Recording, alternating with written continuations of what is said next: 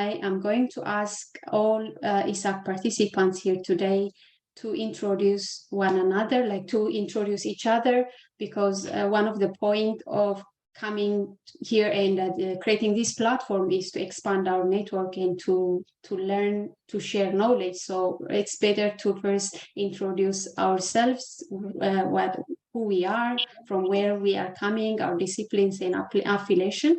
I'm going to call everybody, and please introduce yourself like freely. Okay, let me start from our president, Mr. Hamdi. Thank you, Yodit. Hello, everyone. I'm Hamdi Abdurrahman, Industrial Data Science and Engineering PhD student at Pukyong National University and Busan National University Joint Program, interested in cognitive multidisciplinary area of applied computer science for real-world application, artificial intelligence and natural language processing, specifically recommender system. Thank you. For others to introduce and get to know each other. Thank you. Okay, thank you. Then next I'm going to call our moderators, Ms. Siriwan.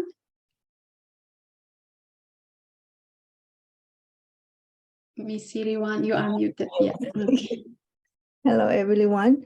My name is Siriwan Chachana. I'm from Thailand, and recently I'm a SNU student in the Technology, Economic and Policy program in Seoul National University. It's nice to meet you, and it's my honor to join ESAK for this time.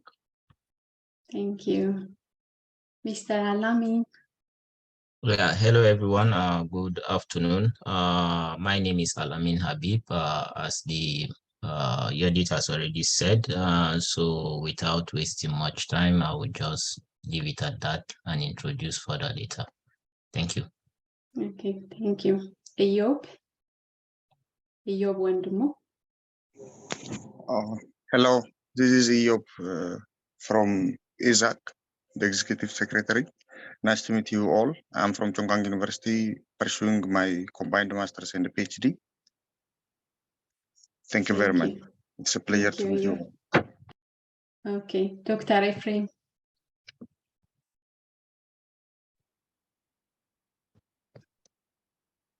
Sorry. Hi, how are you? This is Ephrem. I am former SNU alumni student now previously, but I am now alumni, as you know. I am your elder brother. I did MA program, and I am from Ethiopia, Ministry of Water and Energy, former, but now it is changed actually, I know. So this is it. Thank you so much. Thank you, Dr. Ephrem. Okay, Hihua. Is Hihua?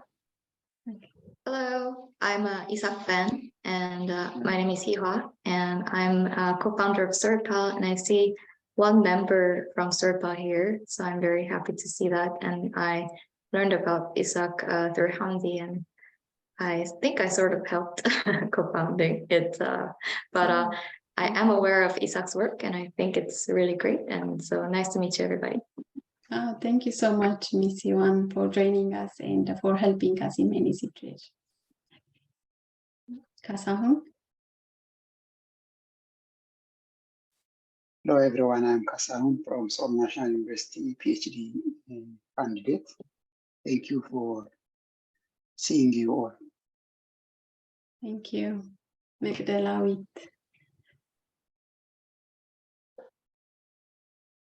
Okay, hello everyone. My name is Mekdes Girma. I am a PhD student at KAIST. Yeah, I'm really happy to join you. Thank you. Thank you. Mr. Hachalu. Good afternoon, everyone. I am Hachalu from SNU. Nice to meet you. Thank you. Nice to meet you. Sentayo, Mr. Sentayo. Yes. Hello. Hi, everyone. Yodit, thank you. My name is Sentayo as well. I am PhD candidate Yomian Graduate University. I will study by myself. Thank you. Thank you very much, and nice to see you all. I'm so happy joining you here. Thank you for joining us. Okay, Dr. Lemessa. Hello, everyone. My name is Lemessa. I came from Ethiopia. I graduated my PhD from KAIST, and currently I'm working as a research professor at Donga University in Busan. And nice to meet you all, and thank you all the organizers for your effort. Thank you, and nice to meet you all. Thank you for joining us, Dr. Lemessa. Okay, Mr. Duguma Yeshitla. Thank you for the opportunity. My name is Duguma Yeshitla. I'm in Busan studying my master's in industrial and data science engineering in Pukyonggi National University. It's an honor to be here. Thank you. Thank you. Dr. Yonas Tsegaye. Hello, good afternoon, everyone. I am Yonas Tsegaye, a postdoctoral research fellow in Sangingwan University at the School of Mechanical Engineering. Nice to meet you all. Okay, thank you. Thank you, Dr. Yonas. Eyob Wendomo. I just did introduce myself. Oh, okay, Excuse me. sorry. Yeah. Thank you. Okay, Busan, it says Busan. Is it your name or Busan? Okay, I'm going to give the chance for one lesson. One lesson, are you there? The message of Okay. Oh, sorry, I didn't see that. Okay. Eyob, is it the second Eyob or another Eyob? Yeah, there is another Eyob. Okay, okay, go ahead. Okay. Yeah. Hello, nice to meet you all. My name is Eyob. I'm a second year PhD candidate. I am from Greece. Thank you. Thank you for joining us. And Alex Haptamu. Hello, everyone. I'm Alex Haptamu from Ethiopia community. Nice to see you guys. Glad to see this program. Thank you. Thank you for joining us, Alex. Okay. Dereje. okay. Hello, everybody. My name is Dereje. I'm from SNU and a PhD candidate. Thank you very much. Thank you for joining us. Abel Shifara. Good afternoon, everyone. My name is Abel, and I'm a PhD candidate from Chosun University. Thank you. Okay, thank you for joining us. And Danny.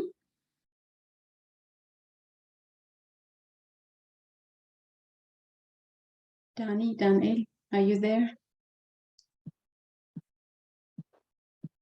Okay, Kala up.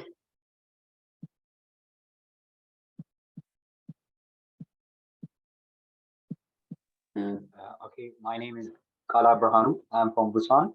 I'm currently studying Korean language. I will be starting my bachelor's in life science and Amin University next semester, starting from March. It's an honor to be here. Thank you for joining us, Kala. And next is Abeba Mulla.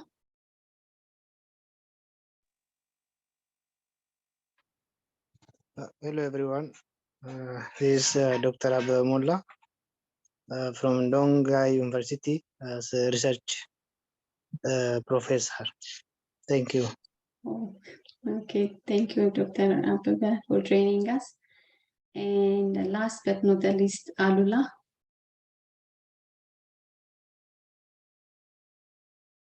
Okay, good afternoon, everyone. This is Anne. I'm from Busan, Pukyong National University, PhD student. Actually, I will graduate after 3 weeks. And thank you for having you. Thank you so much. And yeah, it's good to have you. Have a good time. Thank you. Thank you, everyone, for introducing yourself. It's going to be a very interesting time spending together and sharing different knowledge. So by this, I'm going to give the floor to Mr. Amin who is going to chair the next session, the session 1 about the green energy. Mr. Amin, the floor is yours. Okay, thank you very much, Yodit. Good afternoon, everyone, again. So I'm Amin Habib from Seoul National University. I'm currently with the National Energy Policy Program here in TMEP department, and it's a pleasure to be given this opportunity to moderate the first session, which is about green energy. Yes, as we all know, green energy is the topic of the day. Now, whatever it is you do, we are always looking at green energy in one form or the other and how to improve it. Without much ado and trying to be green myself, let me go ahead and introduce the keynote speaker, Dr. Ephrem, whom after his session, I'm also going to introduce the remaining 2 speakers, and then we are going to have a question and answer session. But please note, after the keynote speakers time, we are going to have a question and session specifically for him before we do the 2 other speakers, and then we have a combined question and answer session. So without further ado, I would like to give a brief profile to the keynote speaker, Dr. Ephrem Hassen, which is an honor. So it is my honor to introduce to you Dr. Ephrem. He's our distinguished guest.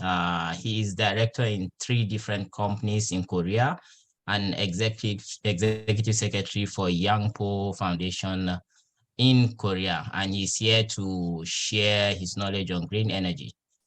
He earned professional master's degree in planning and coordination in natural resource management from ITC Netherlands and graduated PhD International Energy Policy Program from Seoul National University 2014. So it's a pleasure to meet one of my seniors and a distinguished colleague. Nice to meet you.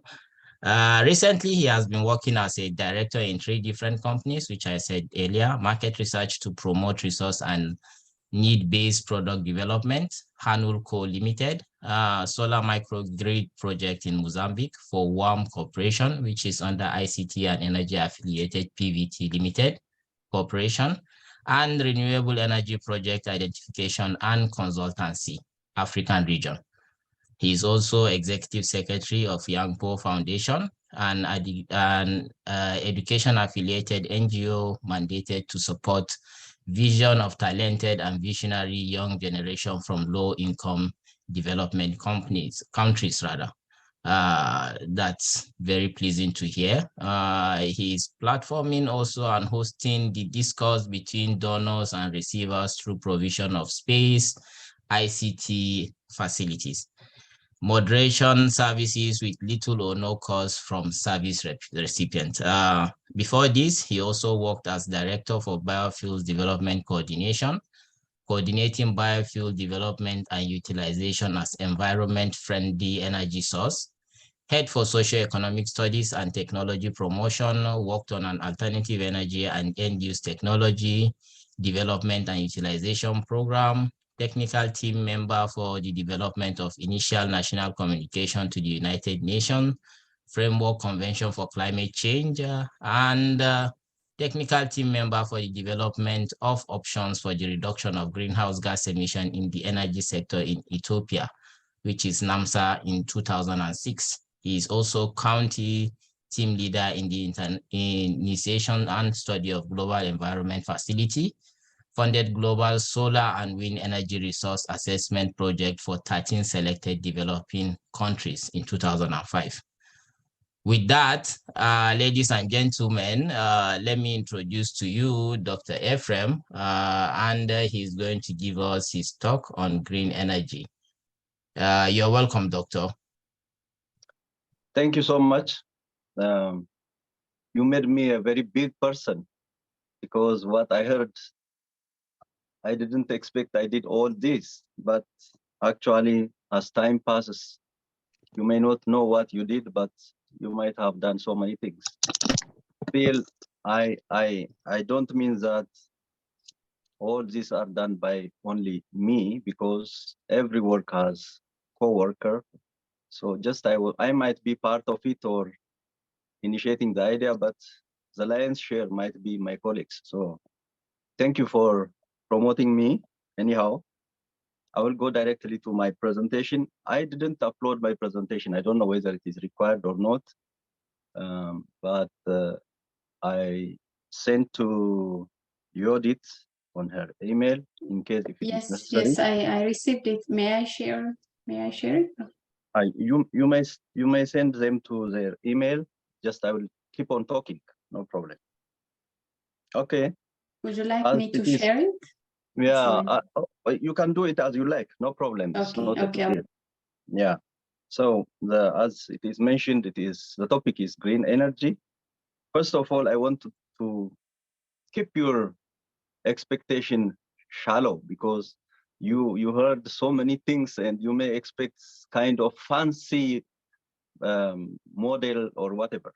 I don't have such kind of model. I am just a keynote speaker, but you may find a very good idea, very good point for your research. So because I have only 20 minutes, I will proceed with it. Green energy in Ethiopian context. So the first thing, what is green energy? What is green energy? Because everybody says green energy, green energy, green energy. Is green energy green color? I don't think so. Green energy is energy that doesn't emit any atmospheric pollutant or environment polluting compounds to the atmosphere or to the environment. So we may most of you know about it, but like sunlight, wind energy, nowadays so many energy sources that are green are coming. These are green energy, but oftentimes renewable energies are considered as green energy. Are they really green energy? Not necessarily, because renewable energies, when you are producing energy or electricity from renewable energy, you will use them in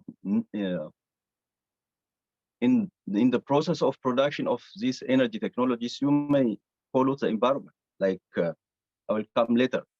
So why do we say green? Because this energy doesn't have CO2 emission or CH4 emission or SO2 emission and others.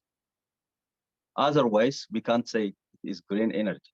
This is very important because many times people are talking about green energy. While they are talking about green energy, they mix everything together and they say it is green. So next.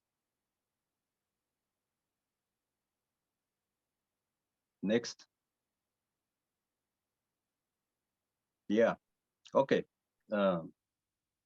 I try to give some example about green energy and renewable energy.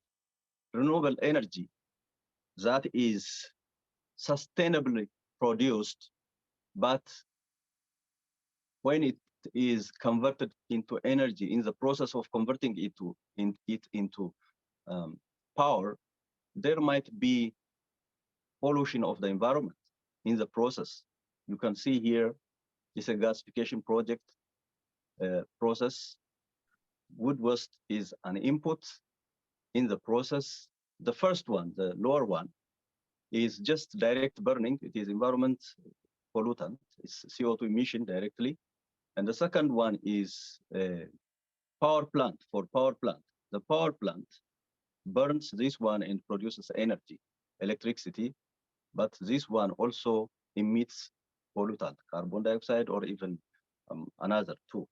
And the third one is gasification project, kind of better with minimum emittance, still having emission, some sort of emission. So renewable energy that in the process of production of electricity if it doesn't get any sort of emission to the environment, then it is green.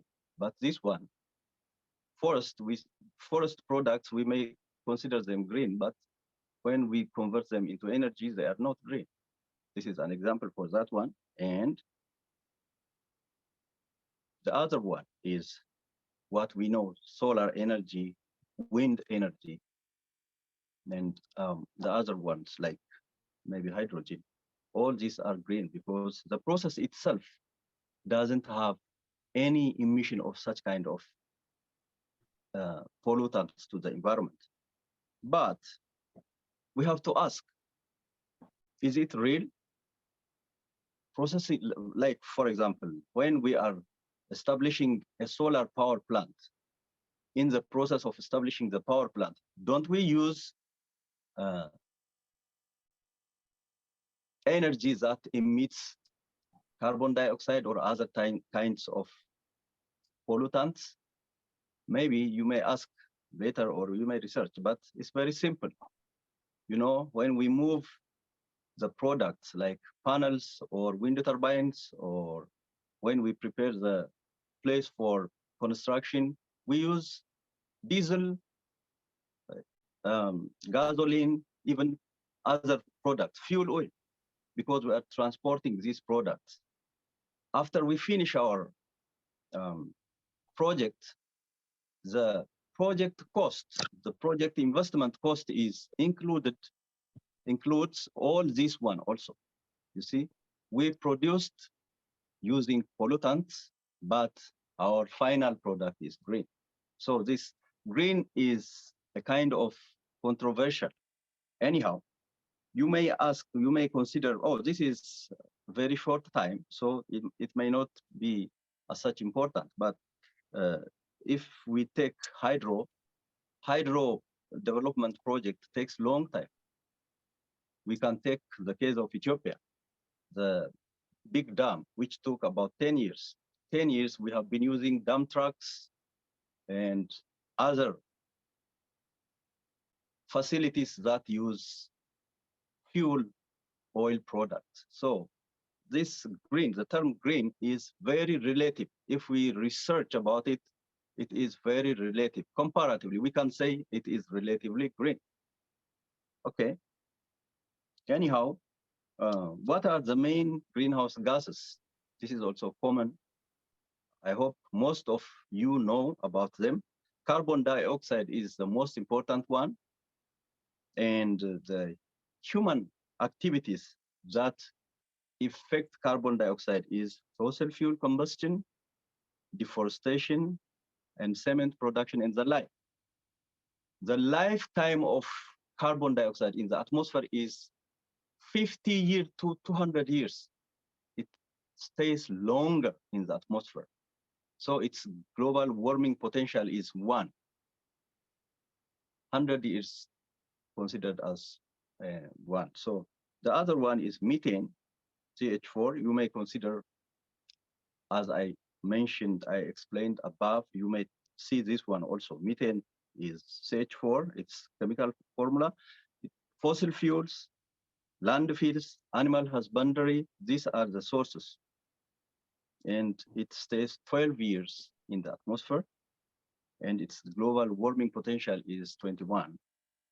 Nitrous oxide, it is from fertilizer, fossil fuel combustion, and its lifetime in the atmosphere is 120 years, and its global warming potential is 310.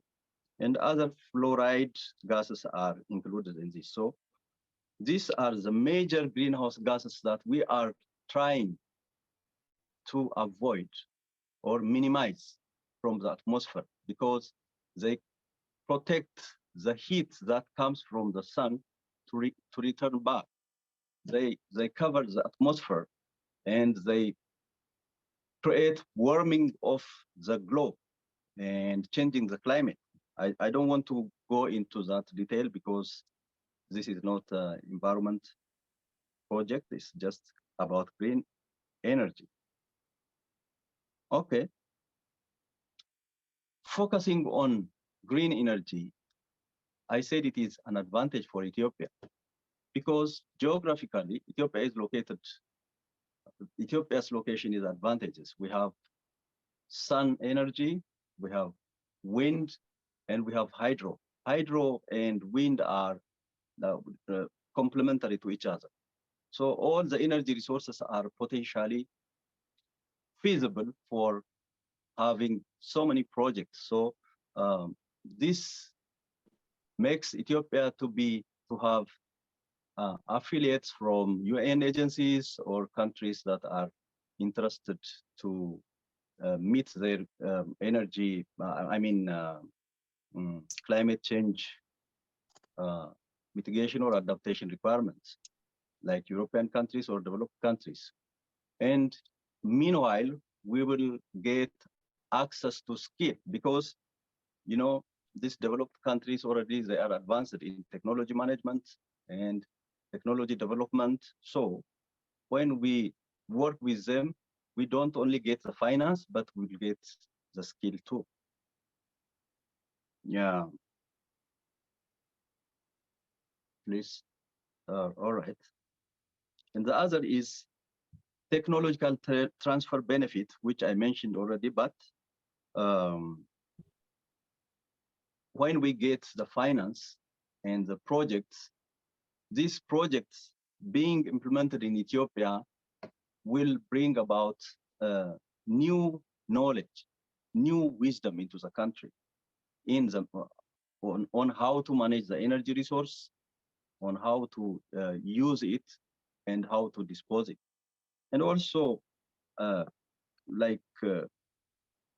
because Ethiopia is a developing country and settlements are increasing through time. For example, smart grid, which is kind of complicated, but in our case, when we start new cities, we can apply it, implement it, because from the if you implement it from the very beginning, it doesn't have any negative impact, and it may not create such big problem. If you have some questions, I may proceed later. The other and very important point is it ensures the well-being for current and coming generation. Why? When we become green, we are promoting minimized pollution. Minimized pollution for country like Ethiopia or developing countries means indoor and outdoor pollution. Outdoor pollution is common for all, but indoor pollution has negative impacts. Apart from discomfort, it has health impact too. So when we become green, we are automatically getting relief, especially rural people are automatically getting relief from such kind of problem. And the health benefit is direct and indirect. The direct one is because of having clean indoor environment, like problems like respiratory diseases will be reduced. And the indirect impact is because of introducing these energy technologies in Ethiopia or rural areas, wherever it is, there is a possibility of having modern health technologies, health facilities like health posts or health centers using renewable energy technologies. I mean solar energy most common. The other one is not only in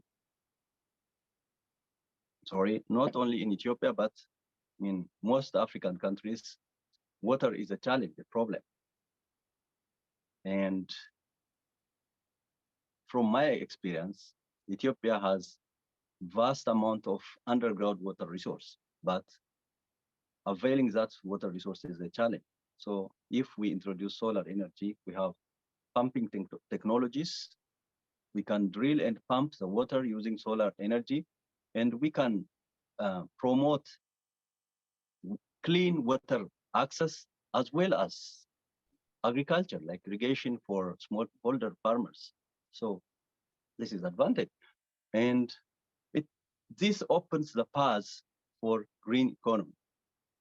Green economy in general means quality of life. It affects quality of life, health, and job. Because if our environment is not good or polluted, it has negative impact on health and also our economy too. And the other one,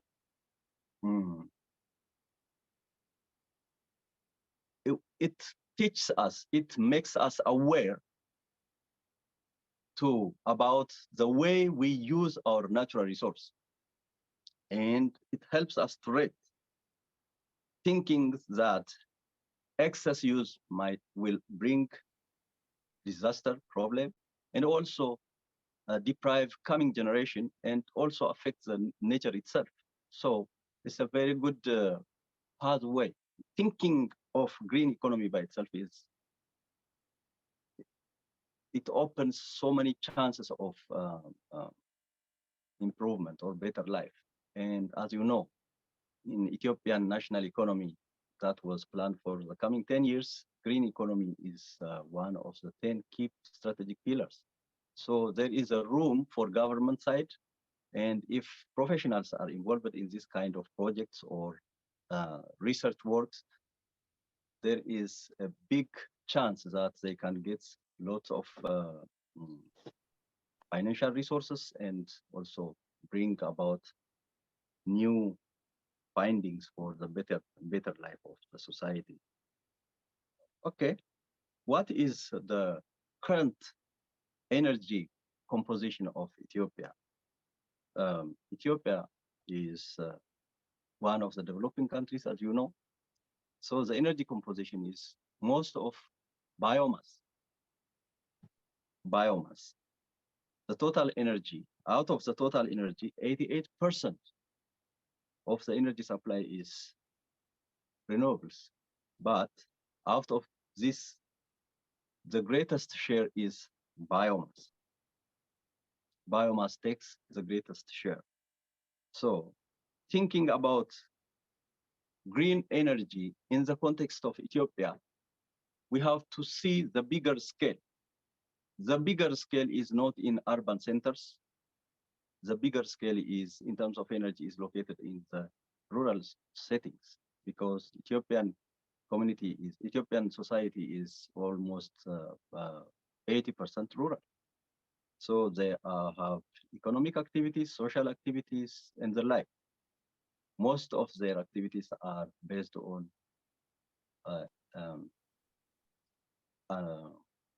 traditional way of energy utilization. Okay, so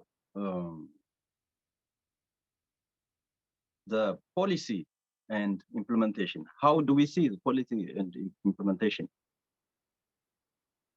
We have to be wise in developing and using the already green energy resource of the country. Which one?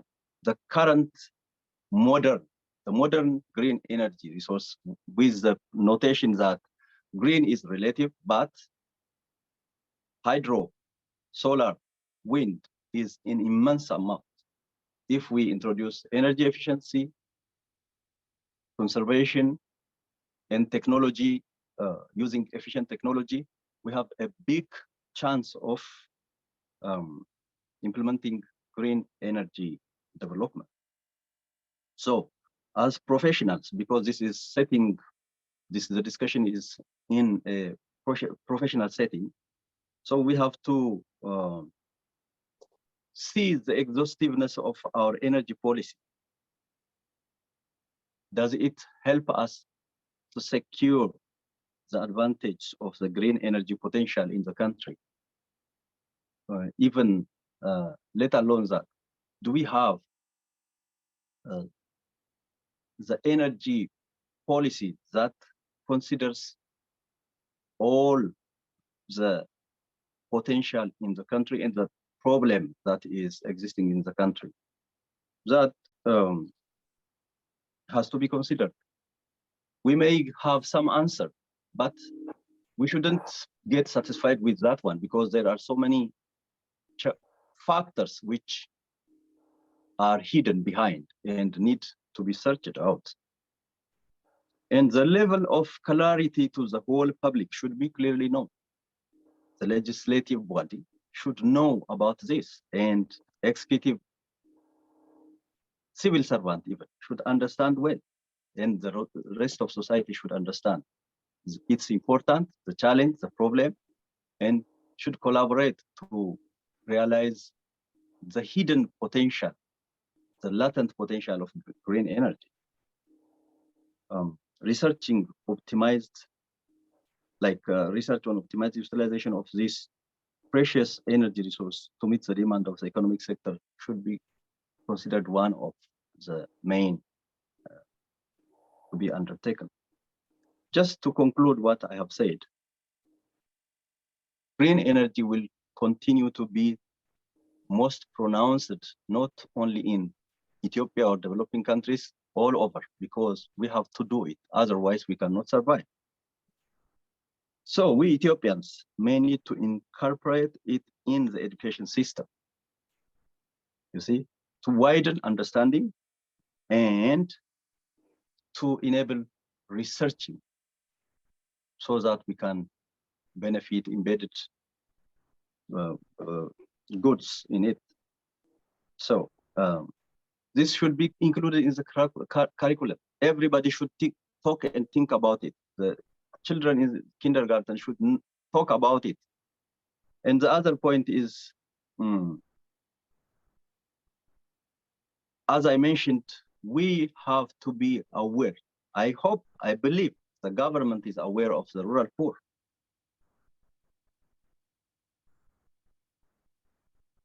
What does it mean?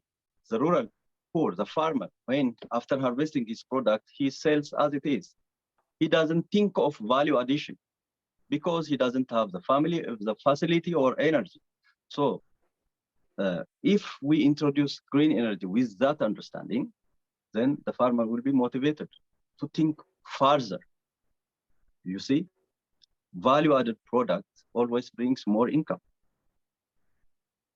And also, access to appropriate technology will be possible.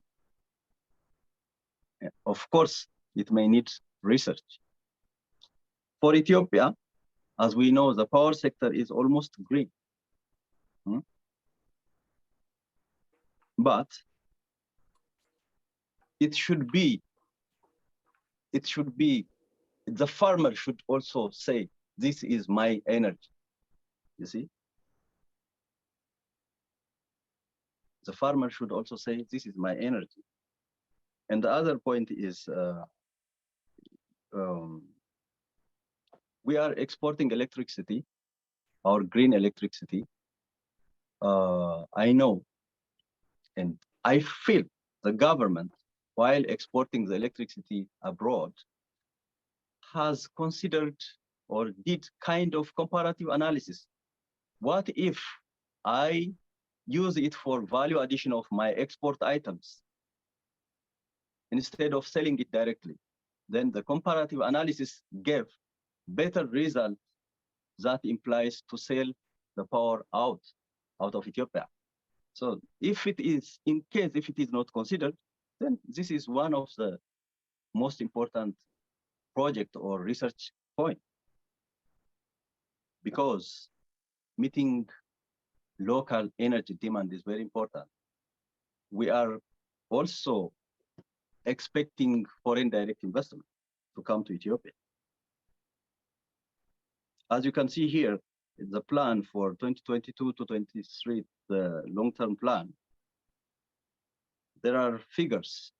The figures are good, but really, everything is contextual. Without context, we can't do anything.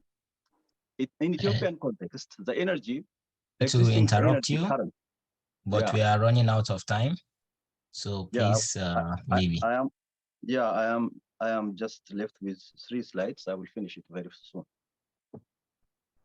So you may see the graph and I mean the table, and you can understand the change we expect. Yeah, if it is implementable, it is good, but still there has to be more thought about it. And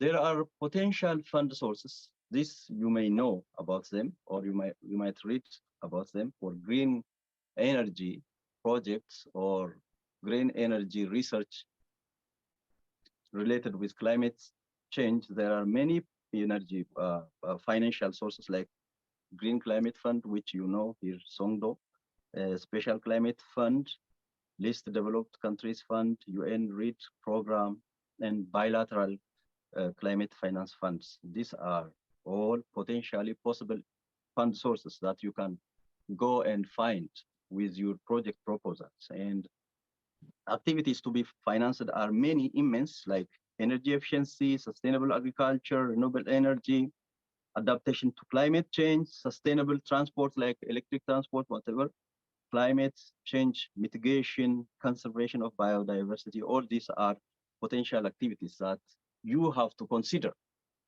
And finally, I want to challenge my colleagues, Ethiopian colleagues. You see, the rural setting is on my left side currently. These are somehow improved energy technologies, which we try to disseminate, but now their quality is deteriorating. And the right side is the modern energy using electricity, the right side. But even that one, the environment is not clear. So I expect, I envision the middle one. This is already existing in Ethiopia. This is ethanol cook stove, very clean, very efficient. So this can be our benchmark. And there are many which are not elaborated and mentioned. With this, I hope we'll see the gap removed between the rural and the poor, but with the advanced level. We deserve clean energy, clean environment, and better life. So whenever we think about our country, we have to see the cleaner, the better, and the advanced one. Thank you so much. Thank you very much, Doctor. That was a very large, a broad topic to be taken in such a short period of that time. And due to that, I would want to seek the understanding of the organizers to shift the Q&A session for doctors to last. So when we have the remaining two presentations, then we can have a combined Q&A session. So please, everyone should have their questions written down. Interesting presentation, Doctor. Thank you very much again. And with that, we are also going to move to our second presenter, whom has 15 minutes, and he by the name of Mr. Patient E. Ganza, and the title of his presentation is A Novel Method for Industrial Production of Clean Hydrogen from Mixed Plastic Waste. Yes, as Doctor has said, it is green, and I'm also interested in this particular presentation to see how plastic waste is going to be converted to clean hydrogen. So please, Mr. Patient, can you kindly have the floor and go ahead with your presentation? Thank you. Can you hear me all? I love you. Can you hear me? Yes. Yeah. Thank you. My presentation is going to be very, very short. I have arranged in a very simple way.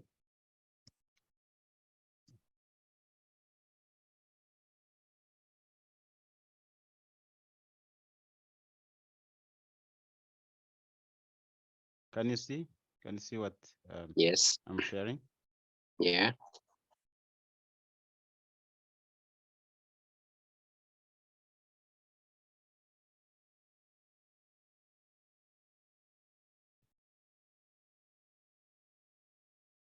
All right. I want to take you through my research. And I guess your colleague has visited my lab a couple of months ago.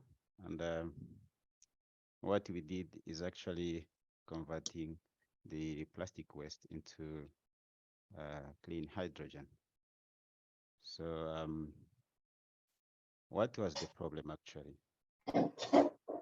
So the problem is we have a very massive plastics actually collected from different sources. And some findings show that actually around 79% of this amount is in the landfill. But actually, what are being used, the most popular technology is incineration, just simple combustion. But the problem with this,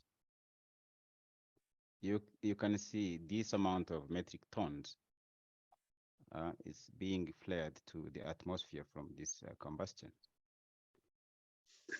But now, there are some other good methods, for example, pyrolysis and gasification.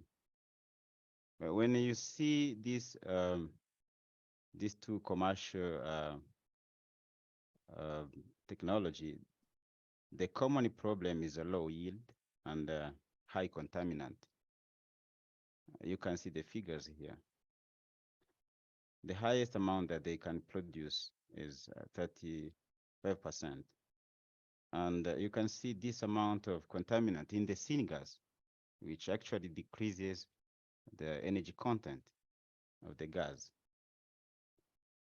Another potential problem is the inefficiency, because this technology, when you want to convert the raw solid waste into combustible gases, you need heat energy. So the heat energy, the heat source that they are using is actually inefficient.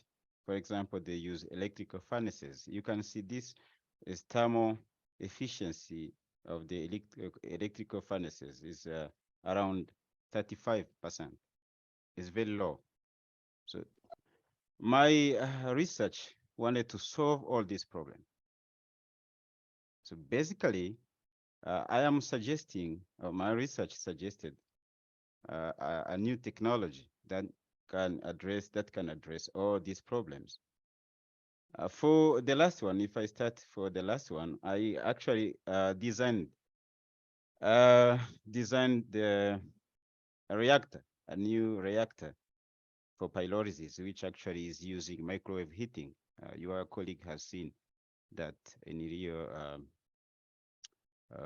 experiment. And my technology is combining both pyrolysis and gasification in one system. We call it hybrid. So how does it work? I will explain. So we move to the section to what I have used as material and method. This material that we use is actually post-consumer plastics. Basically, I will show you. Can you see here? Can you see this? Mm-hmm. So we collect all bunch of the plastics from a household. And this is what we used actually for my experiment. And after then, we analyzed this material. You can see the composition of the material, and from analysis, we predict how it's going to be the reactions and all of that. And if you can see, table 1B is our experimental scheme. So which proportion, which mixture, or which ratio we are going to consider, because plastics come in different types. We have propylene, we have polyethylene, we have polyethylene, we have many different types. So we combine them in this ratio. And this is the operational range, the temperature that we set actually for the pyrolysis.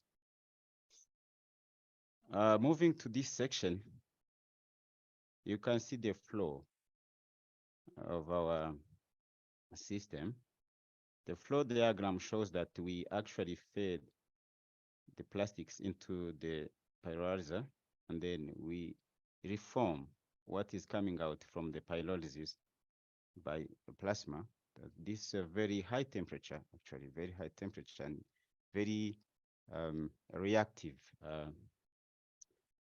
Then after then we pass this syngas through the quencher to remove some condensable pollutant, and we have another plasma system also to remove some other undetected pollutant. After then you have a series of devices here, and then we have a demister to remove the moisture, and then to have a clean hydrogen you have this PSA device that will actually remove some CO and some CH4, and we remain with pure hydrogen. So the entire system is actually a pilot plant, which is different to usual or to a very common experimental setup in different labs. They are using bench scale, but here I use a very big setting, like a pilot scale plant. So what I said is about, well, we designed the reactor. This is a reactor for pyrolysis. Can you see the cursor? Can you see? Can you see my cursor? Okay, right. So if you see this hybrid flow process, you can see that we actually input the raw material here, and then after then we supply heat by this plasma heater, I mean microwave heater, and then the resultant, the volatile matter coming out from the pyrolysis is actually going to be fed in the reactor here, another reactor. So we call it plasma reactor here. After then, we analyze the resultant gas by this syngas analyzer. So our results show that actually the reactor, this reactor that we designed, is high efficient at this levels, 51.6%, which is very high compared to external heating system. The external heating system are very inefficient. They are actually, like I said in the introduction, is around 25. This reactor is going to be very commercial because it's very high, and it actually saves more power. We also analyzed the this one to come to the conclusion. There is a detailed analysis, and when it comes to our gas composition, so the very high amount was actually, the major component was hydrogen at around 70%, as you can see. And then the contaminant that we actually was the main issue that actually we want to deal with, it's very low. Very low. You can see 0.78 grams per meter cube. This is tar. Tar is a kind of a polymer. It's a kind of polymer. It's a desired product that comes along with the syngas. And then when it comes along with this gas, it takes actually the energy from the syngas. Then we will have a less calorific value of that syngas. But when this tar is reformed, like using plasma, then we have our syngas or the product of pyrolysis and gasification at very high calorific value, which is very usable fuel. So basically, what we have achieved is very remarkable. You can see a very summary here that we have the highest amount of hydrogen is 67 volume %, and CO is around 9 volume %, and CH4 or natural gas methane is 0.18. When you compare with the other system, for example, you can see the ratio of hydrogen to CO is 7. This is very breakthrough, because normally this ratio in the commercial system, pyrolysis and gasification, is around 2. And the efficiency, for example, in a very commercial system, efficiency of hydrogen is around 40. Now we have 67. So you can see the increase. You can see the high efficiency from our system. And when you see this ratio means that the measure gas component in our gas mixture that we get from the process is hydrogen, and the rest is very, very low amount. So shortly, our research suggests that the plastics are most valuable feedstock for green energy carrier synthesis, like hydrogen or other energy carriers. So this amount of plastic waste is abundant. So we can utilize that to actually produce green energy. Thank you. That's my short presentation. Well, thank you very much, Mr. Patient. That's an interesting topic. I was also having the thought, okay, probably you were going to do the conventional pyrolysis technique, but it's good to know you have come up with an extra layer to get rid of what mostly would say is the pollutant in that whole setup. And with that, I'm going to go to the next presenter, Mr. Yonas Tsegaye. Please, would you come in and give us your presentation? He's going to present on interfacial adhesion between large area monolayer graphene and SiO2. So I think this is going to be another interesting presentation, silicon dioxide and graphene being put together. Let's see the outcome. Please help me welcome Mr. Yonas Tsegaye, and thank you again, Mr. Patient.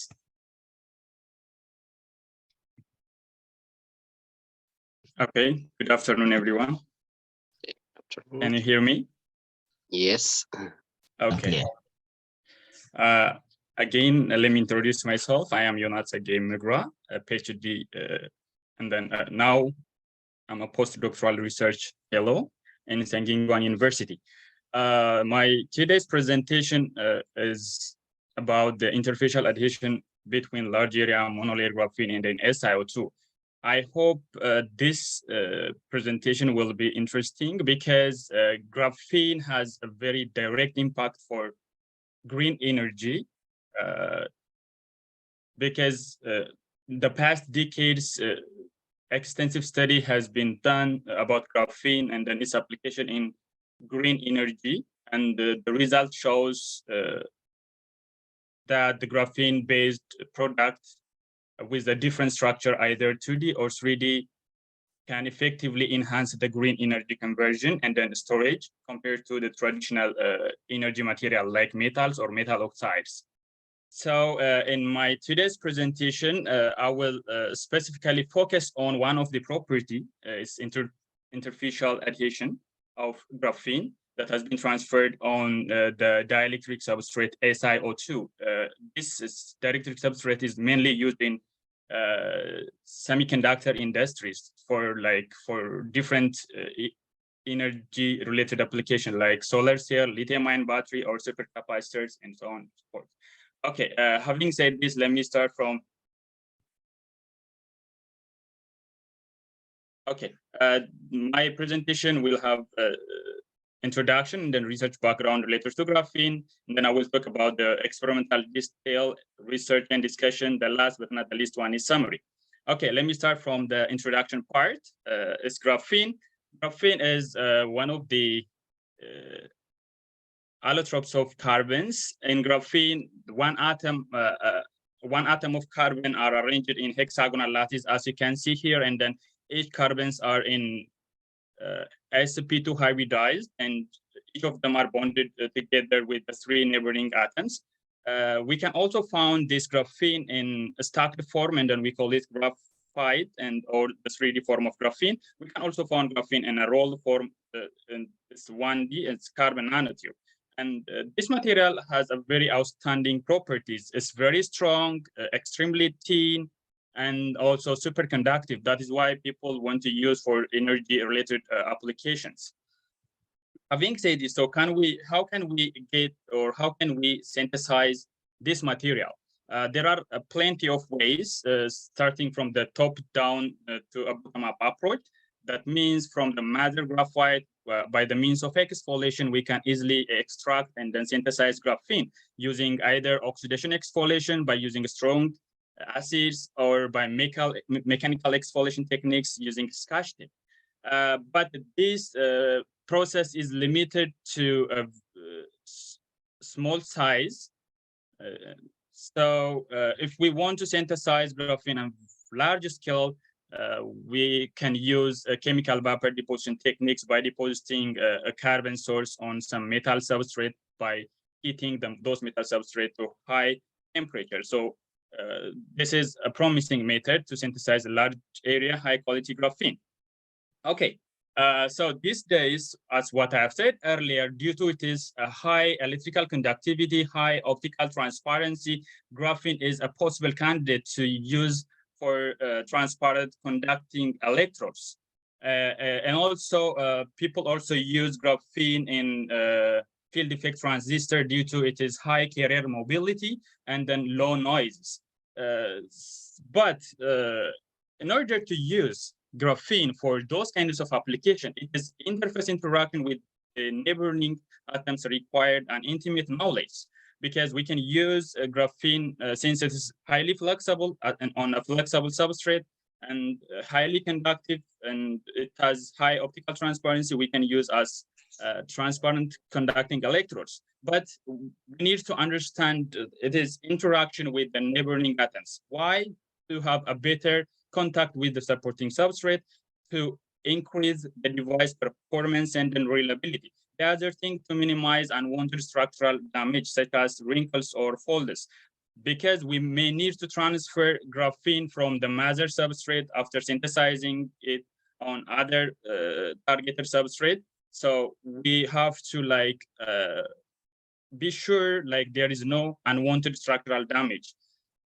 So if we clearly understand the interface interaction, we can easily transfer to the material to a targeted substrate. I will show you later on how can we do this kind of things. So this will be the motivation of the research. As what I have said earlier, we can synthesize graphene in a large area on some metal substrates, and then there is well-known methods, the so-called weight transfer techniques. We can transfer it on dielectric substrate. But the problem is when we transfer using weight transfer techniques, there may be impurity, vacancy, or wrinkles that has been generated between the graphene and then this underlying substrate. So this creates a significant, this significantly affect the interface interaction. Why? Because of poor contact or adhesion due to those impurities or vacancies, and then it reduces the performance of reliability. Research that has been published on SS Nano on 2011 showed the thermal annealing or a kind of baking can remove those bubbles and then decrease the amount of wrinkles. So in this research, I try to enhance the adhesion energy between the transferred graphene and then substrate after transferring graphene on SiO2 using thermal annealing. And then I observed that less amount of bubbles and the wrinkles also removed, and its interface adhesion energy was enhanced.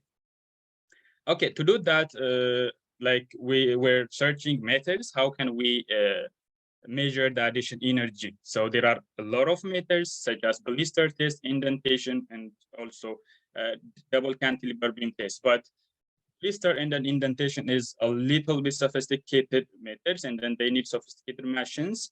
And also we put some kind of criteria, and then we, based on those criteria, we thought like double cantilever beam is the best one. We can analyze a large scale, controllable, multiple analysis using a single samples. So let me go to the detail of experimental session. I use chemical vapor deposition techniques, as you can see here, and we use a methane as a carbon source to deposit the carbon on the substrate. Here we use a copper foil as a substrate, and we heat it at 1000 degrees C, and then we got a high quality, large area, like 4 centimeter by 6 centimeter is quite large area for graphene on copper. And then we use a weight transfer techniques, and then we transferred it on a wafer scale SiO2 substrate. This is the weight transfer methods. And then after getting the graphene on silicon, we use a thermal annealing to enhance the adhesion energy between the transfer graphene and SiO2. And then we heat it, we heat the furnace up at different temperatures, 300 and 450. And then after that, we got graphene on SiO2, like before annealing and then after annealing. And we want to measure the effect of thermal annealing on the interface interaction. So as what I've said earlier, we use a method, the so-called double cantilever beam test, or we call it DCB test. And then we prepare a sandwich structure following these methods. And then we attach that samples by connecting the DCB test sample using aluminum tabs. And we connected on the tensile test machine. And then by combining this double cantilever beam test with mode 1 fracture mechanics, we eventually delaminate the graphene from the lower substrate to the upper substrate. So while doing this, we measure the force, how much force was used, was applied to delaminate graphene from the substrate. And then during using some calculation, mode 1 fracture mechanics calculation, we easily calculate the adhesion energy. Okay, this is the result. Before preparing the DCB test samples, we have to be sure there was a high quality graphene. So the ACM and then optical spectroscopy analysis and optical image analysis shows successful and then complete transfer of the single layer graphene from the mother copper foil to SiO2. And then we also proved the absence of any major cracks, because weight transfer techniques may induce a crack. So during our transfer method, there was no any major cracks or tears. As you can see, it's confirmed on AM image, and then the quality of graphene was confirmed using Raman spectroscopy.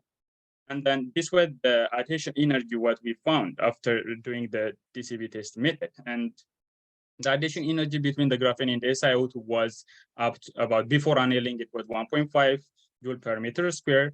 We have compared this with previously reported data, and then our data is really comparable with the already reported data.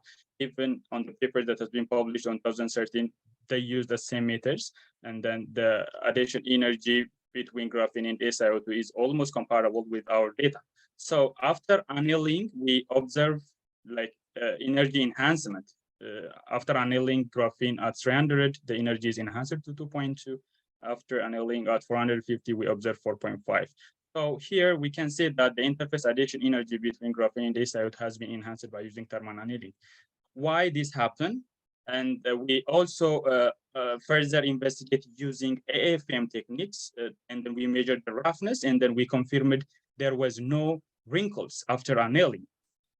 As you can see here, before annealing, we observed some wrinkles, even in the AFM line profile. As you can see here, before annealing, there was many wrinkles on the substrate. That means the graphene has wrinkles due to the trapped water.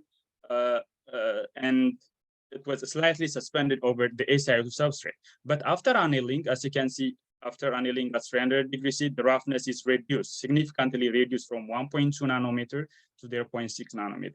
Further, so that means this annealing eliminates unstable small wrinkles and then remove the trapped water.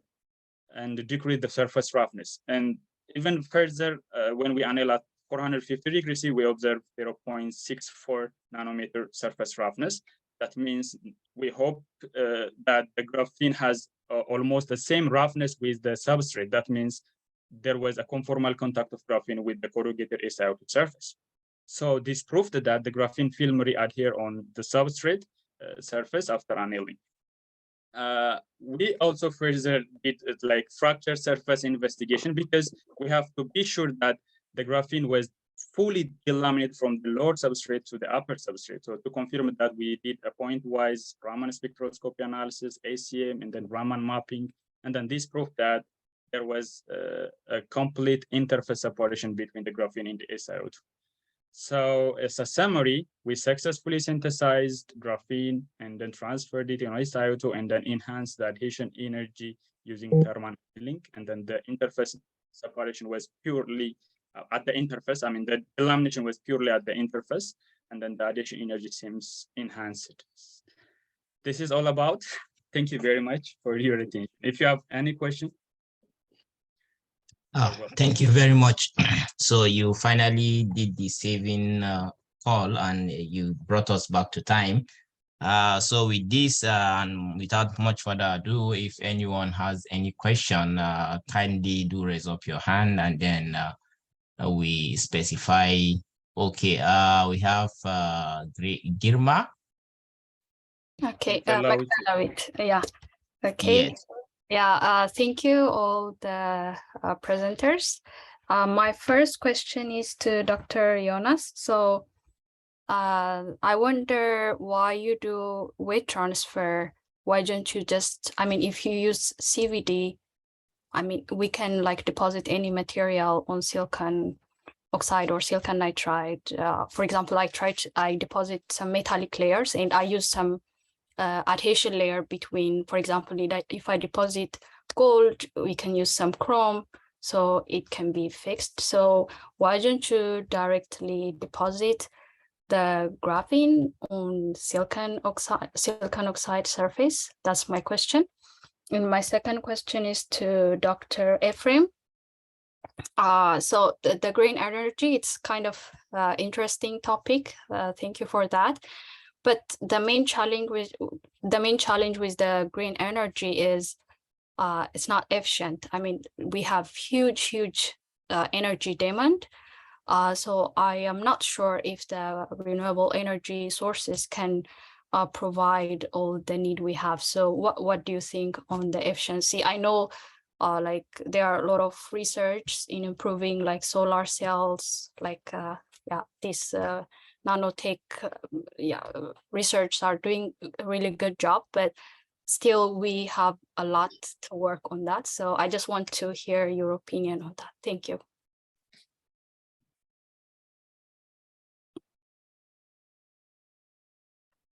Okay, I think Dr. Yonas, you can answer your question. Sure. Yes. Okay. Try and be brief. Okay. Thank you very much, Mekdes. Of course, we can deposit graphene directly on SiO2 using CVD techniques. Actually, these days people are doing that one, but to do that, we need to have like, we can't easily deposit graphene on SiO2 using conventional CVD system. Maybe we need to have like plasma enhanced CVD. But still, there is a doubt. The graphene, when we deposit graphene on SiO2 directly, there may be some kind of doping on the graphene. Comparatively, relatively, copper is one of the most promising methods to synthesize high-quality graphene and doping-free graphene.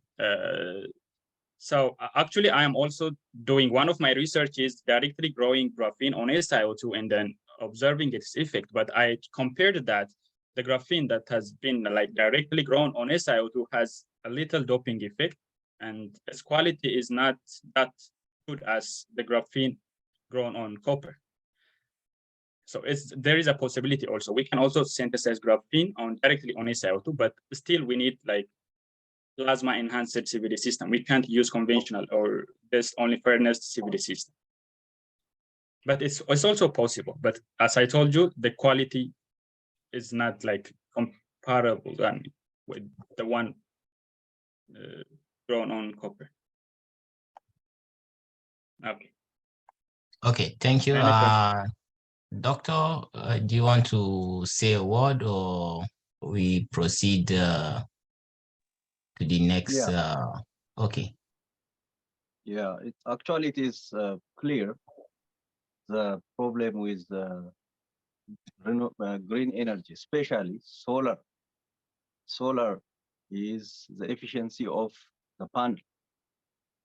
Improving the efficiency of panel is working, improving through time to time. Actually, I'm not professional on it, but we cannot say green energy is not efficient, because it is one of the components, one of the green energies. Solar is one of the green energies. For example, hydro is green, depending on the size. So it is getting more efficient.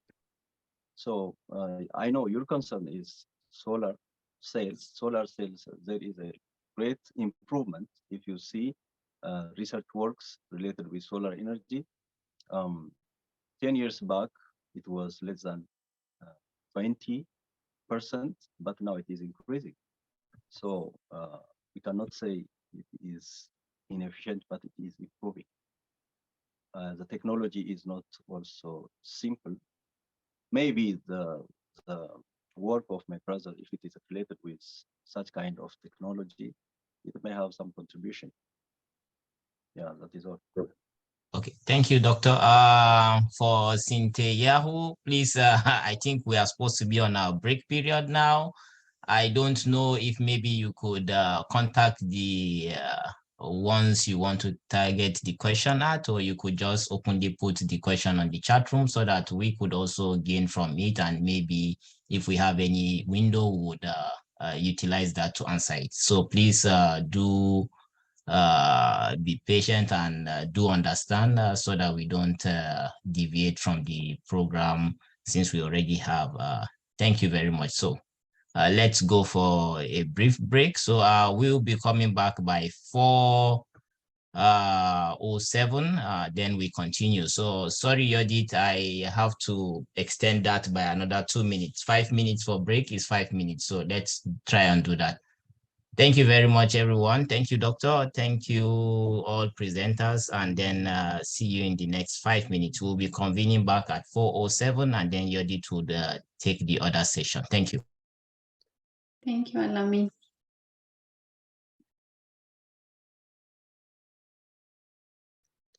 I think since it is a break time, maybe we can also, like during the break time while others are having okay, yes, if it's okay by Doctor, if it's okay by those, the question are going to be directed at, yes, fine and good. So I think Sinte Yehu, you can probably ask your question. Yeah, good suggestion. Yes. Mm-hmm. Okay. Go. Yeah, can I ask? Okay.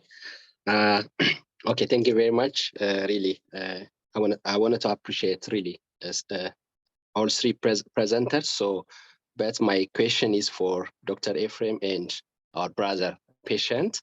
Really, I had a chance to work with Dr. Ephrem because I am from that water and energy sector. So everything about green energy and renewable energies is very important. It's very great, Doctor. You did a great job. My question is, Doctor, how can we evaluate the Koreans' green energy activity? You know, you already mentioned that our plan, Ethiopian plan in the future 10 years, it's very important. So what we learn from Korean green energy capacity and total activities. You know, sometimes we heard that some emissions, you know, dust from China, you know, there is some, you know, we observe some different things here. So generally, how can we evaluate the Koreans' green energy potential and so on? My second question for brother patient is, in the time of this data gathering, you know, at the beginning, you know, from home, there can be different kinds of, metal, plastic, paper we can collect, from home. We distribute different wastes, but in the analysis part, we see only the result. The result says that it's about plastic. So my question is, in the time of collection data and in the time of the result, so how can we differentiate different kinds of waste? We know that there are different kinds of waste. It can be plastic, it can be metal, it can be solid, liquid, and different food wastes. So does he do any kind of mechanism to differentiate this kind of waste materials? That's my question. Thank you.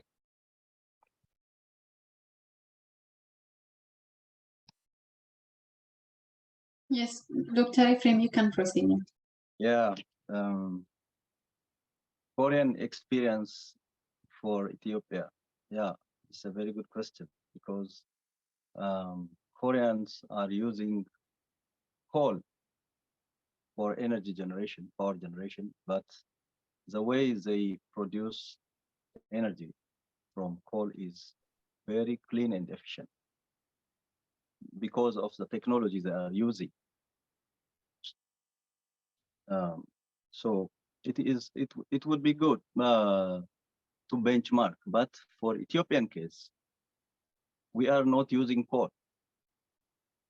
So if we benchmark and try to apply it for Ethiopian energy production process improvement, it may not help us.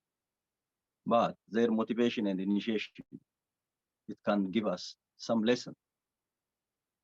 And the other very important is Koreans are trying to make their transport energy almost environment friendly.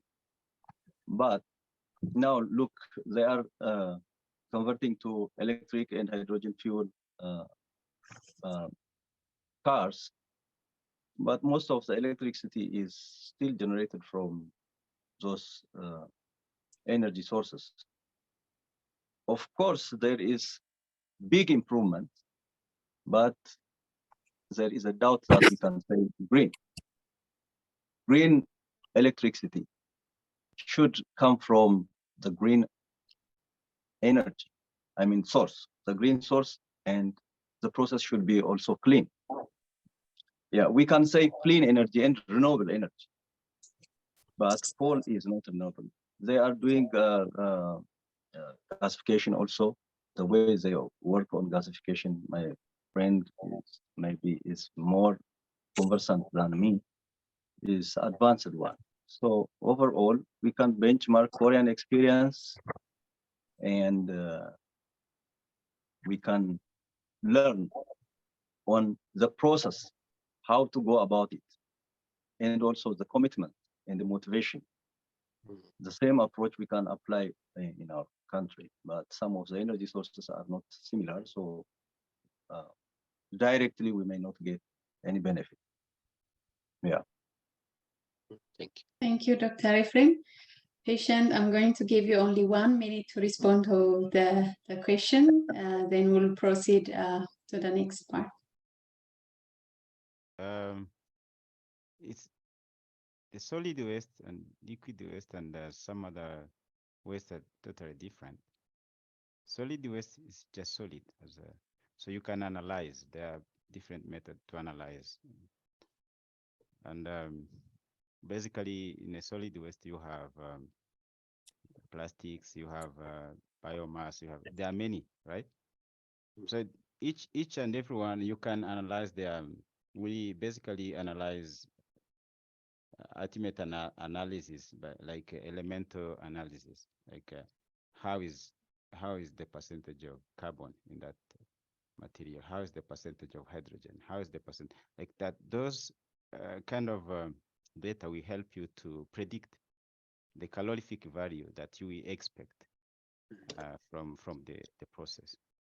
So there is a method of analysis for those particular waste.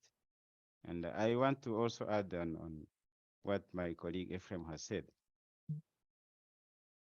Green energy, you ask the problem. The problem is when you look at power mix. Power mix means like we have hydro, we have nuclear, we have those kind of thing. So which percentage that does the green energy represent in the power mix? When you, oh, is it finished? It's okay. Done? Yeah, it's done. All right. Let me finish. So when you look at it, actually the green energy is very low. For example, the leading one is Germany. So, but the Germany is around 37 or something like that, and percentage. So the nuclear energy, when you look at just electricity, the power mix, the green energy is below 50%. All over the world, you search from any source, you realize that the green energy represents a very low percentage in the power mix. The Korea also is among the leading countries but still nuclear is leading. But the problem is, it's not just green technology, they are mature, but some of them are mature. But the problem is some facilities to make those technology be efficient, they are not developed. For example, batteries. So you have those kind of challenges, like material side. You have some facilities that are not well developed. So that's why you see we have wind power, we have solar, we have a whole bunch of green energy sources. But when you see in the power mix, the representation or the portion of that contribution is very low. So still there is a room for improvement, but not just as a technology. The technology might be mature, but some other thing that need to be as a combination, like batteries, as I mentioned, it also needs some improvement. I think he mentioned about the coal gasification. Coal gasification is some people suggest that those should phase out. They should actually, because they generate too much greenhouse gas emissions. But currently, the nuclear power is high. It represents a very high percentage in the power mix. So there is room for improvement for those technologies. Thank you. Thank you, Patient, for responding the question. I'm sure that we can talk like the whole day regarding green energy and these really interesting topics. But due to the time constraint, we are going to move on to the next session. The next session is about the bioinformatics, big data and cloud computing, which is going to be moderated by Siriwan Chachana. Siriwan, the floor is yours. Yes, good. Once again, good afternoon, ladies and gentlemen. Welcome back to the second session on bioinformatics, big data, and cloud computing. So I'm Siriwan from Seoul National University, and I will be with you in this session. So in this session, we will have the similar as the first session, that we are going to have one keynote speaker, which is give the speech around 25 minutes, and then we will have really two interesting presentations, which is giving around 15 minutes each. So our keynote speaker in this session is Dr. Lemessa Etana. So I was go through his CV yesterday, and it is my great pleasure to share with you. So let me introduce the Dr. Lemessa Etana. He is the postdoctoral researcher at Duguma University and has been also working as a postdoctoral researcher of biosynergy researcher in the Synergy Research Center in KAIST. And also he is the lecturer at the Addis Ababa Institute of Technology. And he's the graduation background, first degree in food and biochemical technology from Aherdra University, master degree in chemical engineering from Addis Ababa Institute of Technology, and he earned his PhD in bio and brain energy in engineering from KAIST. So he grew up in a list of nature area of Ethiopia, and he exploring the natural product include the food crop and medicinal plants. As a natural product were used as a main treatment for diseases, he has been interested to study about natural product. Hence, during his PhD, his postdoctoral study, he focused on the drug discovery research from natural product using bioinformatics. As a result, he developed an integrated relational database of Ethiopian natural product called ETMDB. Then he used the data mining to identify association between medicinal material and diseases from ETMDB. He and his team utilized the empirical knowledge combined with the silico molecular docking and ADMET profiling to identify therapeutic phytochemical. This is quite a very technical vocabulary, so excuse if wrong, from this natural product. So they also predicted the drug target of natural product medicine using macro pro model. Furthermore, with his team, he validated the interaction of phytochemical and molecular drug target using in silico molecular docking. And also, as well as the literature researcher for today, he is going to speak about one of his work on the natural product using big data and up-to-date in silico analysis technologies for drug discovery. Ladies and gentlemen, please join me. Welcome Dr. Lemessa Etana. Dr. Lemessa, this is the floor is yours.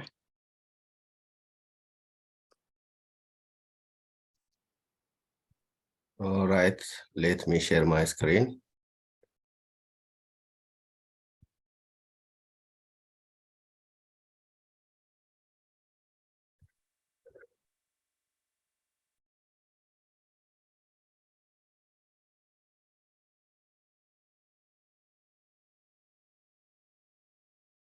Okay, can you hear me? Yes. Yes. All right, so thank you for your nice introduction, and I'm going to talk on the studies on natural products using big data and up-to-date in silico analysis technologies for drug discovery. So this is the outline of my presentation. First of all, I will briefly introduce some backgrounds about natural products, and then I will talk on natural product studies using big data technology, mainly database development and data mining. And then I will proceed to talk about computational methods in drug discovery and implementation of these computational methods to Ethiopian natural products, mainly using two computational methods. The first one is target-based approach, and the second one is ligand-based approach. And finally, I will summarize my presentation. So this is a brief poster of the overall presentation. So I will talk about ETMDB and then about data mining. And then I will talk about in silico computational methods and my previous works. Introduction. So in this presentation, I will talk about natural product-based drug discovery, starting from data collection up to target validation and target discovery. Let me briefly talk about introduction to natural products. So this is the WHO definition of natural products, mainly traditional medicines, which is based on natural products. So it is a sum total of knowledge, skill, and practice based on the theories, beliefs, and experiences of indigenous people to different cultures. And these are examples of traditional medicine, including acupuncture, a healthy diet, herbal medicine, meditation, physical exercise, and massage.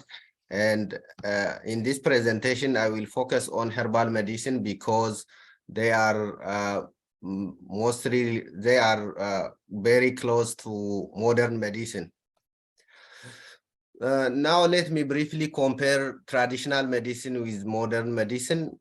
When we see the philosophy, how they treat disease, they are basically different. Traditional medicine views disease as a common product of both pathogenic and maladjustments in the body, and the aim of this traditional medicine is to maintain and restore the energy and overall balance of the human body. And their underlying mechanism is not well established, and still there are several studies going on. Whereas modern medicine or small molecule drugs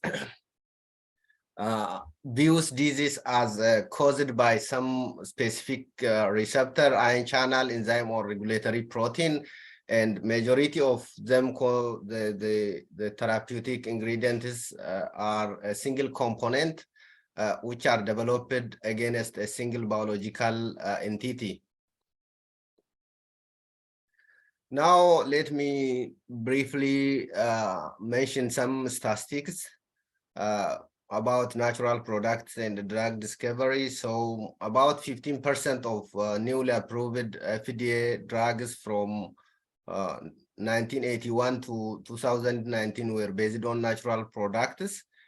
And another important aspect is most of the people in developing countries, including Ethiopia, uses natural products or these traditional medicines as a primary source of healthy care. And even in developed countries, this traditional medicine has been accepted and becoming a multi-million-dollar industry. And when we see the Ethiopian context, there are more than 80 ethnic groups in Ethiopia, and each of them have their own indigenous knowledge on the use of these traditional medicines. And there are around 7,000 higher plant species in Ethiopia, of which 10 to 12% are endemic to the country. Now let me talk why we are really interested to study about traditional medicine and the natural products. Basically, natural product is a chemical compound or substance produced by a living organism that is found in nature. And why we study about this natural product, the proponents of natural product or traditional medicine justifies the reason for investigating about this natural product by mentioning these three important points. The first one is, even though our ancestors have not conducted a controlled clinical trial, there is a long history of clinical evidence about the use and about the use and the safety of these natural products. That means they have been practicing it for a long time, and there is accumulated information about the clinical evidence that these traditional medicine or natural products are safe and effective in treating various diseases. And the second important point to justify the study of natural product is they provide a good candidate chemical space for drug discovery. that means, as you can see, there are around 22 million compounds in the natural product dictionary. And among these, only around 15 million are drug-like, and lead-like compounds are becoming less, and biologically relevant compounds are very less. Whereas when we see about natural products, most of them are biologically relevant and they are drug-like molecules. And also these natural products are obtained from Mother Nature, and therefore they are more similar to our endogenous metabolites. Therefore, it is very easy to screen a drug from natural products compared with commercially available synthetic compounds. The third and the most important point why we are interested in investigating about natural products is their synergistic effect. That means natural products treat disease by an approach called multi-target, multi-component, multi-target approach, or also known as polypharmacology, in contrast to the sharp effect synthetic drugs, which are also called magic bullets. They treat disease by targeting a specific protein or a specific receptor in our body. And this multi-component, multi-target approach has less side effects than synthetic molecules. And also the advances in computational method have enabled efficient investigations of these combinatorial effects of multiple drugs. So these 3 points justify the reason for investigating the natural products. Nowadays, combination drugs are practiced in many, in treating many diseases, including cancer, mainly for treating cancer. A concoction of multiple drugs are used to overcome the drug resistance and to increase the efficiency. Similarly, in asthma treatment, this polypharmacology has been used in clinics nowadays. So when we see about the multi-component, multi-target on natural products, this Nature Reviews Drug Discovery in 2019 compiled various clinically used drug combinations, and broadly, pharmacodynamically, they can be synergistic, additive, or antagonistic based on the their effects compared with the summit effects. And also pharmacokinetically, they can be potentiative or reductive effects, where one compound or one drug increases or decreases the effects of the other drug. And another important classification of drug combination is qualistic combination, in which individual compounds or individual drugs are inactive, but when they are combined together, they will bring about the desired activity. So when we see this polypharmacology in natural products, they are also very common, and they contain multiple compounds with different roles, including major compound, complementary compound, which helps to the major compound to bring about the therapeutic effect. The other is neutralizing, which will help to overcome the side effect of the major compound, and the other is delivery compound, which affects the admit properties and pharmacokinetics of the major compounds, and all these cooperate together to bring the desired therapeutic effect. From now on, I will explain my previous work is on the studies of natural products using big data technology. So as I tried to explain, we have developed integrated Ethiopian traditional herbal medicine and phytochemicals database, which is available through this link that you see on the slide. And this is the only comprehensive natural product database on Ethiopia that is publicly available. This is the web interface of our traditional medicine database, and the description is found in the paper as you see on BMC complementary medicine and therapies. So let me briefly explain how we have developed this database. Basically, the information about Ethiopian traditional medicine can be categorized into three main classes. The first one is traditional literatures, which are mainly based on oral testimonies and old manuscripts. And the other are modern literatures, which are or mainly came from academic and research institutes, including research reports, surveys, books, and research articles, which are published online on the peer-reviewed journals. And the other important resource is some minor databases and web pages, and personal blogs are also important source of information about these natural products. So to develop Ethiopian traditional medicine database, we gathered information from various sources, various heterogeneous sources, including literature sources, public databases, and the Bioinformatics resources, as you can see.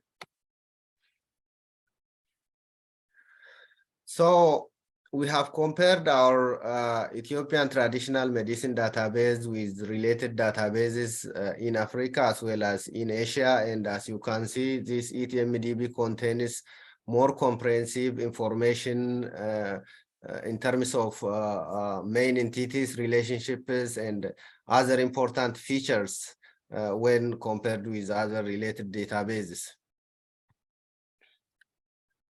So these are the ETMDB search features. We can search for herb by using various entities which are provided by the search menu, including the herb name, include ETMDB ID and NCB ID, and we can access related information to the herb, and we can also visualize related informations in the form of network diagram. For the compound search, we have implemented basic search, structure search, and advanced search, where users can use flexibly different approaches to search the compound informations. And the compound search result will be displayed like this, and also we can visualize the relationship between compound and related gene, related disease in the form of network diagram. Similar for phenotype or disease search, we can search and we can view the result like this.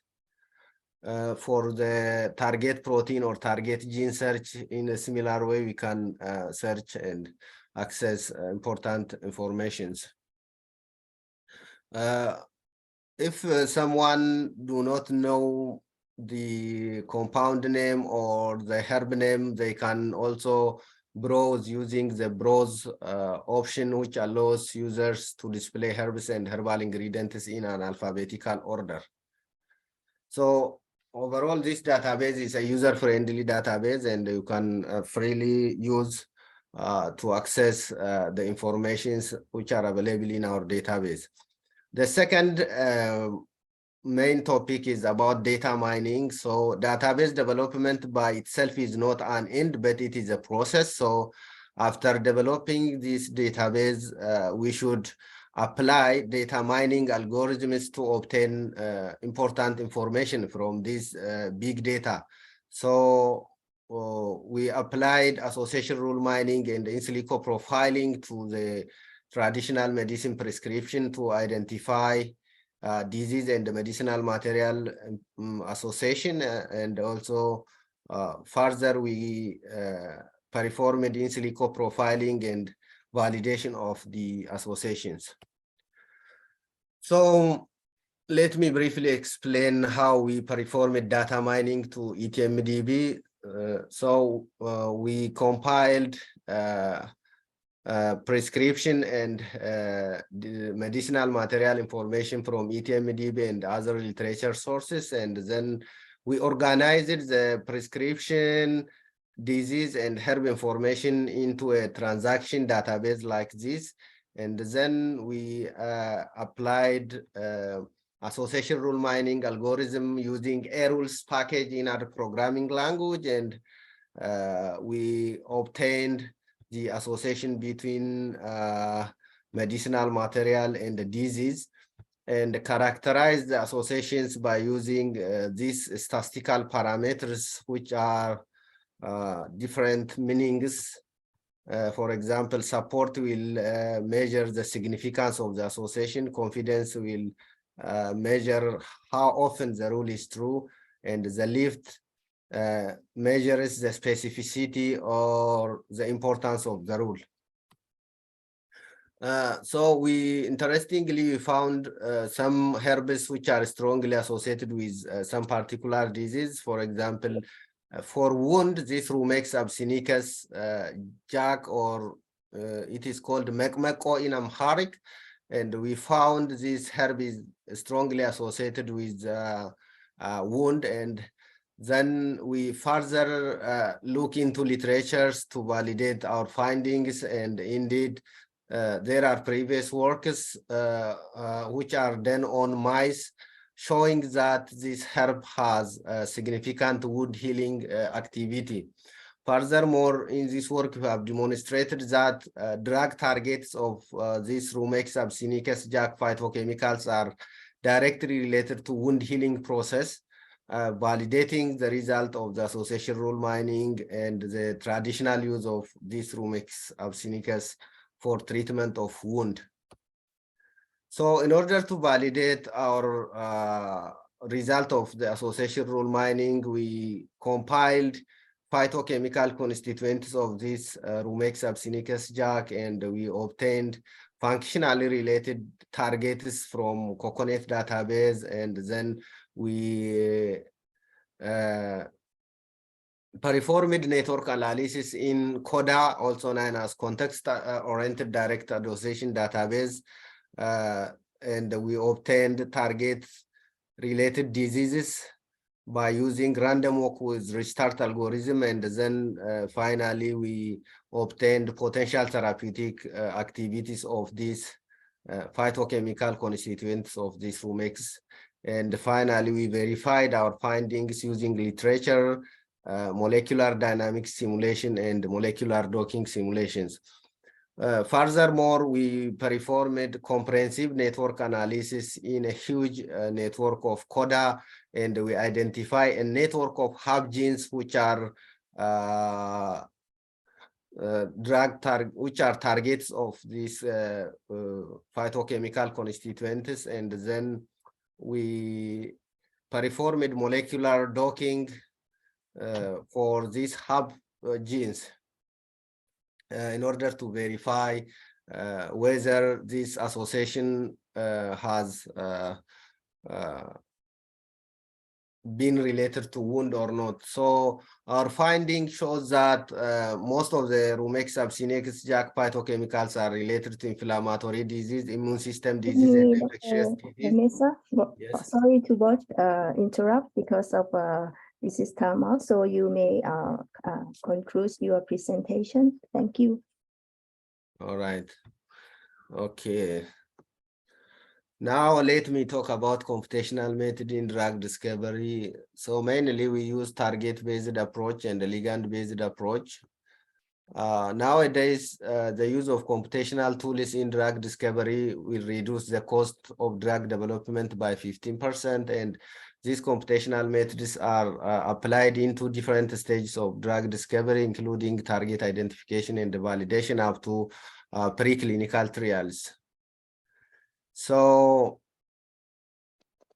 with this objective, we implemented these computational methods to Ethiopian natural product database using target-based and ligand-based approach. And sorry, I have to jump. So we identified compounds which are used to treat blade cancer from Brucia antidicentrica, and we identify some important compounds which have strong binding to the blade cancer targets. And these are the ligand and the target interaction. We characterized the edimate properties, and this is the manuscript about this Brucia antidicentrica for blade cancer. Furthermore, we also implemented target fishing for Ethiopian indigenous alloys, and we identified that these alloys are a wide range of therapeutic targets and ability to control key biological pathways. And this paper is published recently in Scientific Report, and you can find the description there. So in summary, we have compiled Ethiopian natural product information into relational database that are freely accessible for researchers. We have identified which medicinal material are strongly associated with some common disease, which will help to screen medicines from natural products. We identified compounds from natural products, which is a potential therapeutic drug for blade cancer. We predicted therapeutic targets of Ethiopian indigenous alloys, which shed light on the therapeutic potential of these natural resources. Thank you for your attention, and this is all about my presentation, and let me know if you have any question. Thank you very much, Dr. Lemessa, and this is very informative presentation, and this is the big work, so it is difficult to give those all information within 25 minutes. So let's me proceed for the next presentation. And for those who have questions for Dr. Lemessa, you will have the Q&A session after two presentation.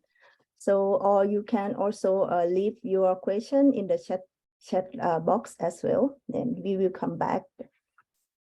So next presenter is Mr. Dereje Regassa.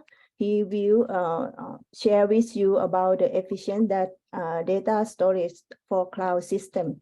So Mr. Dereje, the floor is yours.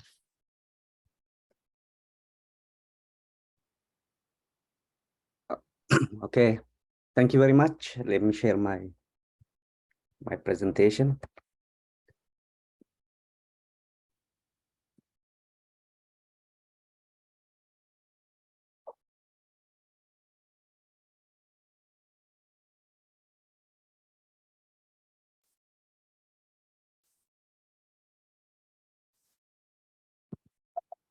Okay, can you see my screen?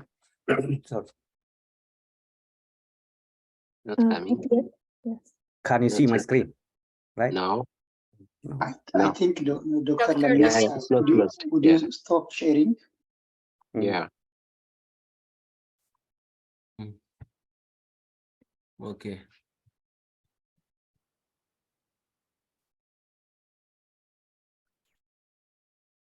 So Mr. Dereje, you try again. Okay. Can you see? Yeah, it's okay. Okay. Thank you. Thank you very much. As I already said, my name is Dereje from Seoul National University. Sorry, my sound is not good today. I will try to make myself clear as much as possible. And I'm going to present some pointers on efficient data storage, on memory for cloud storage or for cloud systems. I've been working in the research in the Department of Computer Science and Engineering in Distributed Systems Lab in Seoul National University. So I want to try to put some pointers that are already researchable areas, as we are all young researchers here who are also interested in doing some research around here, and also what are the potentials that we can take into account for our country, and also I will try to summarize. Okay, so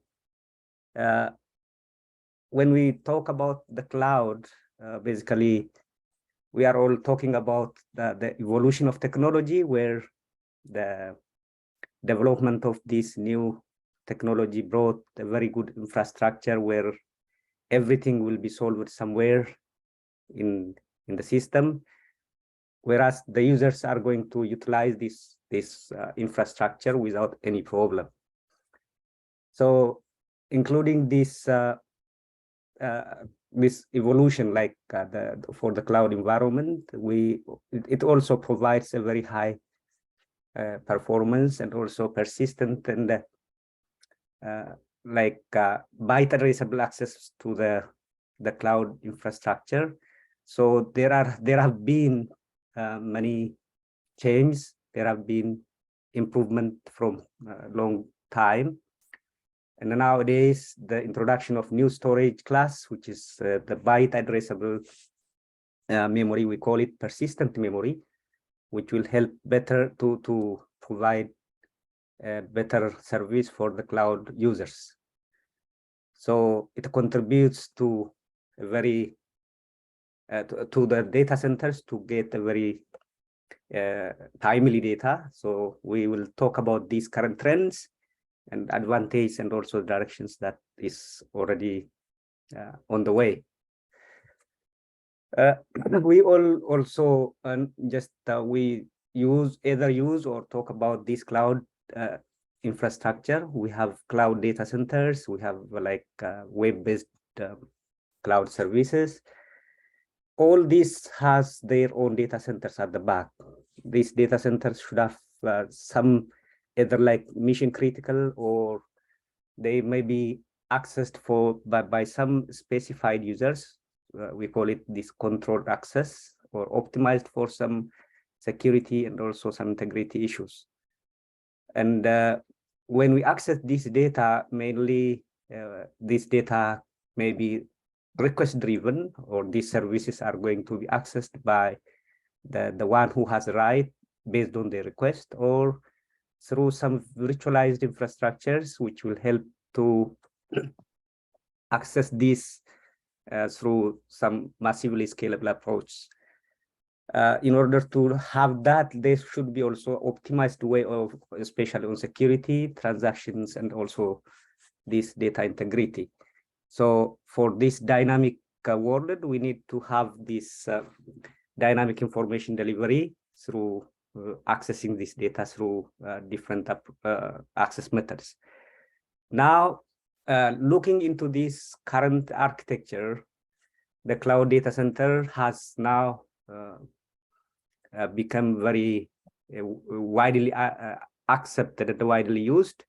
But when this new devices or new architecture is going to be introduced, there has to be a research that will support the new coming systems, especially if the hardware is improved. There must be some way of utilizing this improved hardware by developing a software or a system that will help to optimally utilize the new feature. We do have existing data structures that are already designed to access data from the existing memory, the existing storage. We call it this storage hierarchy, like the Memcache, Redis, RocksDB, or some other approach like Spark. But to achieve the better, to access to utilize the newly introduced device, we have to also have some other approach that will help to efficiently utilize. We need to design algorithms. We need to also have the high capacity device utilization modules. So nowadays, as I said, the persistent memory is also introduced, but what if persistent memory were available before? The transaction, especially this software like Spark that I said, keeps data in memory just to create some opportunity for some operations in the DIMMs themselves. So now persistent memory came into this the cloud services, so that these cloud service providers will provide now services with a lower cost and also some low latency guaranteed, and they can have or attain larger capacity. But in order to have these all very good features of this device, as a researcher, we need to also do some research that will also optimize the way we utilize these devices, because the existing infrastructure, the existing data structures are already designed for the previous devices. But now the new devices need to have some additional optimization of the previous data structures to make use of this new feature, new device. So that is where the research now is really going deep into. If I go directly to the storage hierarchy, we all remember like the storage from the hard disk, we call it the HDD, up until the recent DDR or the RAM, which are already used for storage. We call them the hot data area, where and the cooler data area. That when we go up, it is in terms of storage, they are very fast. They are very fast, but the capacity is very small. But when you go down, that the storage capacity is very high. We can store huge data, but the access speed is very low. So the research is now we need to at least go into the middle of this this hierarchy. We already have this NAND SSD, and also what if we go up to this, the place where I put question mark, memory storage gap. So for those devices which are now introduced at this level, we need to also have a research that will support the very fast data access, because the algorithms and already the schemes developed before are all used by the lower layers. As we know, the speed of this at the CPU level is at picoseconds, and if you go down, it will go up to milliseconds without this delay on network, if we are going to use storage from network. But now on this area, on the point I put as a question mark, new devices are introduced. We have OptenDC from Intel. It's already commercialized from 2019 on. Now research are already going on to efficiently utilize the devices introduced at this level, at the one I circled in the middle. So the data are already now, these devices are very fast compared to the previous one, but still the infrastructure on which they are going to come in is already the existing one. So research are already going there. So in order to bring some ideas, when we see the data from the operating system up until the application level or the user space, this storage have their own spaces. We call it the one you see from the left side, the storage model. It has some standard file APIs where the user space access data from the lower kernel, and this has to be modified now because of the newly introduced devices. So we will move to the second column, and the middle one, where data access is now going to be directly accessing devices from the application level or from the user space. These devices are going to access the lower level devices. These devices are mainly called the in-place persistent memory. That means data are going to be accessed, replaced in the same device. That means in the previous approach, we need to move data from the storage, from this lower layer to the RAM, and then do what we need to do, and then move them back to their original storage. But now we can go directly to the space where they are stored, access them, or modify whatever we need.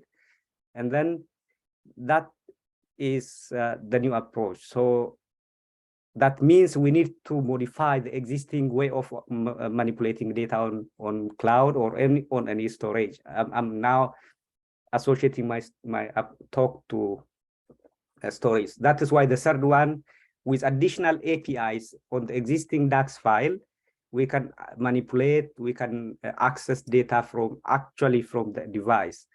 So in this case, we have some libraries, middlewares that will help us to access those devices through their directly from the operating system.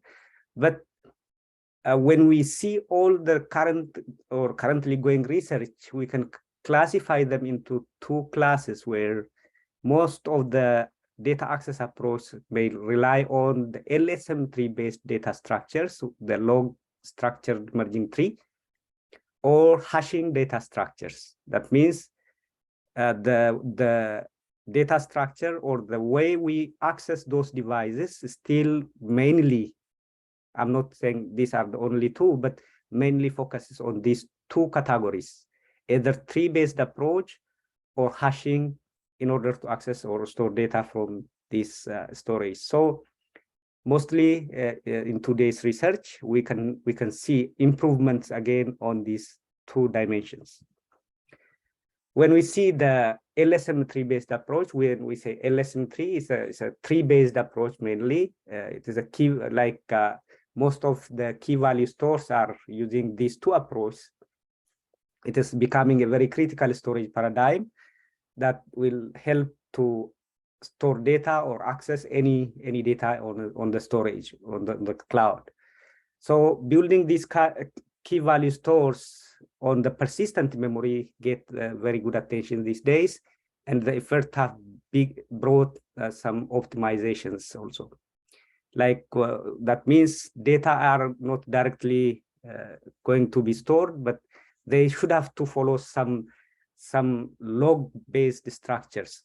When we see this table from the right, there is the immutable memtable data, which are data actually stored on the actual memory.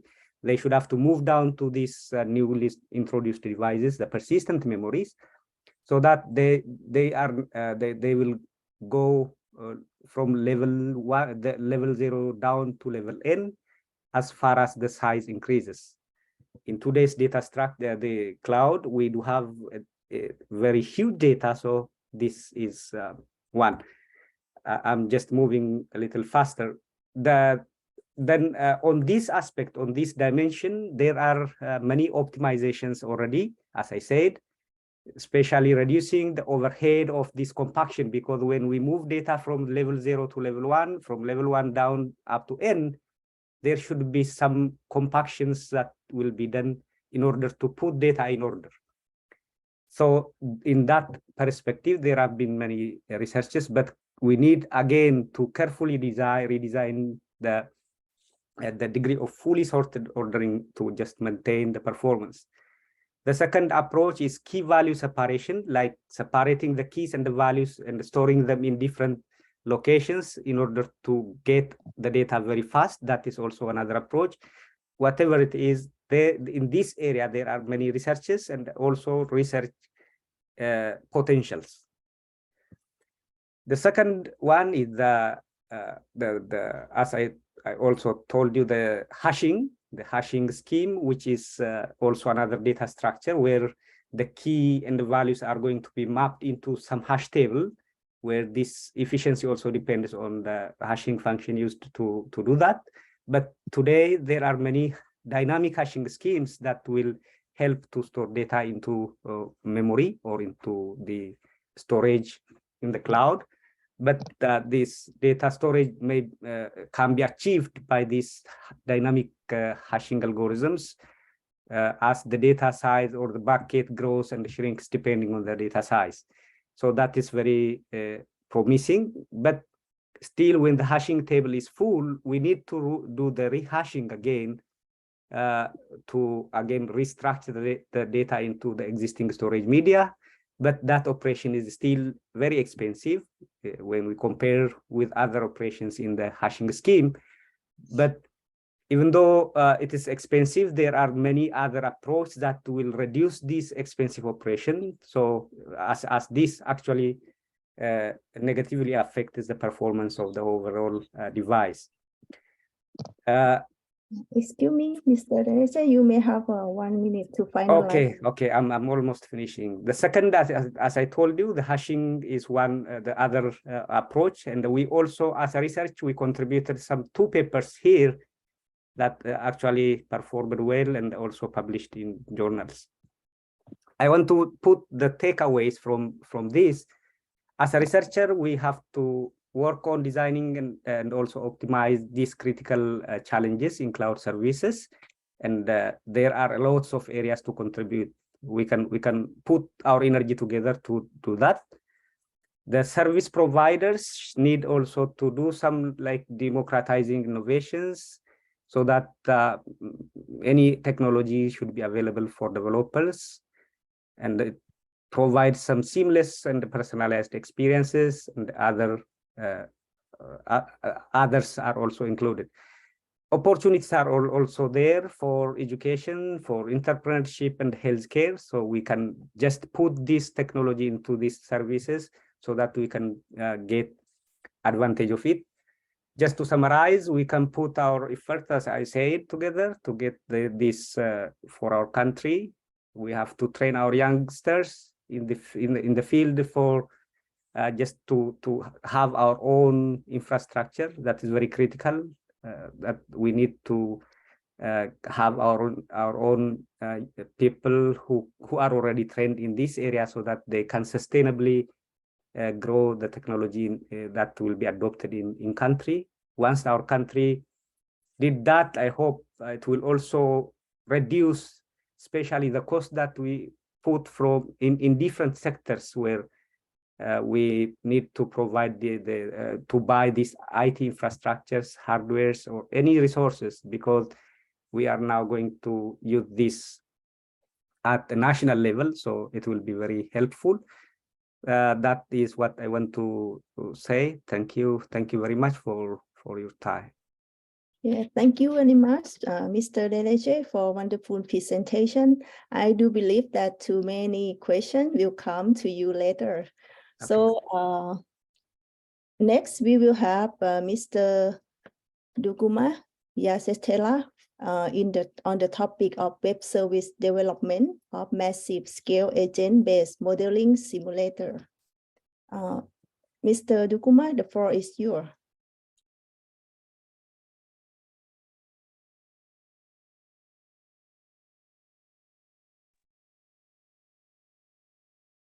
Mr. Duguma?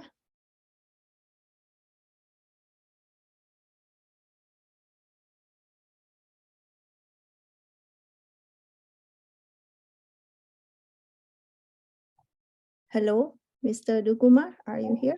Mr. Duguma, I'm seeing here in Yeah.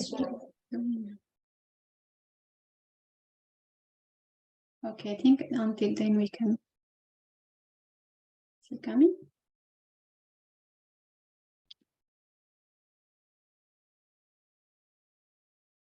Maybe he might have some technical issue, but until then we can have some 1 or 2 questions for the presenters. Yeah. So any question for Dr. Lemessa and Mr. Dereje? Okay, Dr. Ephrem, hello. Nice to meet you again. So is How this are the you? first question? The first question will go to Miss Dr. Ephrem. Yeah, it's very simple question. Maybe I might be asking because I don't know. But Dr. Lemessa, you mentioned about polypharmacology. And while you are mentioning about it, you said tackling one disease using more than one medicines. Was that true? Am I correct? Yes, you are correct. Yeah. Okay. If so,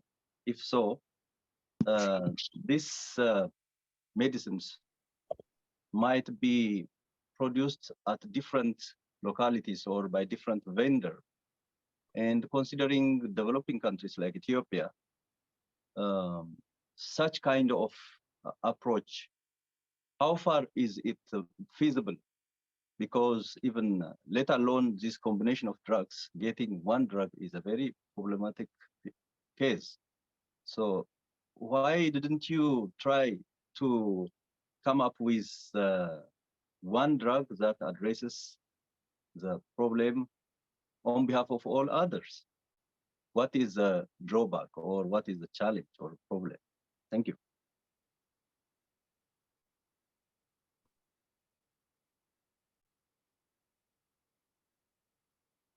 So Dr. Lemessa? Okay. So, you know, single drug, when we use single drug for treating disease, we should use like in a large dose. And they have side effects. This is one aspect. The other aspect is when we look at diseases are not caused by a single agent usually, especially when you see cancer. Cancer is caused by mutation of thousands of cells. So you cannot treat all these mutations with a single drug. So conventional chemotherapeutic drug is a combination of several drugs, because the mutations are several, there are several mutations and several agents. So in many cases, starting from very simple disease, doctors prescribe multiple medications to treat one disease. So this is like related to the nature of the disease itself.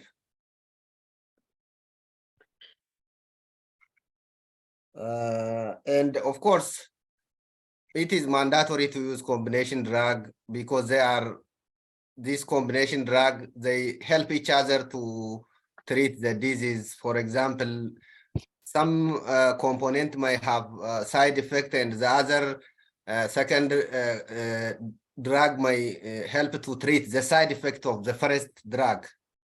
So this combination drug is nowadays practiced worldwide and it is in clinics for long period of time. So especially when we see natural products, example, single herb contains a lot of compounds.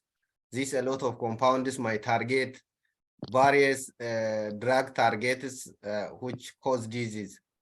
So in short, disease is not caused by a single agent. So you cannot treat by a single compound or a single drug. So it is a must to use multiple compounds. Sorry, can I ask one more? Yeah. Because when you apply the medicine, for example, simple diabetics case, just a layman's example, okay? You may need to take 2 or 3 medicine at a time, right? Yeah. Is there no option that synthesizing these doses in one piece and making it effective? Is there no way at all, or there might be ways, but I don't know the detailed mechanism. But if you combine like different medicines, they may result in a different compounds. They might interact. There might be chemical reaction among the individual drugs in a single dose, and they might be not stable together. So that is one aspect that, and also it is difficult for like a single company to synthesize different medicines because they have their own specialization. And the disease, the root cause of the disease they treat is also different. Maybe Yeah. medicines are also patented for different companies. So yeah. Thank you very much, Dr. Ephrem and Dr. Lemessa for Q&A. So I saw one more question, but we will come back to Mr. Hashalu later. So let's proceed for the next presenter, Mr. Duguma Yeshitla. He will present on the web service development of massive scale agent-based modeling simulator. Please, Mr. Duguma, the floor is yours. Okay, thank you very much. Can you hear me? Yes, but it's not clear then. It's not clear? Oh, yes, it's okay now, please. Okay, can you see my screen? Yes. Okay, my dearest apology. Right before the end of the previous presentation, I had a technical difficulty. So I'll try to use my time well and present. Hello, everyone. My name is Duguma Yeshitla. I am a master's student at Pukyong National University in Industrial and Data Science Engineering. The topic of my presentation is web-based development of massive scale agent-based modeling. The outline of my presentation will have 4 parts. The first one is introduction, in which I introduce the topic in focus. Then I'll talk about the application and tools, move to the problem and motivation, and finally talk about the proposed web service I propose. To the introduction phase. So I'll play a video. Hopefully you can see it.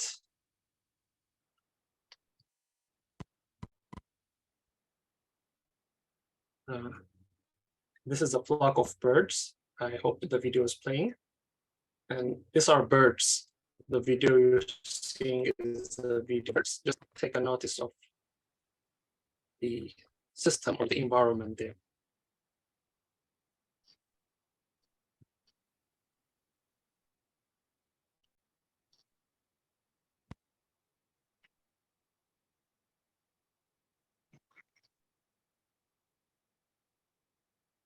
So what was that? So that was the flock of birds, and you think that they were coordinated or that they had central leaders, but that's not the case. The birds are just moving and they're just adjusting their movement based on their neighboring birds.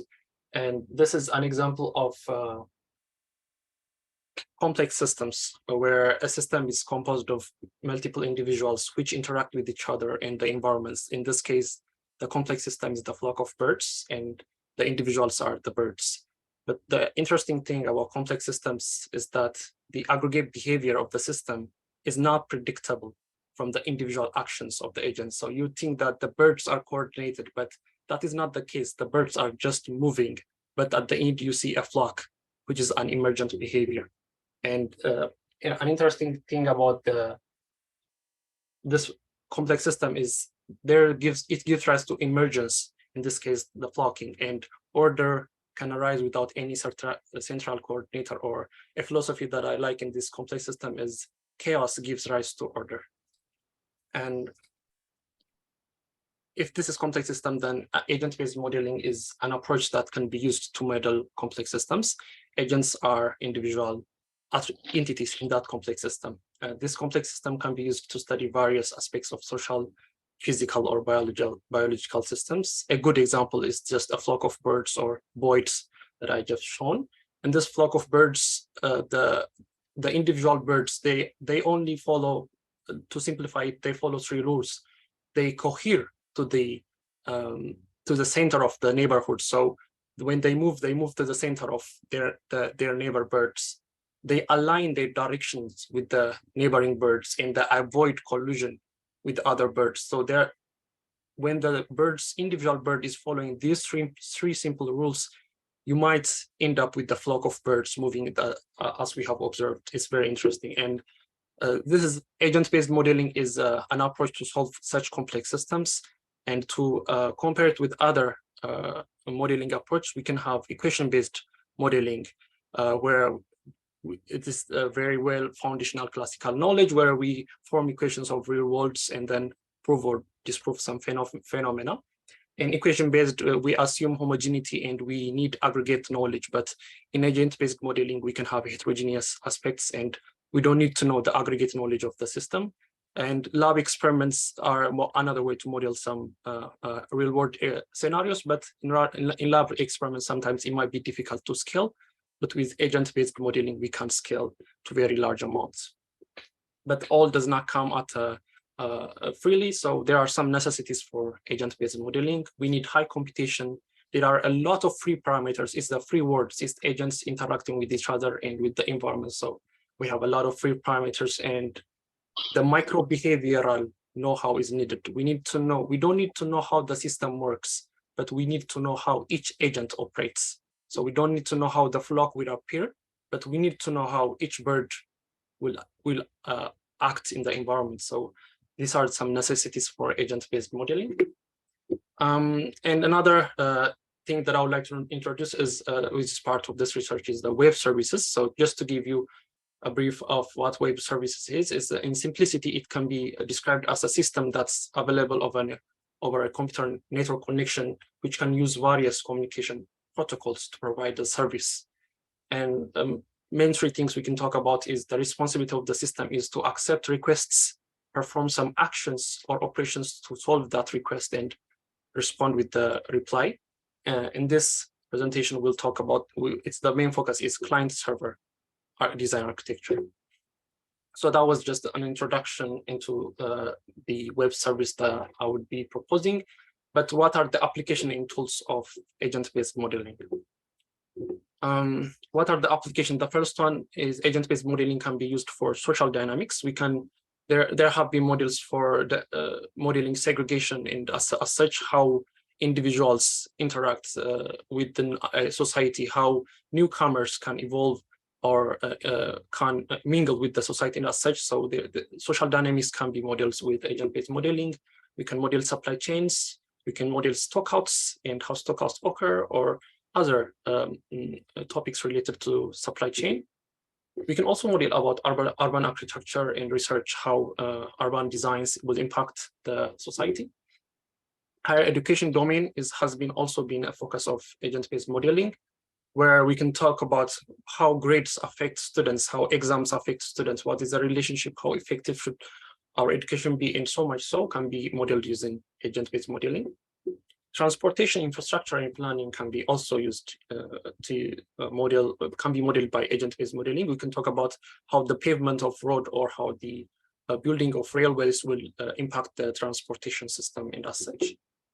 Computer networks, traits, and other stuffs can also be modeled using agent-based modeling. And cell-based modeling can also be done with agents. So the main thing is we have an environment, we have agents, whether that is homogeneous or heterogeneous, and we can model that interaction. So how can we model, like, what are the available tools to model agent-based modeling? The first one is NetLogo. It's a logo-based programming language. It's based on the Logo programming language. It has low threshold and high ceiling, meaning low threshold, it's very beginner friendly, but high ceiling in a sense, you can attain very high level simulations. Repast is also another agent-based modeling toolkit that has evolved over the years. Now they have Refast Symfony and Refast HPC, high power computing, and it's flexible and extensible. We have Mason, which is also another long-running agent-based modeling toolkit that is based on Java. It has high performance, it's very flexible, and it has high level of ease of customization. And Mesa is also another agent-based modeling toolkit, which is based on Python. It takes advantage of browser-based technologies. And I'll just use this as a comparison, but this list is not exhaustive, but for the purpose of the web service to be proposed, this fits the benchmark. And when we talk about massive scale agent-based simulations, we need to optimize algorithms because the resource really becomes important. So in these simulations, according to paper 7 in my reference list that I'll share later, according to paper 7, Mason has been one of the fastest, if I dare not to say the fastest AVM toolkit, being based in Java, and it has algorithms focused on efficient resource utilization and as such. So out of the 4 I have mentioned, I try to build a web-based system based on Mason. Mason is the AVM toolkit of choice, and then one of the toolkits are standalone in a sense. They don't have a server client architecture. So, but in order to utilize high computational power, we need such a structure. So the contribution is to building a web service on top of Mason, allowing it to be accessible over the network and letting users perform simulations on high computing resources.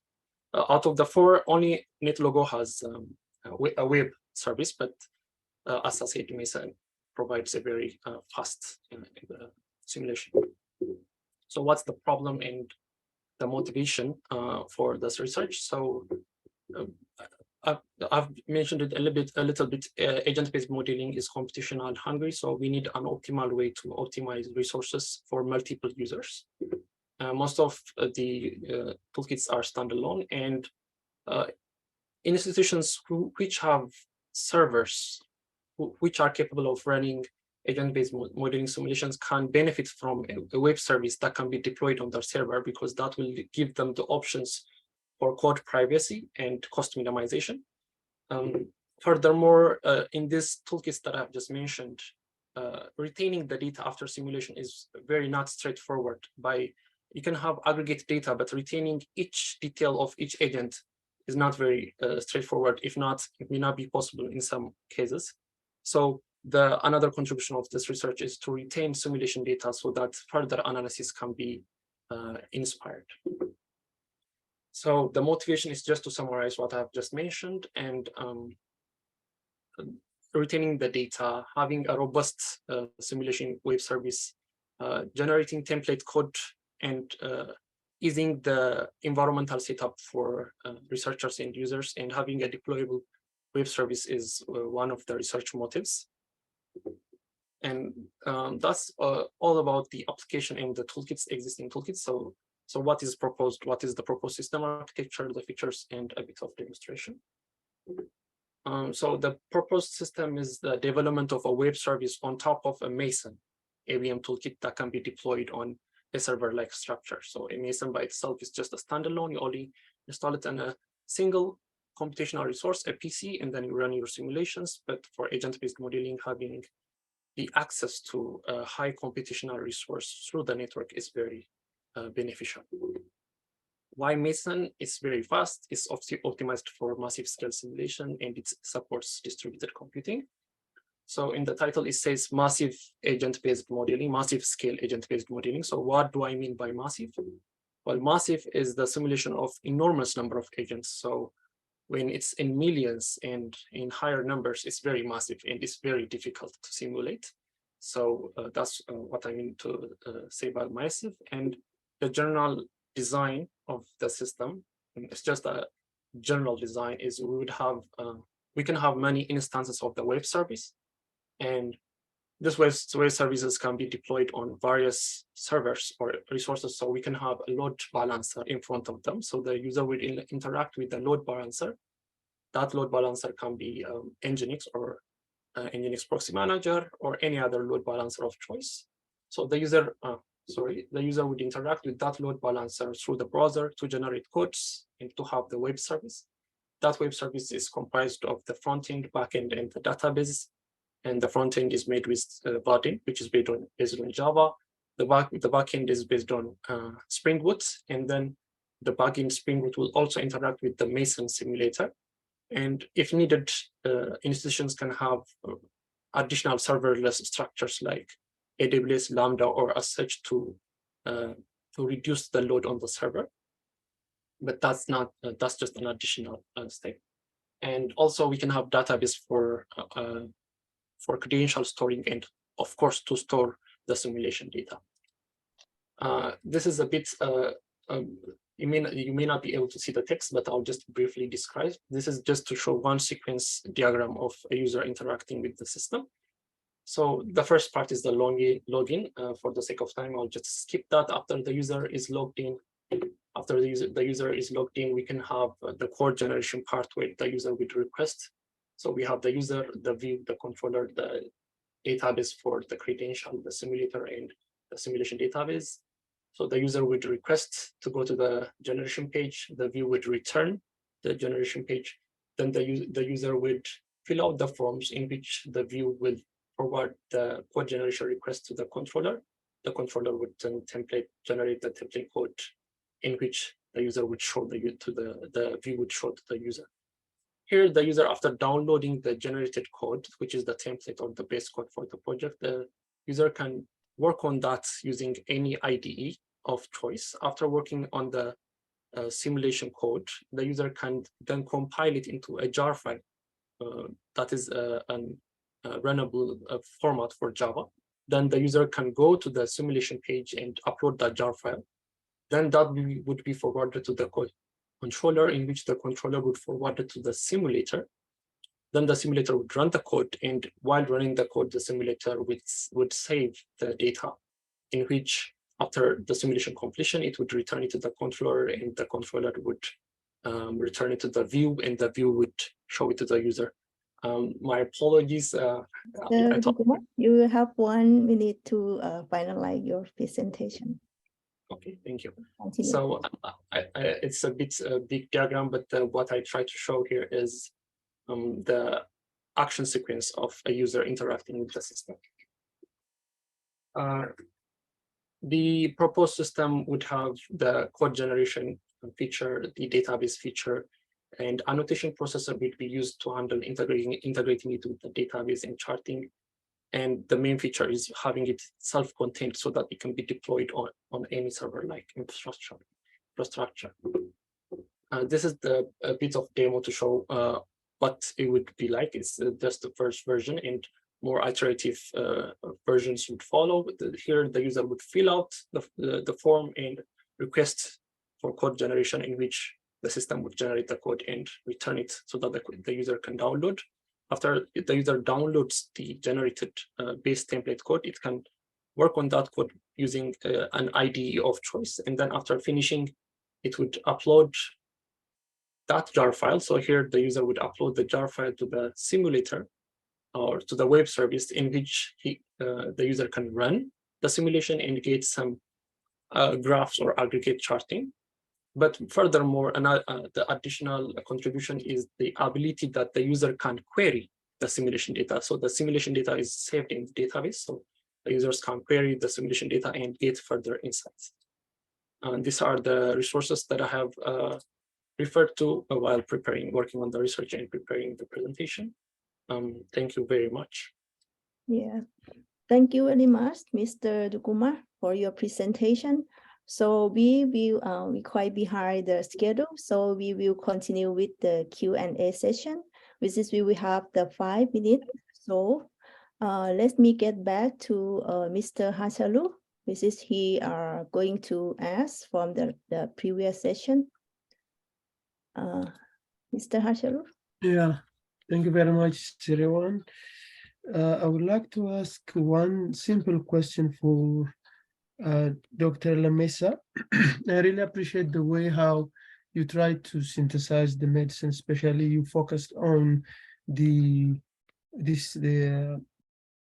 cultural medicines, especially in Ethiopian context. We all know the way how this traditional medicines or the endogenic kinds of plants that found only in Ethiopia, the way how you try to synthesize, that's really amazing, the way how you try to prepare a database.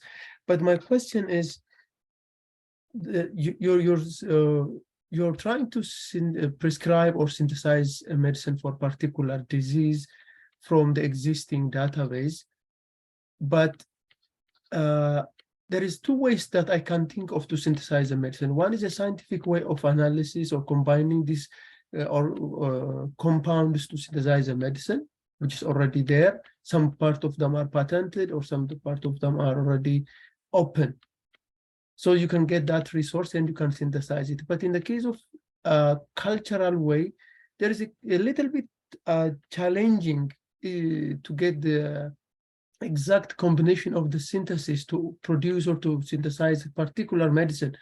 So do you have your own experience, or from that you inherited from your relatives? Because in Ethiopian context, traditional medicine is inherited from the relatives or from the father of ancestors, or anybody may teach you. That's why how they are transferring this knowledge.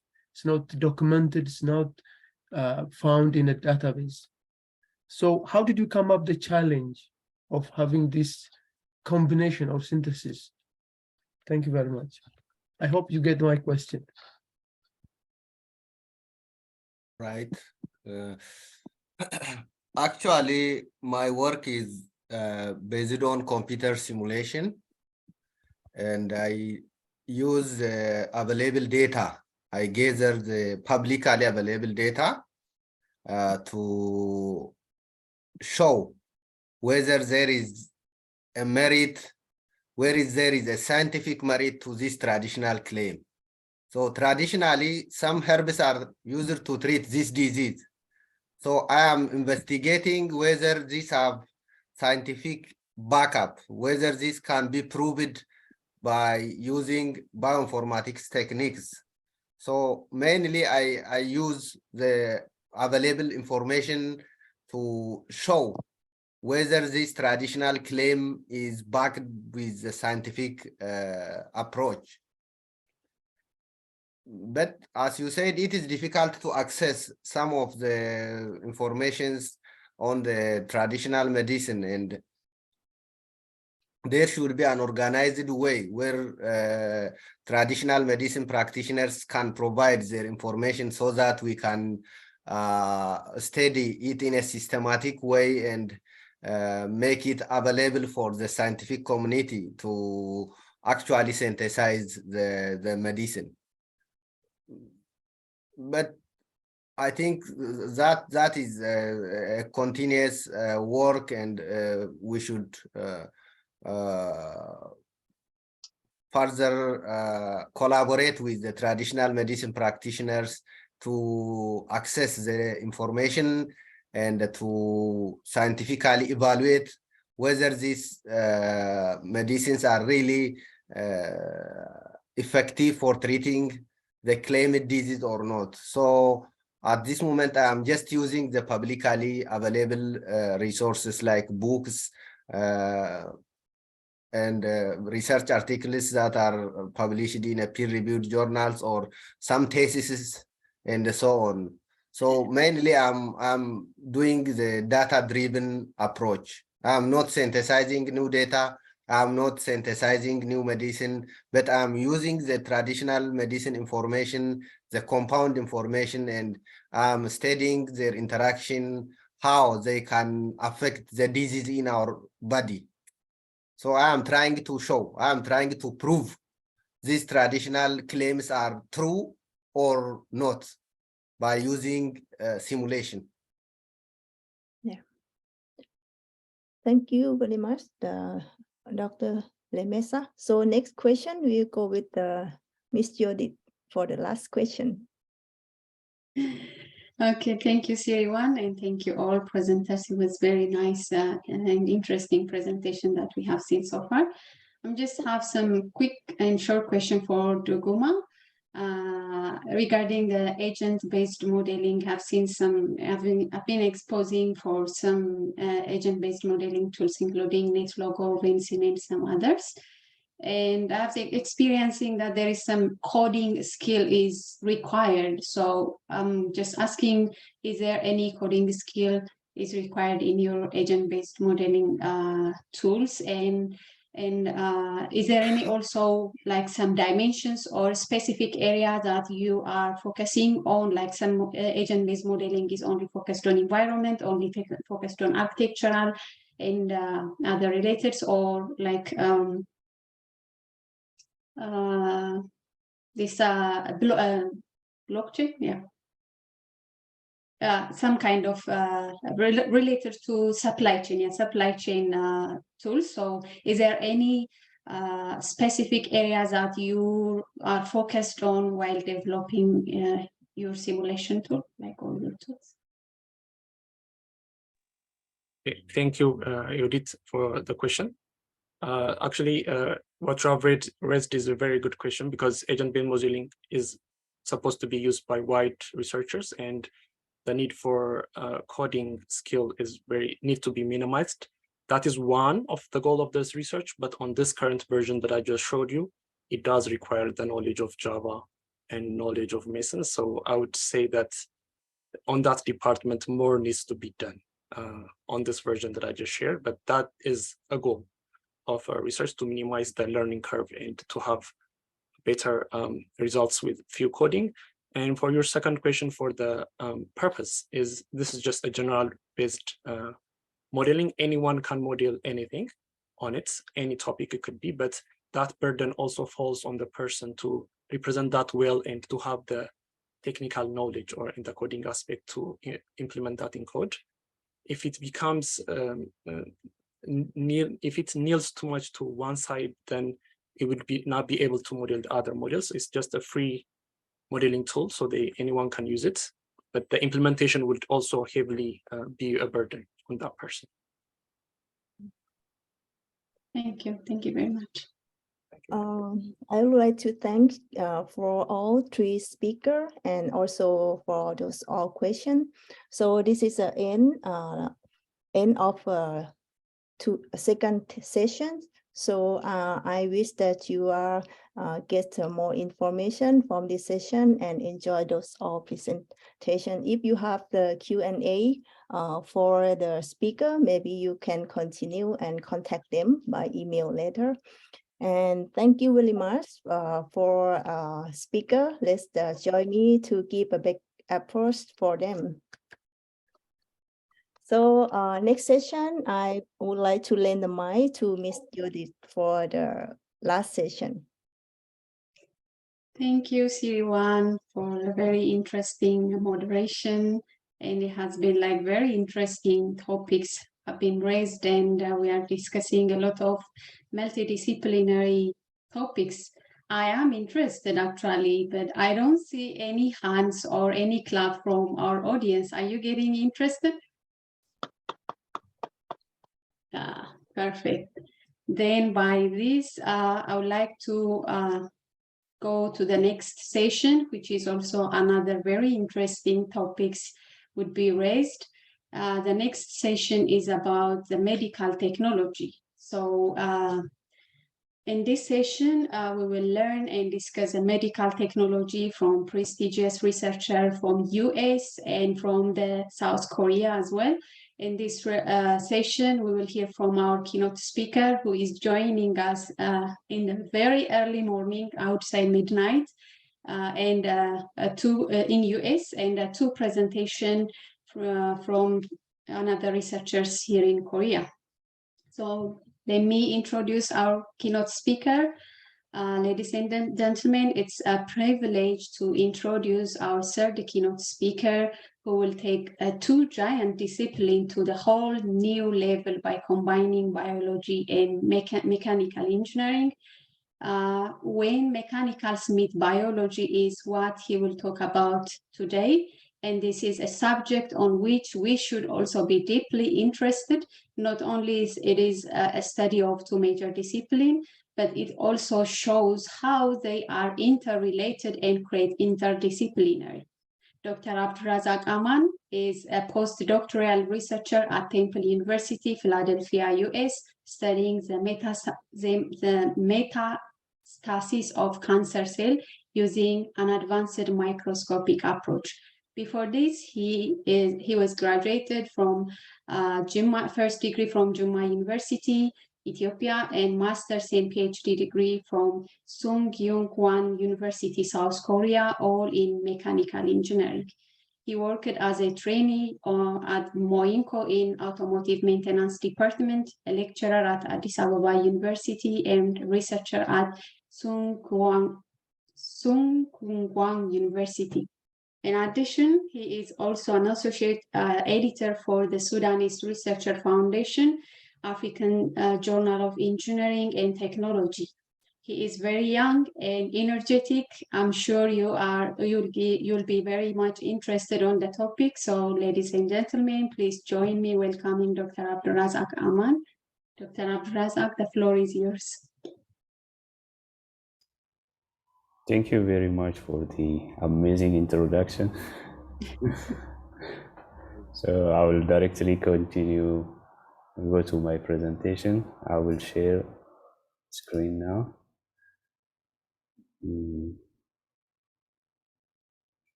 Yes, a little bit over midnight now. I was waiting. Yeah, it's really interesting topics. Yeah, thank you for being out of time. Yeah, it was very interesting and hard to stop in the middle. It's okay. Thank you. Can everyone see the presentation in presentation mode? Yeah. Yes, yes. Okay. Thank you so much. So the topic of my talk is when mechanics meets biology. So I will just continue to the first slide. So cells interact with their physical environments. We can see that our body consists of several kinds of cells.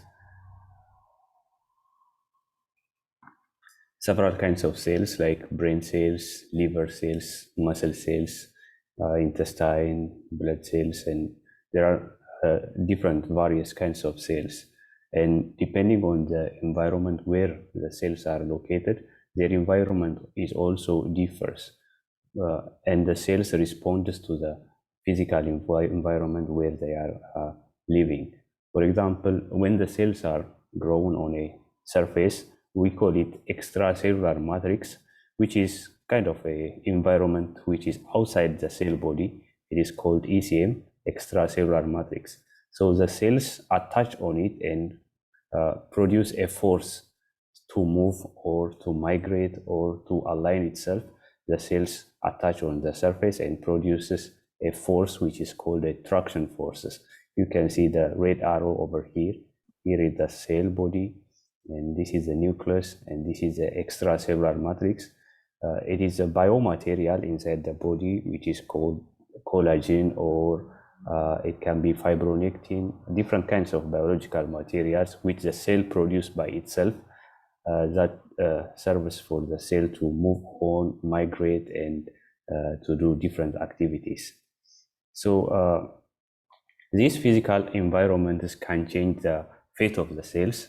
For example, let us say we have a stem cell. Stem cells are the original kinds of cells. They divide into different kinds of cells. So when the cells are, those stem cells are grown over a very soft surface, these are the cells, these are the cell's body, and this is the time, and this is the stiffness of the surface. 0.1 to 1 kilopascal is stiffness of the surface. For the sake of simplicity, I will just call this one soft, this one is moderate, and this one is hard. So when the cells are grown over very soft surfaces, they transform into neuron cells. They transform into neuron cells. And when they are grown over a moderate surfaces, they transform into muscle cells.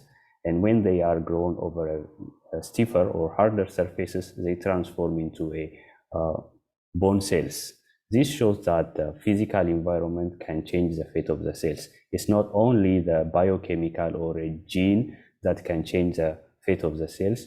The physical environment also have the ability to change the fate of the cells. So the other function of the physical environment that for the cell is, we can see this video. Let me start it. You can see the cells are moving only horizontally, this direction and this direction. They are moving in this only unidirection is because there is some lines that are drawn using a biomaterial which is called PDMS. The cells only moves in this direction. That means the cells can follow a specific line or a specific guide which the physical environment provides. In this one, we can see the cells are presented with two kinds of surfaces, soft and stiffer surfaces. Within 2 minutes, the cells prefer to move to the harder or stiffer surfaces. So in here also, we will see that the physical environment can affect the cell property. So we want to know how the cells can sense those physical environments. So the cells has its own different organelles. From those organelles, it has kind of finger structures at the tip. So this finger structure is called philopodia. This philopodia consists of like actin structures. I think it is too detailed. There are actin structures, cell membranes, which are used like to test and to sense the outside environment, which is called philopodia. And the other part is called focal adhesions. Focal adhesion, we can just call them like an attachment point of the cell on the extracellular matrix or the outside environment, the point where the cell attaches to the outside environment. It has several kinds of proteins, integrin, cell membrane, tropomyosin. Their functions differ from each other. They serve different functions, and there are some other proteins which are not mentioned here. So these are the main functions that the cell uses to sense the physical environment, philopodia and the focal adhesions. So when there is a defect in the physical sensing, when there is a defect in cell cytoskeletal component like philopodia or focal adhesions, the cell property also changes. Like if there is a defect in philopodia, the cells are unable to invade. We can see this is a cell. This is a philopodia structure. This is a real cell, and this is philopodia structure. When the gene for the philopodia is removed, we can see that the cell becomes very smooth.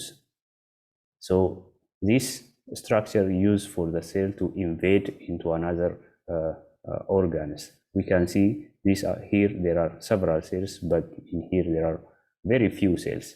This shows that philopodia help the cells for invading into another organs.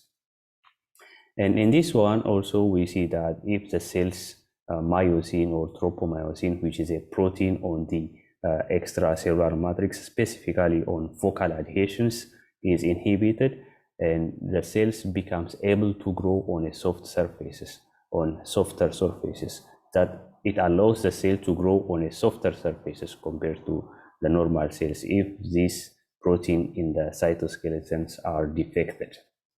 So these are the interactions of the cells with their physical environments. So we need to study them, and it is really important to understand how the cells are working. So there are several approaches, technologies which are invented to study or to analyze cell interaction with their physical environments.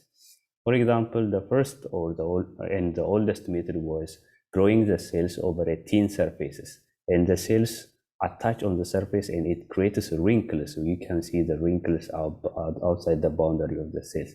So by measuring the distance of the wrinkle and by measuring the number of wrinkles, it can be determined how much force the cell can produce.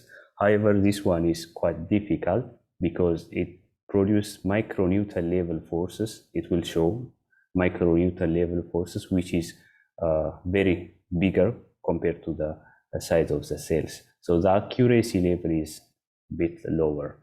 The second approach is the cells will be grown on a gel, and inside the gel there will be a fluorescent particles. And when the cells shrink or moves, the fluorescent particles change direction, and the change in the direction, the position of the original position, the change in the original position of the fluorescent particle can be detected, and it can be converted into forces. So using this method also, force of the cells can be measured. However, this one requires several computational methods, so it's quite exhaustive. This one is the third method used to measure cell traction forces. These are pillars, and the cells will be grown on the pillars. the cell attaches on a single pillar and it bends it. So the bending or the dislocation of the pillar from its original location can be detected using softwares. This method is quite easy to measure the traction force of the cells. However, it's a bit difficult to manufacture the pillar surfaces because these pillars are made of PDMS and it is in nanometric level. So the problem is it is difficult to manufacture the pillars. However, it is very nice to measure the traction force of the cells. So here we can see this is the cell, and I will show you the video.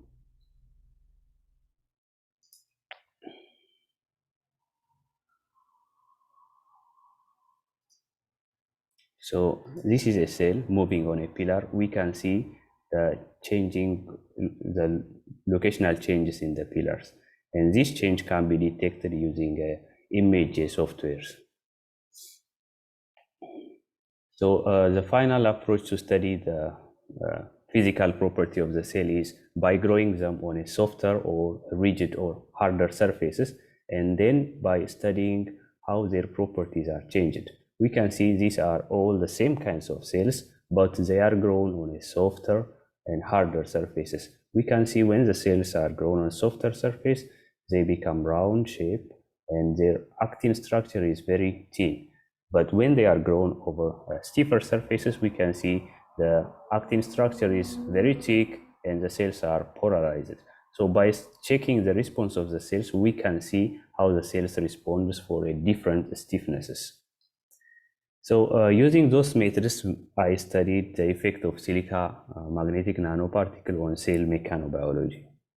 So nanoparticles are used for drug delivery, for cell tracking, for cancer therapy. They are used for several biological purposes. However, they have a toxicity at a higher concentration because when particles are enter into the cell, they will damage the DNA, mitochondria, and finally it leads to cell death. So what I did first is I treat the cells with the nanoparticles and then I grow them on a very thin surfaces. We can see this is 0, which is no nanoparticles. In here I have 0.1 microgram per microliter nanoparticles, and in here I have 1 microgram. So I grow them on a thin PDMS surfaces and the cell creates a wrinkle. We can see the wrinkle gets stronger when the particle concentration increases. So I use the same pillar methods and I try to measure the traction forces. We can see at the higher nanoparticle concentration, cell produces a very stronger traction forces. But for the 0.1 and 0, there is no significant differences. So next I try to check the movement of the cells. I track the movement of the cells after treating with nanoparticle. We can see the movement of the cell is significantly reduced when they are treated with nanoparticles. So next, we will check, usually cells are transparent. So to see their organelles, we label them with a dye, with a colored dye. So we label the cells, the whole cells, with a cytoskeleton dye, and we try to observe their shapes. So in here, all the cells are grown over soft surfaces, and in this row on a rigid surfaces. If you want the specific value for the stiffness, we can see in 5 kilopascal and 2 megapascals here. So this row is untreated, and this one 0.1, and this is 1 microgram per microliter nanoparticle treated cells. So the cell shapes diminish when the particle concentration increases, and we can see the cells start to lose their subparts. Here we call it philopodia, and the philopodia start to lose. So for 1 microgram per microliter treated cells, the cells respond in the same way, small shapes and no philopodia for both 0.1 and 1 micrograms. So we can see that after the cells are treated with nanoparticles, they lose the ability to differentiate between soft and rigid surfaces. Why? Because the cells, normal cells, they become smaller on soft surfaces and they become spread and larger in a rigid surface. But after nanoparticle treatment, the cells doesn't respond for both surfaces, or they respond in the same manner. So next, I try to see what's happening inside the cells, and I increase the magnification of the microscope, and I try to focus on the edge of the cells where the nanoparticle enter into the cells. So we can see that at the edge of the cells, when there is a nanoparticle treatment, we can see the cell edge is broken. So that means when the nanoparticle enter into the cell, the body of the cell is broken. And next, I try to focus on the finger-like structure which the cells use to sense the outside environment. We can see the length of the finger-like structure, which is philopodia, is keep decreasing when the nanoparticle treatment increases. And there is a protein which uses to produce these philopodia structures, and it also decreases, and this is called the Western blot result. So the darker means there is a higher protein concentration. So we can see at untreated one, we have a higher protein concentration, but when there is a particle treatment, the line becomes very dimmer. So this is used as a control to check the difference in this one. So we can see that the philopodia structures decrease when the nanoparticle concentration increases. And the next one, I have talked it before, the focal adhesion where the cells attach to the surfaces. So the focal adhesion concentration, we can see this one is focal adhesion, and it is marked by a protein called paxillin. So this protein marker will show the area where the cells are attached to the surface. We can see when the cells are grown on soft surface, their attachment is very tiny, very small. But on a rigid surface, their attachment is very bigger, the area is bigger. But at nanoparticle treatment, either in soft or rigid surfaces, the focal adhesion area is inhibited and it's really small. So the next one is to check whether there is a rigidity sensing or the ability of the cell to sense the stiffness of the surface. So we can check it by seeing forces which are directed towards each other, which means the force is balanced. If the force is balanced, that means the cells are sensing the surface. So this is a body of cells which is untreated with nanoparticle, and these are treated with nanoparticles. So we can find more balanced forces in untreated cells compared to nanoparticle treated cells. And also we have checked a protein which is responsible for the cell to sense the rigidity sensing, which is paxillin. This P is phosphorylated paxillin, that is paxillin which the cell is currently using, and this is the total paxillin concentration. And we can see that the paxillin concentration keep decreasing when the nanoparticle concentration increases. So to summarize all of my results, we grow the cells over soft and rigid surfaces, and we grow the nanoparticle treated cells also on soft and rigid surfaces. So normal cells respond like this by giving a small area and small focal adhesion on a soft surfaces, and they will give a bigger area and larger focal adhesion areas on a rigid surfaces. However, nanoparticle treated cells, whether they are grown on a soft or rigid surfaces, their response is the same. That means they are unable to differentiate between the soft and rigid surfaces. So we next check the force balance at the local area of the cells. Normal cells, they have a balanced forces at the local area, but nanoparticle treated cells, they don't have a locally balanced forces within them. So this may show that nanoparticle treated cells are in the way of transforming into cancerous cells or into the bad kinds of cells. So this is the overall summary. So I would like to acknowledge my previous advisor, Professor Park, and these are the people who participated in my research. Thank you for listening. If you have any questions, I think after the overall presentation. I'm ready to answer. Any question can be answered. Thank you very much. Thank you, Dr. Abdurazak Aman. It was very interesting to go deeper into mechanics and biology. Actually, I'm not from that background, but it is very interesting that you put everything into like connecting the points and show us something very nice. I think since he is in the midnight, if you have any question, let's raise some question for Dr. Abdurazak Aman and let him rest after the Q&A session if you have any question for him from audience. Okay, Mekdes, then. Okay, thank you for the nice presentation.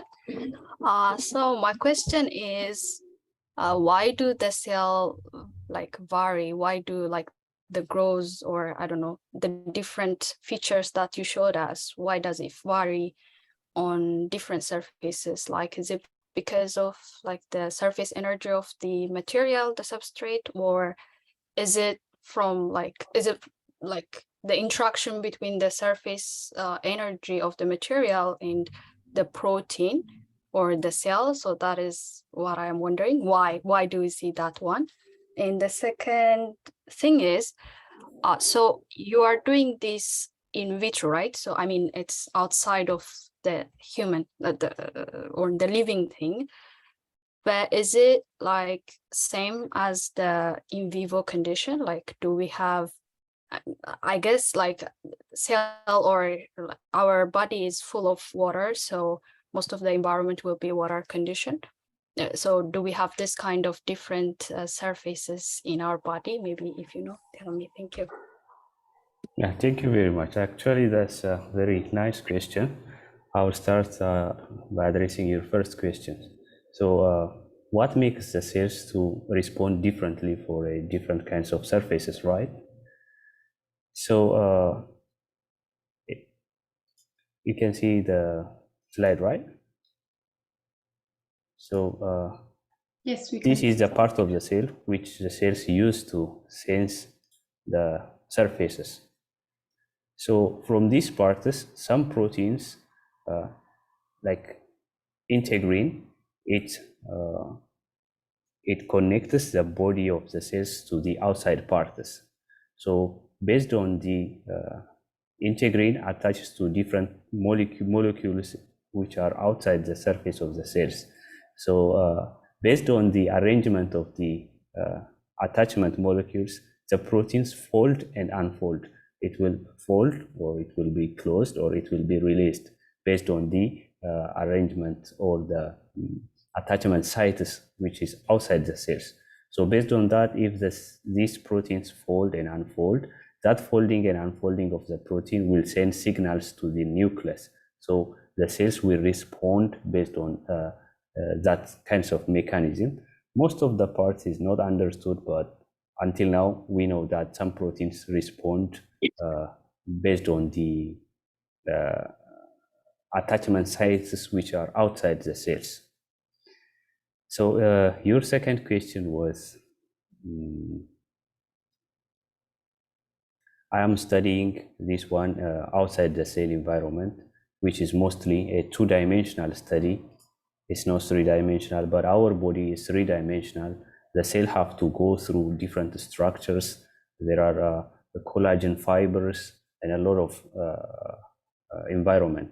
So to single out and study the response of a single cell, we need to isolate a small cells, a single cells, and study it.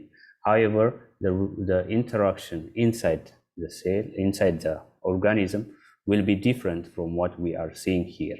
However, the responses of the cells we can understand from the single cell, and we start to build up from there. However, there will be a difference when we check inside the organism. So still ongoing, but you can see that how hard it is to study a course of a single cell, and you can imagine if we are try to do it in three-dimensional. There are some researchers trying to measure the forces and the interactions of the cells with their physical environment using different techniques like gels, but it is not as easy as this one. And in the future, maybe we will be able to do it. Thank you. Thank you. Can I ask one more question? Please, yeah. Remember. So you made the very high aspect ratio PDMS pillar. How did you make that? I see it's really big. Yeah. It's really challenging. Yeah, it is very challenging. It is made by using a lithography technique. There will be there is a process. Yeah, I know this process. Yeah, so the groove, there will be a groove inside, and the groove will be etched using chemicals, oxide etching, and then the etching time, depending on the etching time and the coating and the depths will be determined. So this is the process of fabricating the pillars, and the mold will be fabricated using a silicon wafer, and then we pour PDMS on it and we spin coat it, and then after that the PDMS will be cured and we peel it off. After inverting it, we peel it off, and then we can use it for measuring the cell traction force as a sensor. Okay, thank you. Yeah, you're welcome. Okay, we have another question from Dr. Yonas. Okay, Dr. Abdurazak, it was a nice presentation. Thank you very much. Actually, almost all of the question has been asked by Microscopy, but still I'm wondering, because there is a cell migration from soft to hard, but still I want to know why. What is the reason behind why they prefer to move in the hard surface than the soft one? Yeah, that's a good question. Any reason why they prefer to go in the hard surface? So previous study is focused mostly on biochemicals. Usually cells move from a from a low chemical gradient to a higher chemical gradient. But in this case, the cells prefer to move on a stiffer surfaces. So when the surface is stiffer for the cell, it will be easy to form a traction force to attach and to produce stronger forces. That means it will resist to the flow of water or a flow of blood, or it can resist the physical environment, I guess. But I'm not sure. But there will be some reason. It's not clear to me too. But okay, yeah. I mean, after treating them using nanoparticles, you couldn't observe this kind of scenario, right? I mean, they stayed. I mean, even if it's soft, they stayed there. I mean, they don't move to the hard surface, right? No. Yeah. I mean, still, it's interesting topic. So yeah, you can do more research on that, and then yes, actually, the subject by itself is a new subject, so it needs a lot of study. Yeah. Yeah, maybe Magdalene suggested like maybe surface energy also a very huge factor. So maybe you can correlate those things. Right. It's interesting. Thank you very much for your nice presentation. Thank you. Thank you, Yodit. Okay, thank you, Dr. Yonas. And one last question from Dr. Lemessa, then we'll continue for next presentation. All right. Thank you, Dr. Abdurazak, for your really nice and interesting presentation. I appreciate the way you present it. It's very elaborate, simple, and understandable. And thank you for that. And I want to ask you one question that when you treat these nanoparticles to cells, they show a tendency, like you mentioned, maybe to a cancerous cell, right? But that's the suggestion. But these nanoparticles are nowadays used in the drug delivery, and I'm wondering how to mitigate these effects during their clinical application to the drug delivery. That means if we use these nanoparticles in drug delivery, then they may cause the cells to be more cancerous, right? So how do you think how to mitigate this side effect? Very interesting question.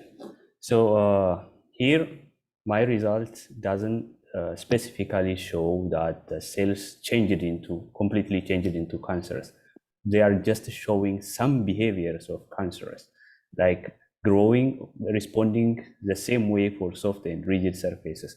Cancer cells also have the ability to grow. Some cancer migrate from lung and they become a liver cancer, the same kinds of cells. So that means they don't sense or they don't recognize the stiffness, or they have that adaptability to respond the same way for the soft and rigid surfaces. To know if these cells are changed into cancerous, there should be an additional study and checking some cancer markers. But the suggestion shows that they are showing some behaviors of transforming into cancer cells. The other way is when the cells are treated in human being, we use the nanoparticles for drug delivery. So for drug delivery, the main purpose is to deliver a drug by including inside the nanoparticles. So we have to check the concentration of the particles. If the particle concentration is more than like some value, it may affect the cells. And if it becomes too less, it may not deliver the drug. So there should be a balance on the concentration of the drug that will minimize the effects on the cells. That can be checked to balance the effect of the nanoparticles, and also the surface coating of the particles. Some particles may have a toxic materials. Some particles are biomaterials, like silica nanoparticles is considered to be a biomaterial, but it has some effects, as I have shown. So material of the nanoparticles and the concentration of the nanoparticles should be cross-checked before treating a living organism with the nanoparticles, if I answer your question. Okay, thank you so much, Doctor. Okay, thank you very much, Dr. Abdurazak Aman, for very interesting topics. I'm sure you must be tired by now because it's midnight. If you have time and if you can stay longer so that you can respond more questions, we would be happy. But you can also, you can have some rest from now on. So thank you so much for a very nice presentation. Thank you very much. Thank you very much for all. Okay. Okay, so in the next session, we are going to have another interesting topic from Mekdes Girma, she is also one of the young researcher in Korea. She's going to talk about the time resolving crypto electron microscopic topic. So Mekdes, the floor is yours. Okay, thank you.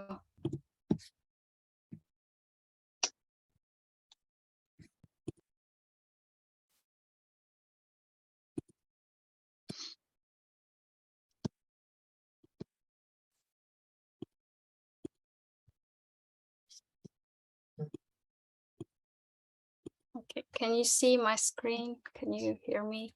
Yes, perfectly. Okay. Sure. Okay, thank you. So my name is Mekdes Girma. I'm a PhD student in KAIST in Bio in Brain Engineering department. I am actually also have a mechanical background. But I'm interested in the biology thing. So let me start my presentation. So I will not go very detailed into my work, but I hope after this presentation, you will understand the general or like the overview of the field. So not to be confused, let me start by defining some terms. So we have time resolved. So it's simply like you take a series of pictures and you know the speed of your aperture, so you know like the time in the time series, you know what is going on in between. So that's the time resolved approach. So for example, in this research, like they drop the cat upside down, but it always fall like it landed on the floor, like in two legs. So scientists were wondering what is happening in between. So they took a series of images and they finally found out like the cat is like flexible object. So of course it can land like this, and it was published in Nature. So that's time resolved. So we want to study intermediate like chains or like intermediate events. So cryo, maybe you watched this movie, The Ice Age. So cryo is extremely cold. So like we want to freeze something, we have freezer, right? So we want to freeze something, but in cryo, when or like in extremely cold cases, we want to have this kind of not crystal, like transparent, glassy-like water. So if we are able to achieve that, in order to achieve that, actually, we have to freeze water in a very, very like quickly, very super fastly. So we can get this kind of cryo or like amorphous, we call it amorphous ice. And the next one is electron microscopy. So I hope all of you know microscopy. It's kind of common, but when it comes to electron microscopy, instead of light, we are using electrons, very high accelerated electrons. Are you familiar with this? The COVID virus, which was imaged using electron microscope. So these are like the overall introduction of my presentation. So like maybe we all are kind of wonder about what's going on around us or about the physical object. So as we go from our planet seems really small, but not only like big objects are amazing, but as we go down, like this is the human here, but as we go down to the virus, the bacteria, the like this level, things will get really, really interesting, really small, but these are kind of the fundamental or like the basics for these huge objects that we are seeing. So let's come to the living things specifically. So we have this, like, of course, this is human, and we have our different organs, and we go down to the DNA and atom level. And those are the building blocks of all living things. So like, okay, we can see this kind of thing using the light microscope, but it's better, or it's like, if we really want to understand how the living things work, we have to understand the fundamental or the basics.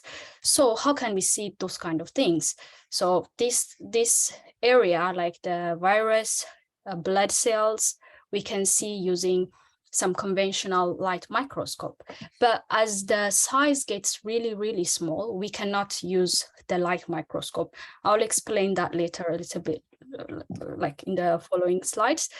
So we have to use other microscope, like electron microscope.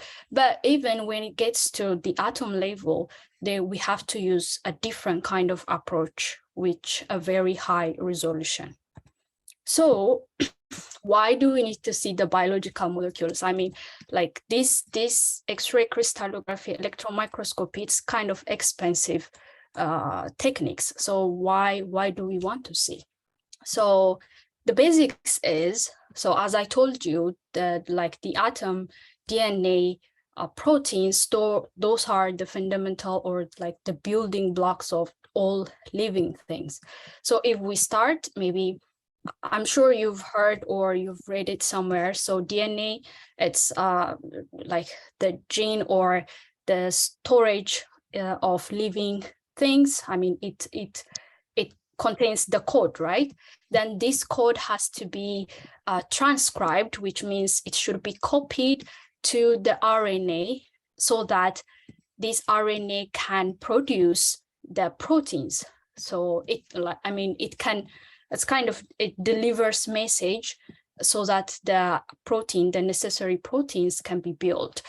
And these proteins are they are made from a single individual, like beans, you can say single individual beans, and different beans will be linked, then they can make different proteins. And there are about 20 amino acids. So we call those beans as amino acids.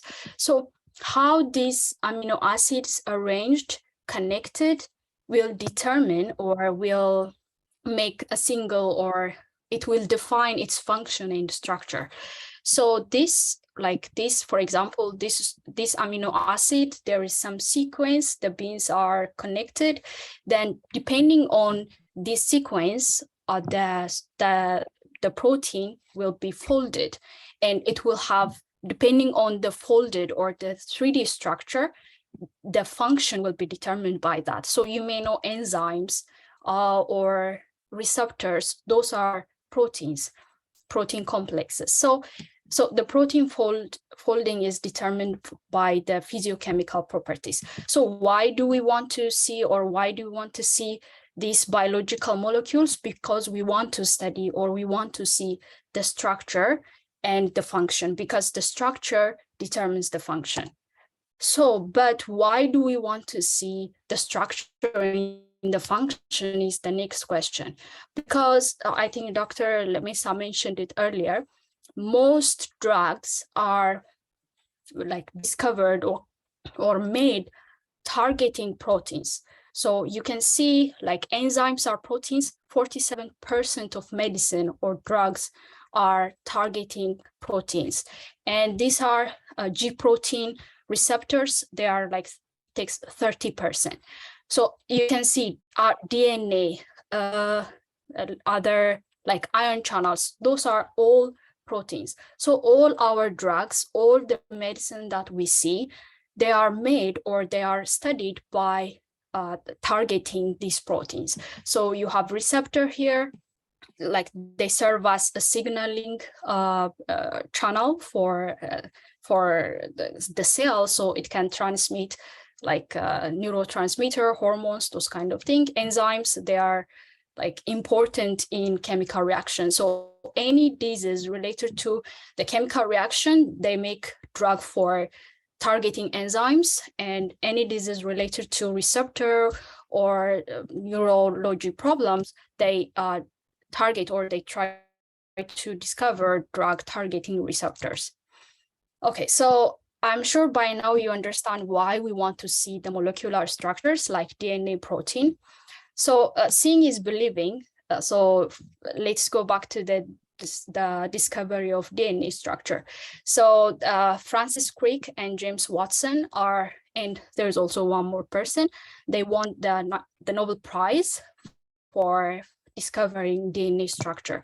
So this DNA structure, they are physicists and they only have this model. So this is the first model they made, but they were not sure if this is the real structure of DNA. So they checked that when Rosalind Franklin, one of the very nice or great scientists, she showed the X-ray diffraction or the X-ray image of the DNA. So this is called the photo 51, because she didn't win Nobel Prize back then, and there is still controversy on that. But this photo is the reason why, I mean, they proved their model is correct. So this X-ray crystallography is the one important technique that can be used to identify DNA structures or any biomolecular structure. So how can we see? So there are different structural biology techniques. So the first one is, as I just mentioned, there is X-ray crystallography. So in seeing structures, resolution and magnifications are really important, especially resolution. So what I mean by magnification, of course, how large can we see? If we have 1 millimeter object, can we see it 400 times bigger? That's the magnification. When it comes to resolution, like you can think of, can we identify two objects? Can we clearly see the difference between two objects? So if our microscope has very high resolution, that means we can clearly see the, like, even though the two objects are very close, we can clearly see differently, separately. So X-ray crystallography uses the X-ray, which has a very high energy. So very high energy, and the wavelength is really small. So we want to have very low wavelengths technique, because as the wavelengths get smaller, and when our objects are also smaller, we can get higher resolution. So for example, the light microscope that I told you earlier, it has like the wavelengths is about 400 nanometer. So we cannot see objects which are less than 400 nanometer. So in order to have that, we have to have higher resolution. So this is 1.5 angstrom, which is about 15 nanometers. So with X-ray, we can see those kind of things. But the thing is, in X-ray, we have to make crystals of our structure. If we don't have crystals, we cannot see that. So we have crystals, then there will be the X-ray light emitted on the crystal, then there will be diffraction on the back, like there is a film, then this diffracted light can be transformed into electron density map, and the protein model can be shaped. But there is a big challenge with this technique. So we have to make a very beautiful crystal. I mean, the crystal has to be really, really nice so that we can get a very nice diffracted image. But the problem is, in order to make a crystal, it takes really, really long time. Like it can take weeks, even some molecules, if it's really complex, it can take months. And of course, it also needs very huge facility, which is called synchrotrons. And these synchrotrons are available only in few countries. So this is one limitation with X-ray crystallography, but it's the best technique that we have. Like 80% of protein models are like identified using this technique. So the next option we have is, it's called cryo transmission electron microscopy. So as I told you earlier, cryo is like cooling, very fast cooling frozen object. So we have the microscope is like this.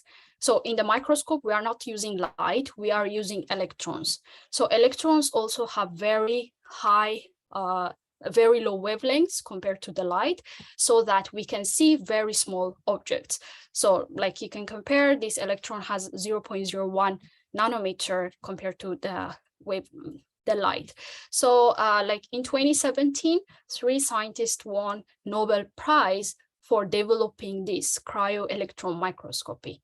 So, and this is like, as you can see over time, the microscope is getting really, really, really better, and the resolution gets really better. So we can resolve, or we can see a lot of protein, DNA, or other molecular structures.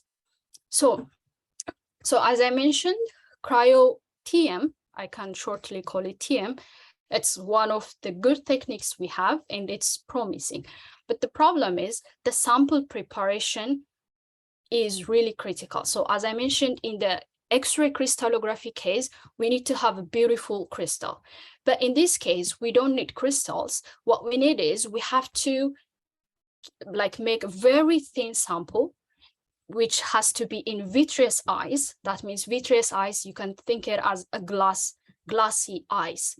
And the process has to be really fast, because like biochemical reactions, they are performed like in millisecond, and in the best case, like seconds, or even in microseconds. So we have to transfer our sample or our reaction into, like, we call this grid, and freeze it as quick as possible. And we transfer this to the cryo-TM. So there is a holder, and we can put this grid into the TM, and we can expose the electron beam, and we can see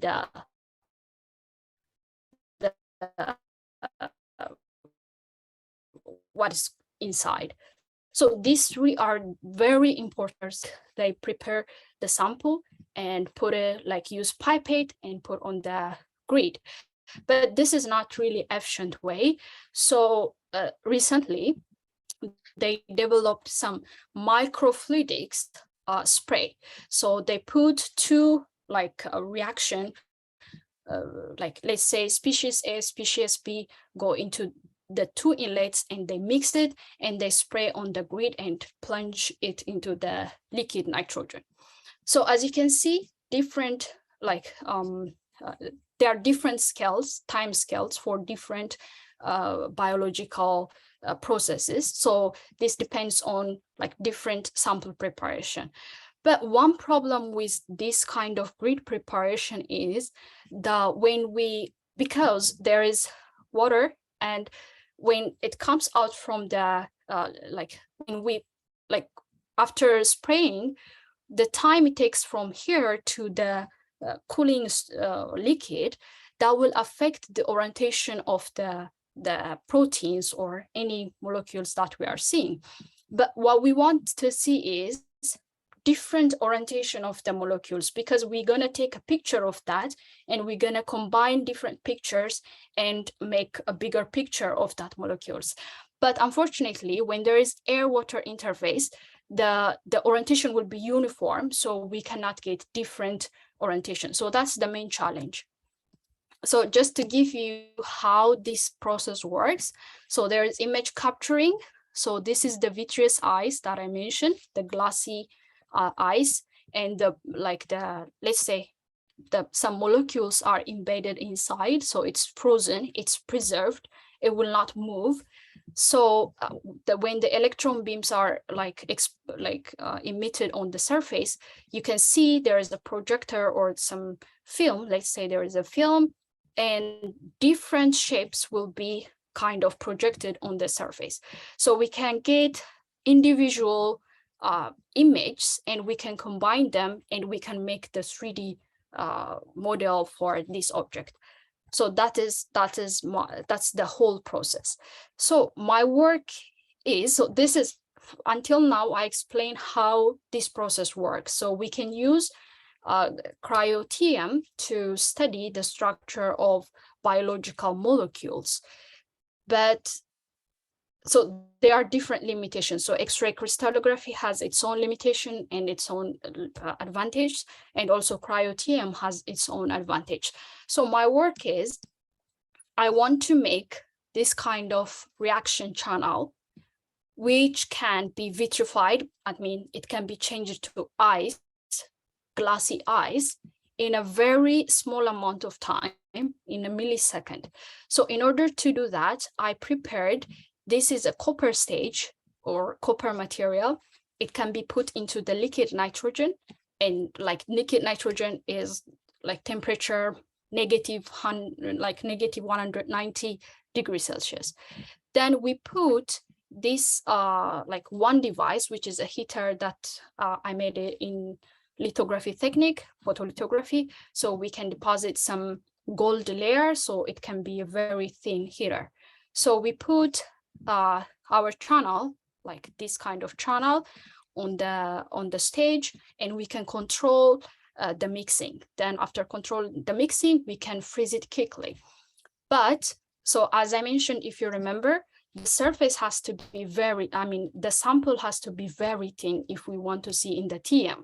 So in order to do that, what I'm going to do is I will cut out or kind of slice 100 nanometer thick sample using the cryofib. So this is a machine like cryo-TM, fib, which can be used as a kind of a milling or machining tool. So I'm gonna cut out this kind of sample and put it on the grid, and I can see it on the cryo-TM. So this is the whole process that I'm doing. I hope you will understand it. If you don't, ask me a question. So maybe one thing that I want to mention is the advantage of having this kind of microfluidic mixer or like reaction chamber is we can decide, because we know where or when the reaction started. So we can cut or we can slice at a specific time like for example, let t here t equal to 0, and we can slice at t equal to 1, so we can know the dynamics that I told you, the time resolved, so we can see the intermediate change of the reaction. So that's all my presentation. So in summary, biomolecular structures, maybe the takeaway that you guys want, I want you to take. So biomolecule structures determine their function. So it's really important to understand the structure of the protein, DNA, or other molecules. And there are different kinds of technique to study the structure. There's X-ray crystallography or cryo electron microscope. And in these processes, the time and the spatial resolutions are really, really important. So we can see, or we can get a very good structure or 3D structure, so that this 3D structure can be used for scientists to discover drugs. So like for specific 3D, if they know the exact structure, they can know where the drug can bind and where like different activities are going on. So yeah, so that's all. Thank you for listening. Thank you very much, Mekdes, for, I don't know how to say, fascinating presentation. It was very interesting. We are biology, and I haven't seen myself like in this perspective, and I haven't seen even biology that this much is interesting. So thank you for giving us a very nice presentation and broad overview of what you are doing. Okay, we'll have a Q&A session at the end. Now we're going to have another very interesting presentation from Mr. Hachalu Atomsa. He is also one of the students, PhD student in Seoul National University. He's going to talk about the topic on assessing the potentials of AR adoption in future medical and health science education in the case of Ethiopian University. Mr. Hachalu, the floor is yours. Go on.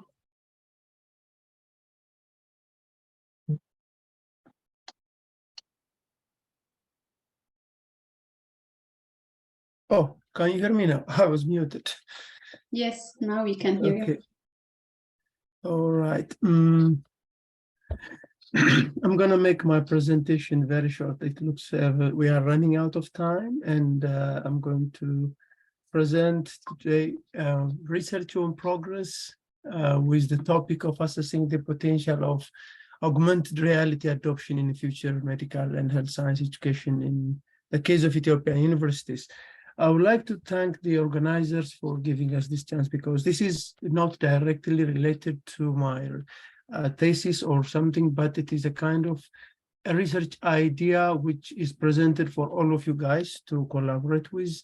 And it's initiated as out of curiosity of the Ethiopian education system and the quality and the other issues as well, as we all know. So I'm going to rush out through this outlines. So as an introduction, every one of us are aware that education or training can be differed in different ways, and the main intention of this educational system is to grab some skill or knowledge or information and to develop a kind of wisdom. So to do this, the educational media are essential and mandatory to be applied or to grasp this knowledge and skill.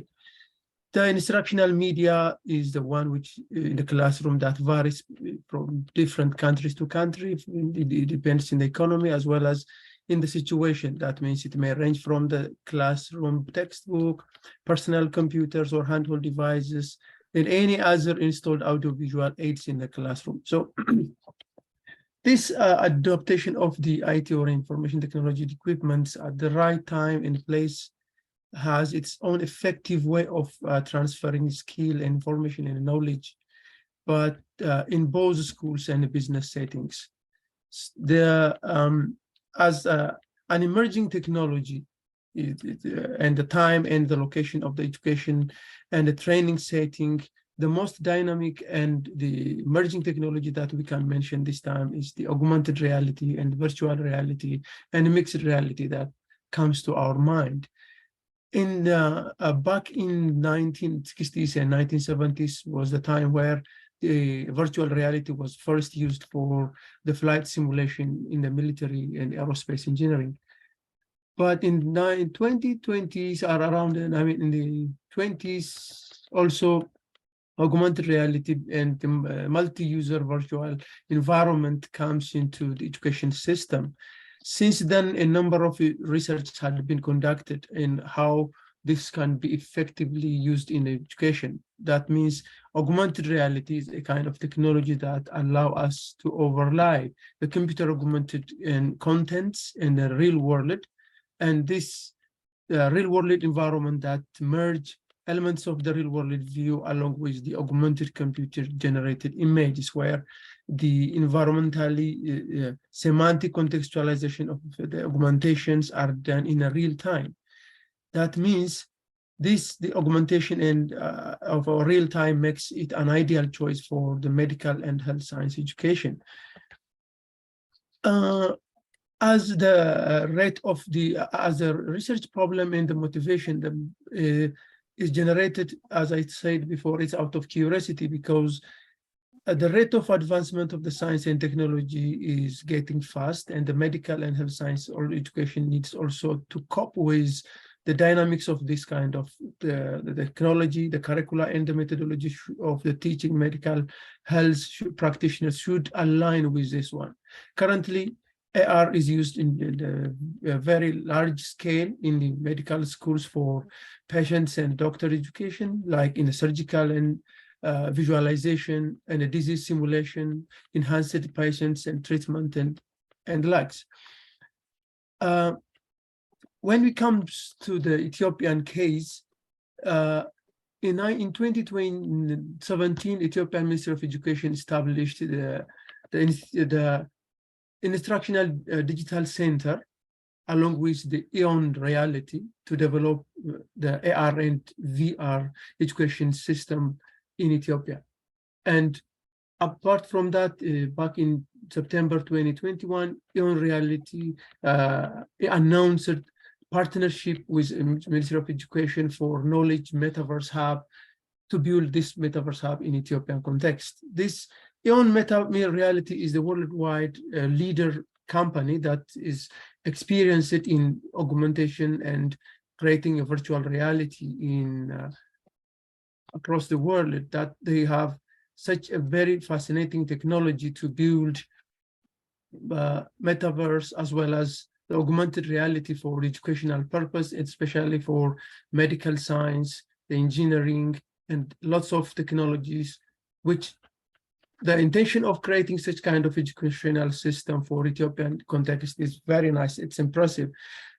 We all know from our experience in Ethiopian context that the ICT had been implemented in education, like in high schools. Some of you might have been studied with it, or some of you might have been used it to teach, like the Plasma SchoolNet projects that had been used to connect more than 1,000 high schools. The Ethernet project that has connected almost all of the Ethiopian universities, all have an initiation to utilize ICT and infrastructure related to improve the educational system of Ethiopia, to improve the educational quality, to bring about equal and efficient and kind of equal opportunity for rural and as well as urban students. But the intention of having all this is okay, but we know currently how the Ethiopian educational system and the quality of Ethiopian education is all about.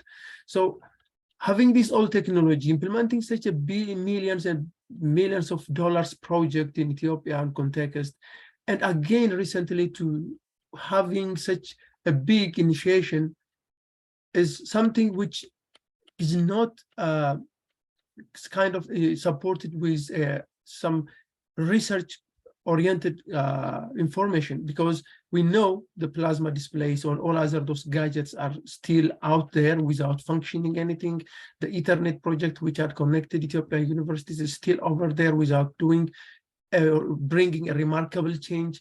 Recently, with the 2021, again, trying to implement this one is a very nice initiative, but how does this is actually studied? How this initiation is taken into account with a thorough research-based evidences are not even seen. As far as my knowledge is concerned, I try to review different literatures, specifically in Ethiopian context. I couldn't be able to find, even not alone, let alone for the AR-based education system or the others as well. There is no enough evidence. So the main purpose of this research is to assess the extent of this the effectiveness and potential of the application of augmented reality in Ethiopian medical schools in teaching and training the medical and health science among Ethiopian medical institutes, and is the main preliminary objective of the course, because as I said, this is initiated out of the curiosity of my previous experience as well as the upcoming initiatives which are taken, but supporting these all ideas with a research-based evidence and trying to pilot it is something which all of us can possibly agree. So this is the main purpose and the initiation of the motivation of the study. But I tried to do some literature reviews regarding this area, how augmented reality is applied in education, specifically for medical and health education. There are a lot of research that has been done over there, and a lot of findings are out there. So in order to sum up and take the entire literature, all can support the application of augmented reality entirely in education, more specifically for medical and health science, because it is affordable and learning material rather than buying each and every instrument in every school. This augmented reality may utilize efficient way of utilization of the resource. It's interactive, it can create an interactive lesson, high engagement with the student, high retention power, and boosts the intellectual curiosity. So having these all literatures that support this idea and trying to assess or trying to understand the benefits of augmented reality in Ethiopian context is a kind of a researchable phenomena that I try to find. So the main research questions that I would like to answer is the two research questions. What are the challenges of Ethiopian universities to accept and implement augmented reality in medical and health science education?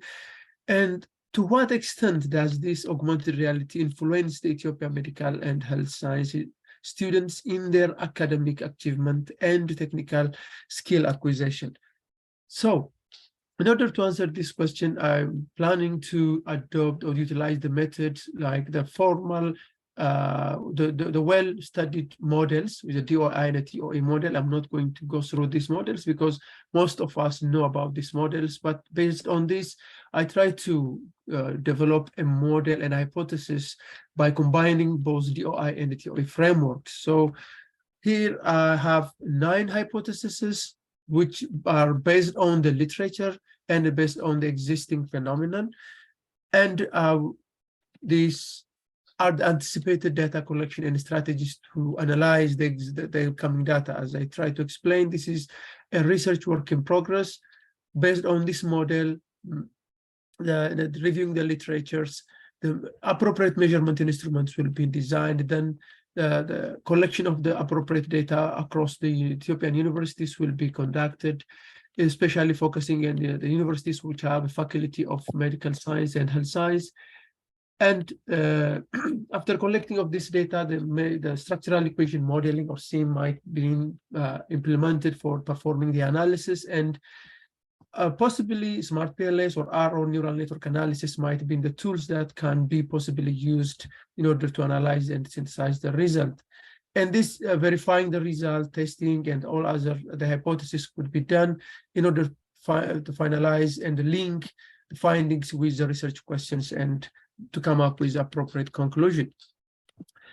And the expected result and implication might be providing the evidence-based information in order to apply this, because as I try to explain from my past experience and from the existing knowledge and from the existing literature, a little has been studied about the implementation of, let alone the augmented reality, but all other implemented ICT technologies in Ethiopian context, both in high school and university levels. So supporting this in a research-based evidence is quite important, and it has a good implication both for the universities, for Ministry of Education and policymakers, as well as the general public. It will also contribute and by filling the gap for the shortage or the absence of the research work in a similar context, and it also have a possible the possibility of finding out the existing gaps with regard to this one and other related subject areas. So hereby I'm also offering a call for collaboration among any one of you who are interested. You can reach me out through Telegram in my Ethiopian number or by the Korean number as well. I'm also reachable through the LinkedIn, Kakao Talk, or WhatsApp. So I'm really eager to work with anybody who's interested in this one. And these are the references which I had been studying. So by this, I will end up my presentation. Thank you very much. Thank you very much, Mr. Hachalu, for a very nice and interesting presentation. Of course, augmented reality is one of the emerging technology in digital transformation, and we have to leverage these emerging technologies, including metaverse and digital twin, to overcome some of the challenges in our country. So now it's a time for question and answer session, and I will give the floor to any participants. Okay, Dr. Lemessa. All right. I have questions for both of them. First, I will ask Mekdes. Thank you for your interesting and fascinating presentation. That was really inspiring. And maybe you may have mentioned, and I might have missed it, I'm not sure. I just want to know why cryo freeze the molecules. Is it for the density or related to some stability of the molecule, or why cryo? Why not other states? This is the question for Mekdes. And for Hachalu, I also would like to appreciate your nice presentation, especially in the area of application of IT to enhance the education. And I just want to know, you have reviewed several literatures, and you said that many literatures support the use of this augmented reality in education. But I'm curious if, like, every technology has their own drawbacks, and have you come across with any drawbacks of this augmented reality? I just want to know if there are some drawbacks, or if you have come across some literatures which show use of this kind of technology may adversely affect the education system. Thank you so much. Okay, I'll give the opportunity for Mekdes first to respond to the questions. Okay, thank you, Dr. Lemessa.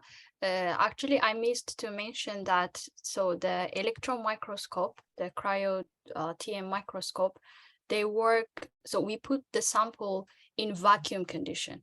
So we cannot put, like, if we put liquid, of course, it will just go away.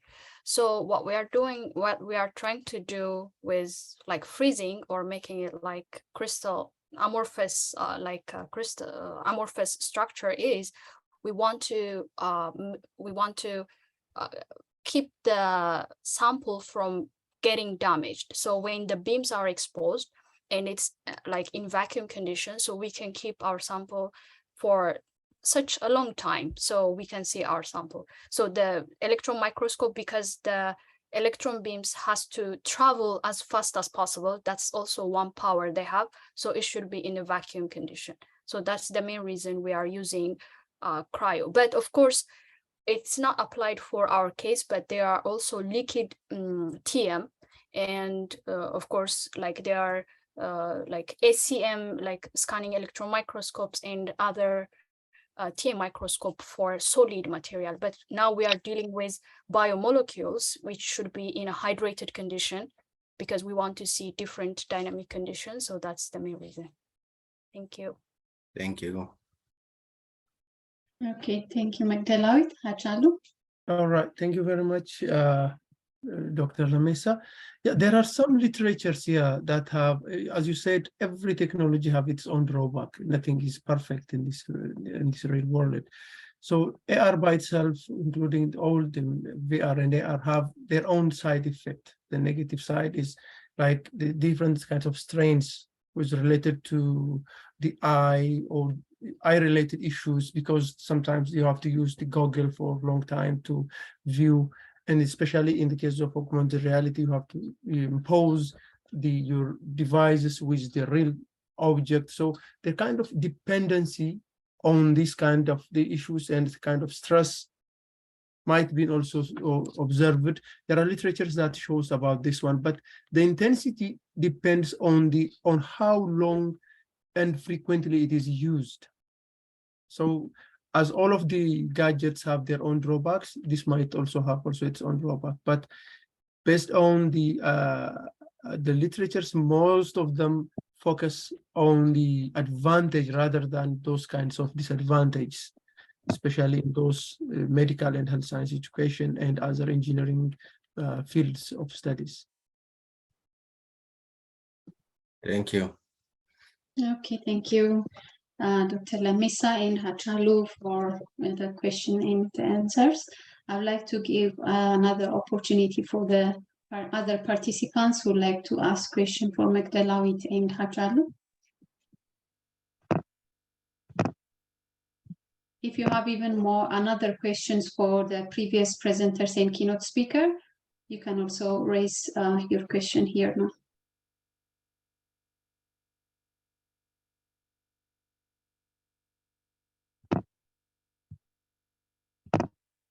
Okay. Okay, Santayo.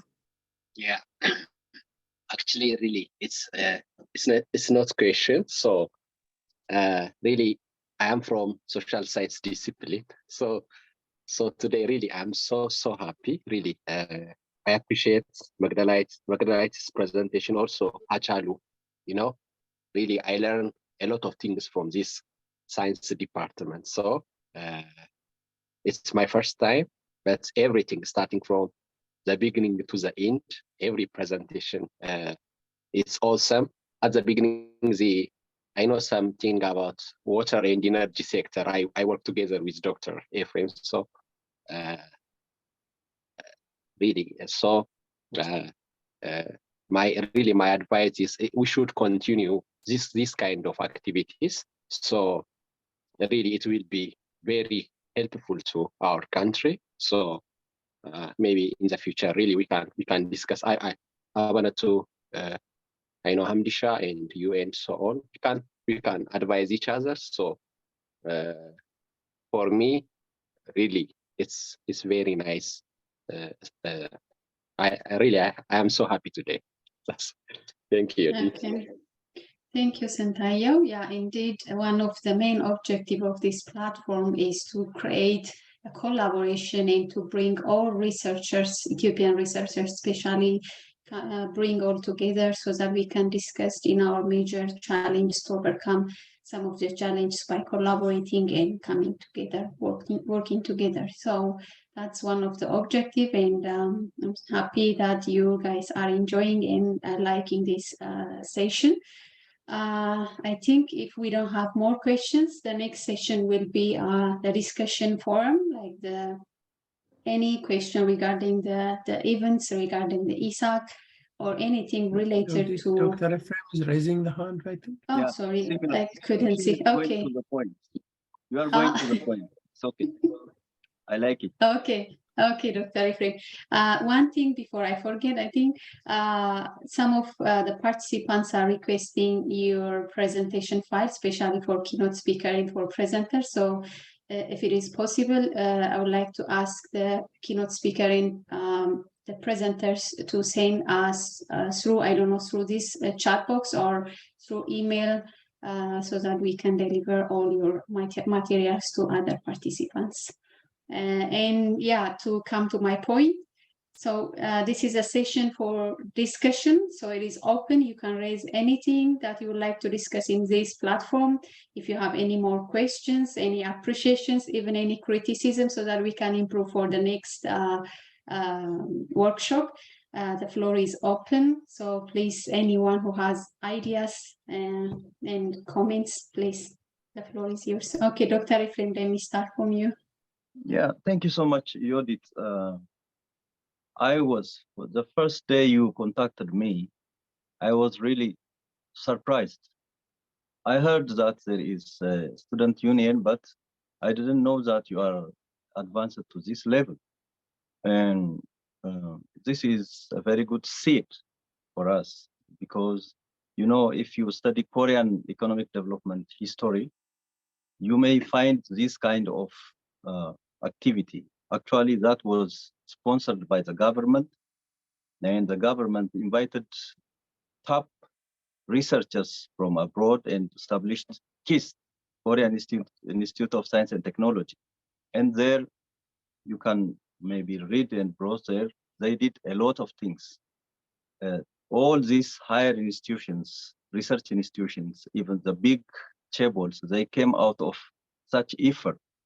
So what I suggest is we have to grow this seed and take it back to Ethiopia and suggest to, I saw one institution which says Industrial Research Institute kind of in Ethiopia, and I was surprised what they are doing there.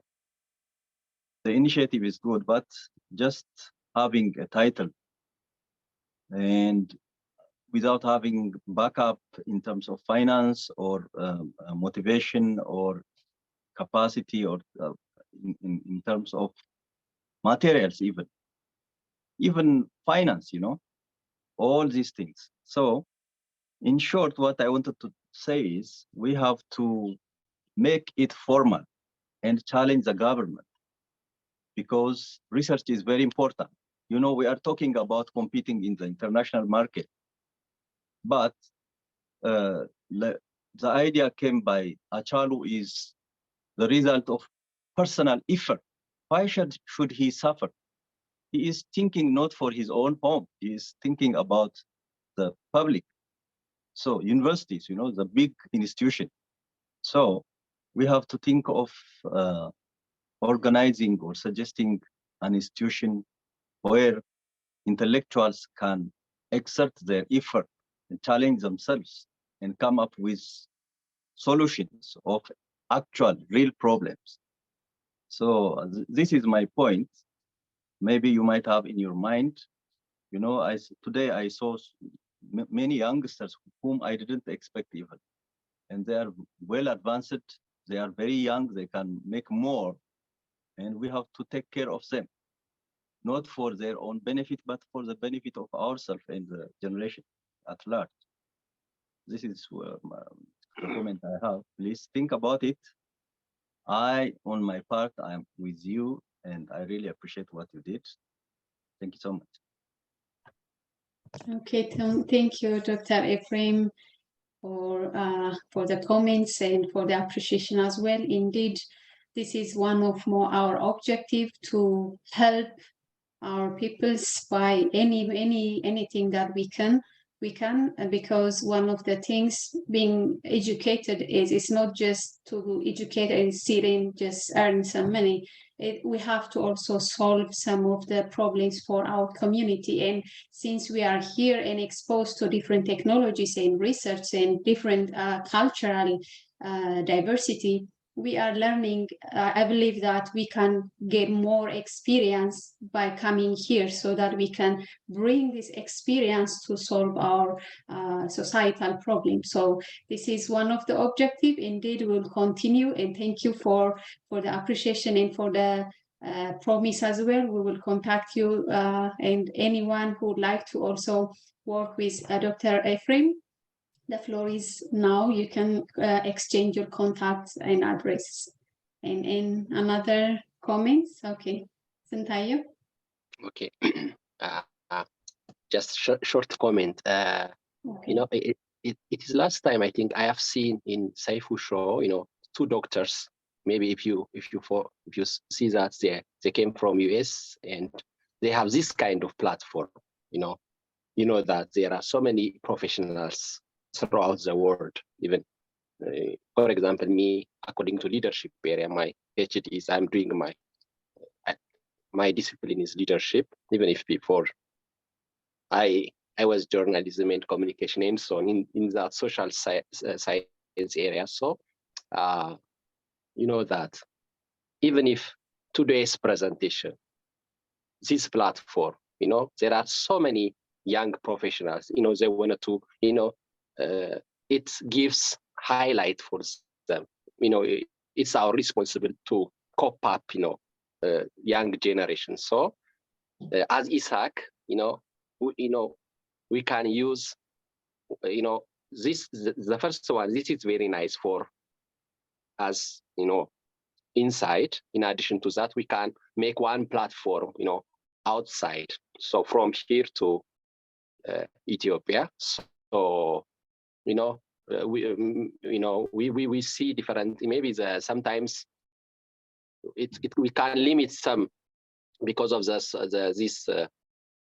technical to solve this kind of technical problems. So, but if we plan like that, we can see different options and opportunities. So there are so many disciplines here: artificial intelligence, so many things, energy, green energy, the skills, the knowledge, the capacity is here. Everybody has his own skills. So I suggest that let us think like that, just another platform, who wanted to learn,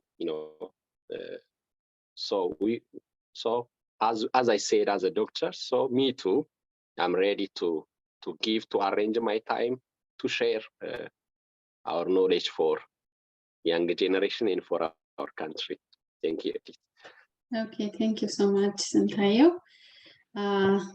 I'm sure ESAK is doing a lot of works, a lot of things by collaborating not only some associations in Ethiopia, but also throughout the world. And one of the case is that we invite some friends from Nigeria, from Thailand, and from other countries to present in this platform so that we can share knowledge. And I'm sure later, maybe at the end, because I'm not giving the time to Mr. Hamdi now, because he will give a final remark. So he will tell us also what have been done so far, especially regarding collaboration with Ethiopian University and Ethiopian scholar, as well as other scholars throughout in the world. And I'm going to give another chance for anyone who would like to raise the idea. Okay, Kasahun. Yeah, thank you, the organizers. I think we all learned a lot from this multidisciplinary research. And I want to also, like others, I want to appreciate the presenters for sharing their research work experience. It is not easy to give attention and dedication to this. And I'm also doing some research in this education related area, especially the education and innovation issues, including leadership. Maybe Santayo, we can talk some leadership if you are. My leadership research is related to digital leadership in the higher education environment. And a lot of things are going on in innovation. As you know, we have a lot of problems in innovation and this knowledge generation and dissemination issues. So in terms of so generally I want to say one thing, like in education, they say first learn, then unlearn, then relearn. This is very important. learn and learn, relearn. So that is what is going on. So that is why as a country, we Ethiopians has a lot of opportunity and as well challenge together. So we need to wake up and see the reality, realize and work on them. That is what is happening. The situation is showing us. So we will try to cooperate and to meet each other and share. Maybe some of us may have little experience, some others have more experience. Some of us may be too technical, some of us may be too theoretical, but there is a point where we can interact. That is very important for me. So we can share maybe tools, methodologies, maybe approach, maybe. So just so finally for us maybe a recommendation, future recommendation for ESAK to consider. Such approach of multidisciplinary is very, very important, and where now every universities, as I told you, I'm studying the university situation. So there are currently the developed nations are going to the 4th generation universities. That means the first generation is exploring the truth. The second one is doing, that means first generation is focusing on only educating. Second generation is focusing on education and research. And the third generation, that mostly that I am doing my research is focusing on education, research, and that of technology exploitation, which is commercialization, entrepreneurship, and the like, which is the trend nowadays. But most developed countries are jumping to the fourth. So anyways, that will be like just to give you insights where others are moving. So we are very, very, even you can see the situation back home. So for ESAK, one of the things that I recommend in the future is like this interdisciplinary research, where researchers interdisciplinary, multidisciplinary, and researchers coming from different research background, academic background is the current trend coming.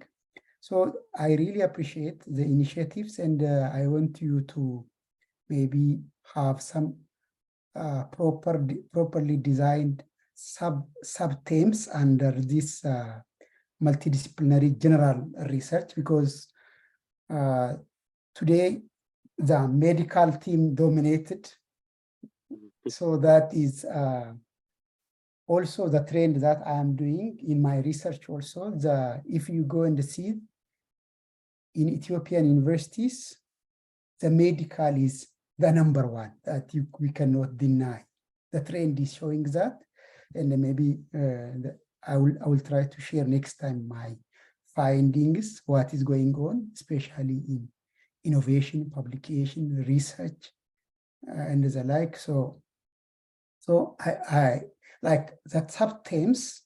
I want to see also the economic aspect, the economics, the business, the entrepreneurship, the tech, the startups, what is going on the other side, also very important, so that we can like share in general. Second point that I want to see is the interaction that I think Amin is still there. Amin is from Nigeria.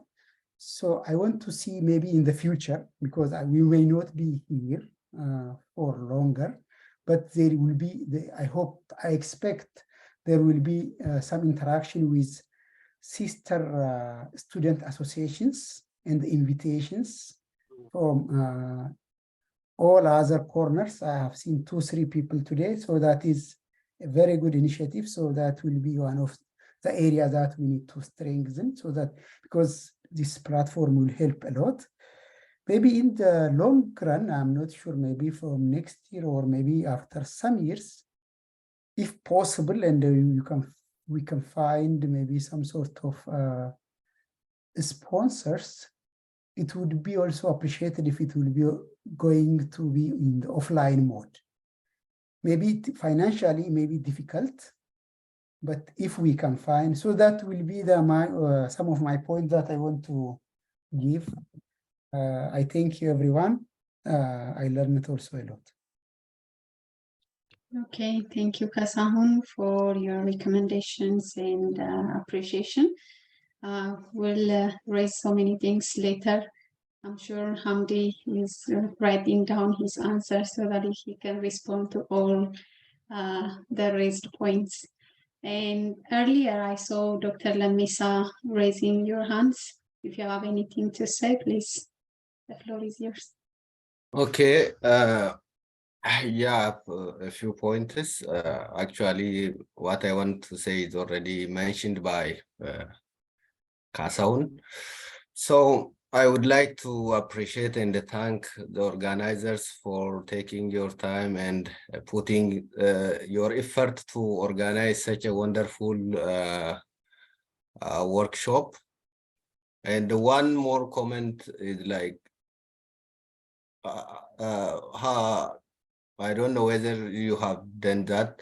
Like, did you do more promotions like at each university? For example, in KAIST, there are many Ethiopian students, but I am not sure whether they are participating or not. And I recommend to establish a cell at each university, ESAK cell at each university, so as to engage, to mobilize, and to let many Ethiopians, because there are a lot of Ethiopian scholars out there who might contribute much more than us, in my opinion. So try to make it more inclusive and to do more promotion. And also, like as Kasaun said, like to look for funding and for sponsorship to materially support the common the ESAK. So I think I wanna just put these two comments, and I hope we will have continuous discussions, and we would contribute to our countries, and also establishing a connection with Ethiopian universities and student associations, so that they could also participate in the meeting, like via Zoom. And even public servants, people who are in a position, if they saw our activity, what we are doing, they may help us in getting sponsorship, or to develop, or to more encourage our ESAK. So more of promotion and collaboration, international collaboration would be appreciated. And I guess that is what I wanted to say. And thank you all for your participation and for your efforts. Okay, thank you so much, Dr. Lemessa. Yeah, indeed, we have actually around 262 members in ESAK. So we just use that platform to advertise such kind of events, or any kind of like workshop or conference. Maybe thank you for giving us this comment as well. We will consider it to also to give this promotion in other platform, as well as also to include all the students who has not yet signed in ESAK. Thank you for the comments. And I'm seeing some message from chat box from Gazacho as well. Gazacho is also one of the organizers here in Academic and Career Unit. Would you like to say something, Gazacho?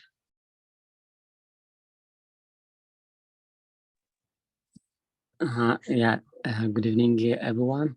Actually, I try to just write some texts to save time. Anyways, I would like to just appreciate the organizer of this very interesting multidisciplinary workshop. I know we all know that here in Korea, we know that how time is precious.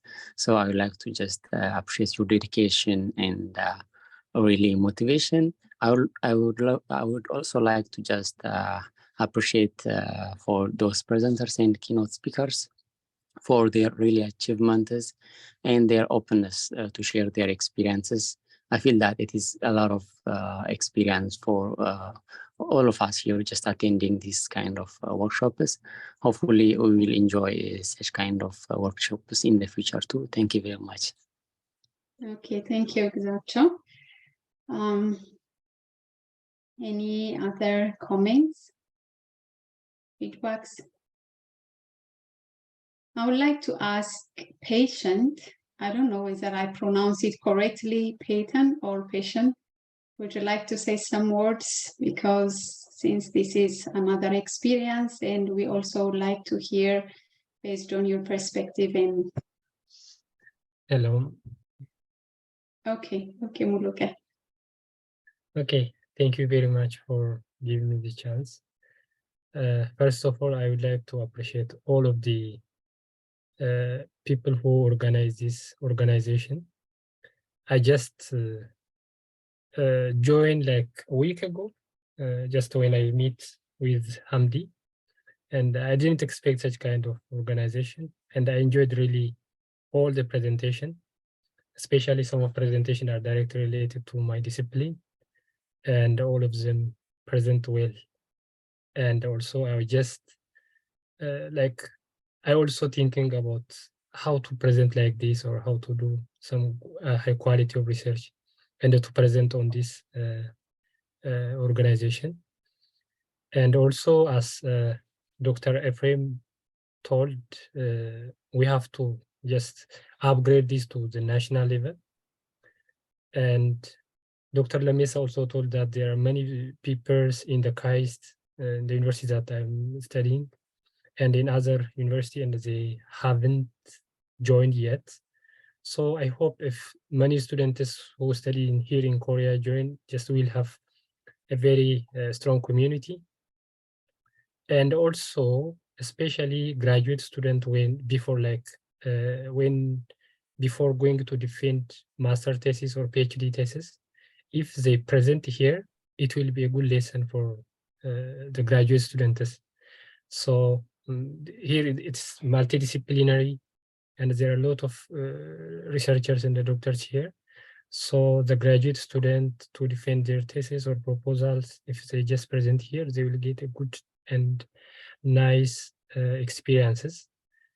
So I think not only for just sharing the knowledge or like presentation, it will be the stage in which newcomers or new researchers can upgrade themselves, presentation skills, or like presenting their works. So I really enjoyed, and it's very interesting stage. So thank you, organizers.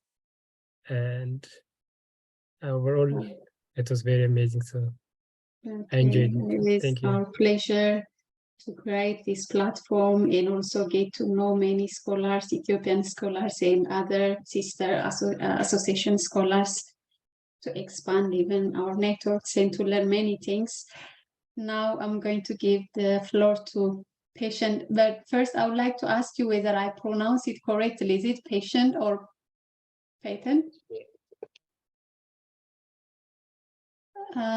I'm not sure if you are hearing. I cannot hear your voice.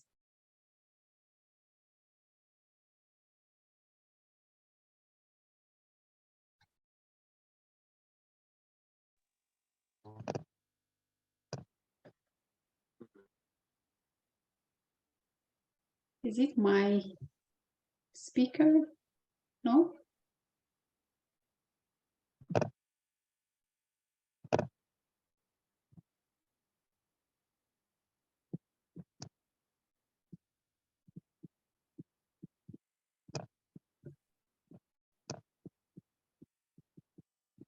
Not yet.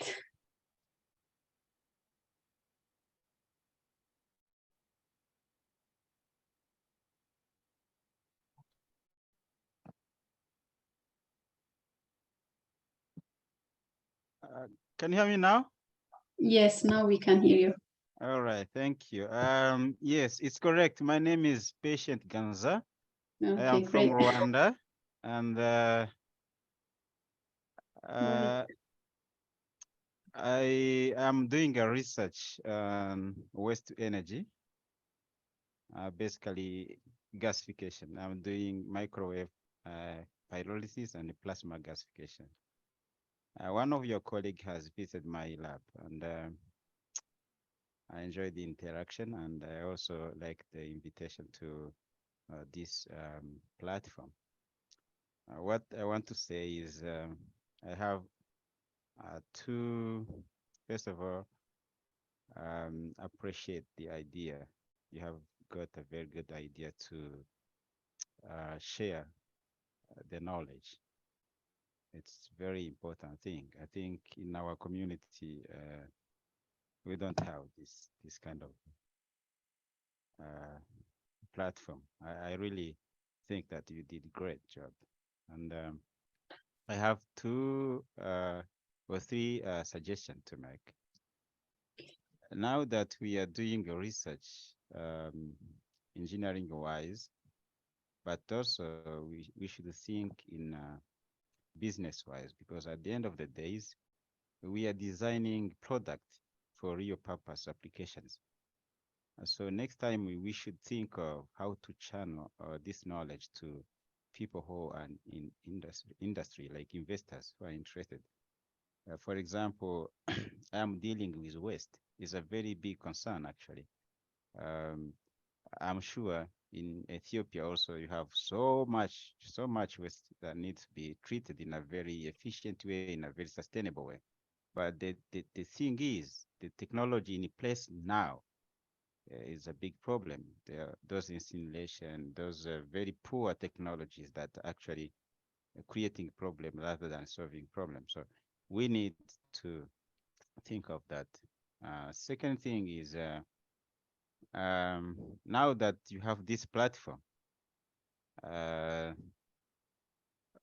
how about compiling or thinking of a way to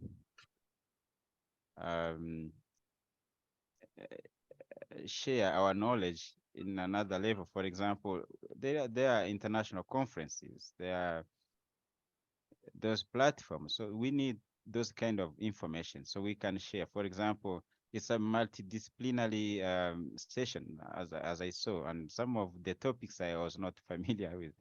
I couldn't grab really the knowledge as I was supposed to. But if you could compile, or if you could also think of how you will inform people on ongoing international conferences. I'm sure in Ethiopia you have that platform where people can go and present their research. That would be a good idea. It's not just this international conference that we have to go to the United States or Europe.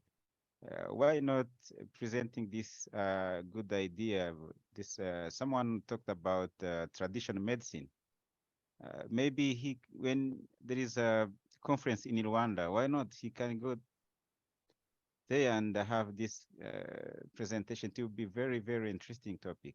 We have many people who are using the traditional medicine, but there is no research. There is no proven scientific approach to really validate what the people are claiming, you know. So like we should also share the information on how we can further inform the public what we are doing, what we are going through in terms of research. Maybe the last suggestion was, yeah, we should also share the content. For example, if I don't know if you have that one, like I need some PPT. For example, the one who presented on graphene, if I can get that PPT, I was really interested. So that's my 3 suggestions, and I really appreciate the time and the opportunity, and also I really thank you guys. You really did a great job, and I think this is a kind of a thing that we talk with my community is very good thing that we can actually benchmark. Thank you. Thank you. Thank you, Christian, for your presentation, as well as for giving us these very constructive comments. Indeed, technology without commercializing is just idea putting into some kind of locker or just putting in some table. So we have to have some idea, we have to mature the idea, as well as we have to commercialize it once it is matured and ready to be commercialized. And I appreciate that you are working in that area. I have also read your papers, and it's very interesting to work on this waste and energy sector. It's been one of the challenges in Ethiopia, and I'm sure this platform will give you some opportunities to get to know some people in the area and collaborate with, especially, for example, Dr. Ephrem. He can have further collaboration in terms of this energy and other related things. So, and of course, we'll accept your comments regarding expanding this workshop to like publication or journals, make it in more formal and organized way. And one of our objectives is also to reach to that levels. But since ESAK is a very young association, it has been like 2 years since it is inaugurated, and we are working, we are trying to overcome all the challenges so that we can be to that level and also be competent to the global journals and conference. And thank you for all the constructive comments. Thank you. Now I am going to give another friends from Nigeria, Amin, who is moderating the first session in green energy.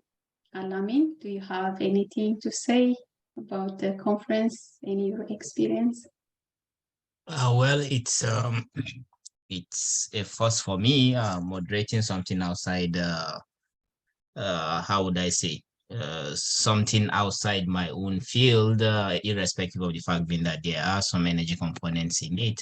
But it's really interesting to see the remaining 2 sessions, even though I kind of switched off the camera, I was listening to every part of it. And yeah, they were real life situations taken from the context of, I would say, Africa. Not we won't just generalize it to Africa, but yeah, it's a very good starting point. And especially the one Mr. Hachalu did on, and he's requesting for those that would want to have similar interest to join. So yeah, I would encourage people to network, reach out to other people, not just stay on their own lane, but if you know there is someone that has done something similar to what you have interest in, it's good to reach out. And this is a very good platform. And yeah, I have to commend you guys and encourage you guys to continue. Just feel free to call me anytime to moderate or also give. If I have the time, I will surely do. Thank you, everyone. Thank you, doctor. Thank you, all the other doctors. And then thank you for coming online on a weekend to share your vast repository of knowledge. So good evening. Okay, thank you, Amin, for being with us today and moderate one of the session very nicely.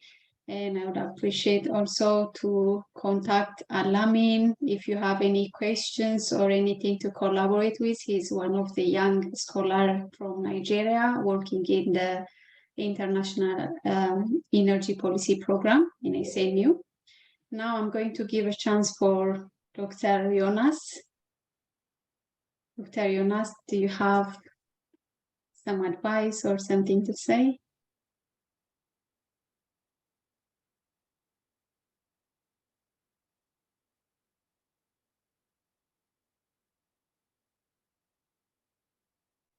Dr. Yonas?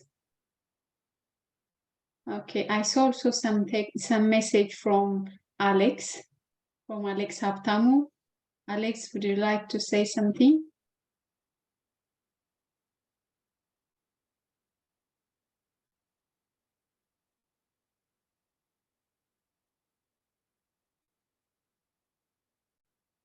Okay, do you have any comments? Achalu, Eyob is also one of the ESAK Executive Secretary. Eyob, would you like to say something? Okay, thank you very much. You have organized such a wonderful program. Like, it was amazing. All the presenters did well, and some of the works they have presented are related to my field of research. I got a lot of information, and I'm going to contact some of them, especially the one working on graphene. I'm currently working on graphene too, so it might help me a lot. And as he has an experience, and it's new for me.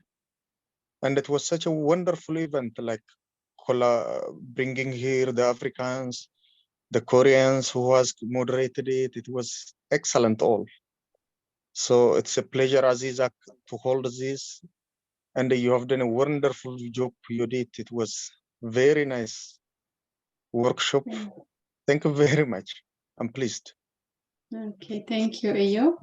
Okay. Thank you for having you here. And Mulukan, Duguma, Dereje, Hachalu. Oh, thank you very much. I would like to say thank you for reaching out us all in order to participate on this conference. እውነት ለመናገር ኢኒሺዬሽኑን ይህንን ቶፒክ በተለይ ፕሬዘንት ለማድረግ ያሰብኩትን ነገር እዚህ ቦታ ላይ እንዳቀርብ ዮዲት ነች የገፋፋችኝ። በዚህ አጋጣሚ ላመሰግን እወዳለሁ። ምክንያቱም ኢትስ አይዲያ እና ሪሰንትሊ ደግሞ እንደምታውቁት በተለይ ካለው ከኛ ሀገር ኤጁኬሽናል ኳሊቲ አኳያ የሚነሱ ኢሹዎች ነበሩ። ውስጣችን ሁላችንም እናውቃለን ያለውን ችግር። ግን ምንድነው ልናደርግ የምንችለው? ቢያንስ በህብረት በጋራ እዚህ ተባብረን አንድ አይዲያ ሼር ማድረግ ከቻለን የሆነ ነገር ፕሮዲስ ብናደርግ እኛ መካከል ነገር ከዚህም ሄዶ የተሻለ ፖዚሽን ፖሊሲ ሜከርስ ጋር ኢንፍሉዌንስ ማድረግ የሚችሉ ሰዎች እኛ መካከል ይኖራሉ። አድሬስ ማድረግ የምናደርጋቸው ሰዎችም አክሰሱም አለን፣ ከብዙ ሰዎች ጋር ኮንታክት አለን። ስለዚህ እንደዚህ አይነት ኢሹዎችን ብናቀር በጋራ የምንሰራቸው ለውጥ ሊያመጡ የሚችሉ ነገሮች ላይ ብናወራ በጋራ የምንሰራው ነገር ደግሞ የበለጠ ውጤታማ ሊሆን ይችላል። የአንድ ሰው ብቻ ሳይሆን ብዙ ሰዎች ኮንትሪቢዩሽን ውጤት ያለው ጥሩ ነገር ግብአት ሊያመጣ የሚችል ነገር ሊሰጥ ይችላል። ስለዚህ ብዙዎች የቀረቡት ነገሮች አሉ፣ የተለያዩ ስራዎች ናቸው። ግን ሁላችንን ደግሞ ማዕከል የሚያደርግ ለሀገር ኮንትሪቢዩት የሚያደርግ ምንም ይሁን ምን ትምህርትና ጤና ወሳኝ ነገሮች ናቸው። ትምህርት ላይ ከተሰራ ማህበረሰብ ይቀየራል። ጤናም ወሳኝ ነገር ነው። ከዛ በኋላ ያሉ ነገሮች ናቸው ብዙ ነገሮችን የሚለውጡትና በዚህ ኤሪያ ላይ አብረን መስራት ብንችል I'm quite interested to work even if it's not directly related with my research work. በዛ ኪውሪየስ ስለሆንኩኝ አብሬ ልሰራው የምችለው ሰው ካለ በጣም ደስተኛ ነኝ። ይኸው that's why ኢሳክም የተመሰረተበትም ዋናው ዓላማም እንደዚህ አይነት ኮላቦሬሽኖችን መፍጠር፣ ግብአት ሊሆን የሚችል ነገር ፕሮዲዩስ ማድረግ፣ ለሀገር የሚጠቅም ነገር ፕሮዲዩስ አድርጎ ወደዛ ማሻገር መቻል ነው። ምክንያቱም ቢዝነስ ኮላቦሬሽኖች እየሞከርን ያለናቸው ነገሮች አሉ። እዚህ ሴኒው ላይ ካሉን ኤክስፖዠር ጋር በተያያዘ ብዙ የሞከርናቸው አሁንም እየሞከርናቸው ያሉ ፓይፕላይን ውስጥ ያሉ ነገሮች አሉ። በምንም በራሳችን ኢኒሺዬሽን ብቻ ገብተን ከዮዲት ታውቃለች፣ ካሳሁን ያውቃል፣ እየሰራን ያላቸው ነገሮች አሉ። ወደፊት የሚመጡ ነገሮች አሉ። ሶ as far as we are here የሆነ ነገር ብናሻገር የሆነ ነገር ወደዛ እንውሰድ የሚለው ነገር ውስጣችን እስካለ ድረስ ትንሽም ነገር ትሁን በተሰጠችን እቺ አጋጣሚ ትንሽ ኮንትሪቢዩት ካደረግን አንድ ጠብታ ነች ሁለተኛውን የምታመጣው። ምክንያቱም ትንሽ ነው ብለን የናቅነው ነገር ካልተጀመረ ካልተነቃነቀ ለውጥ አያመጣም። ትንሽ ጠብ ያደረግናት ነገር ያቺ ነገር ግራጁዋሊ ለውጥ እያመጣች የሚከተል ከኋላ አስፋራስ ወጣት ልጆች ከኛ መካከል እያየን ነው። ዛሬ ሲያቀርቡ የነበሩ ልጆች በጣም I'm quite impressed። አወጣለች መሰለኝ መቅደላዊት እንደ one of my friend ረሳሁን simulation ላይ ያቀርብልን ልጅ so young and very much passionate እነዚህ አይነት ልጆች አብረውን እስካሉ ድረስ ነገ ለውጥ ሊያመጡ የሚችሉ ኤነርጂቲክ የሆኑ ያንግስተርስ አሉና እኛም ተመልሰን ሄደን ምን ይዘን ገባን የምንለው ኦንሊ ፒኤችዲ ይዘን ማስተርስ ይዘን ገባን ብቻ ከሆነ ለኔ ፐርሰናሊ ኢትስ ኖት ቢግ ዲል attaining the PhD only as far as የሆነ ነገር ኮንትሪቢዩት እስካላደረግን ድረስ ስለማምን በዚህ ውስጥ እየተሰራችሁ ያላችሁትም እነ ሐምዲ እነ ዮዲት እነ ዮብ አሉላ I really appreciate everything what you have been doing. So thank you very much ማለት እወዳለሁ። አድሬሴን እዛ ጋር አስቀምጫለሁ። በዚህ ኤሪያ ላይ ስሜታችሁን የነካችሁ ልጆች ካላችሁ please reach me out. I'm happy to work with you. Thank you very much. Okay, thank you, Hachalu. Yeah, very interesting. I'm going to give the floor to anyone who would like to share ideas and comments.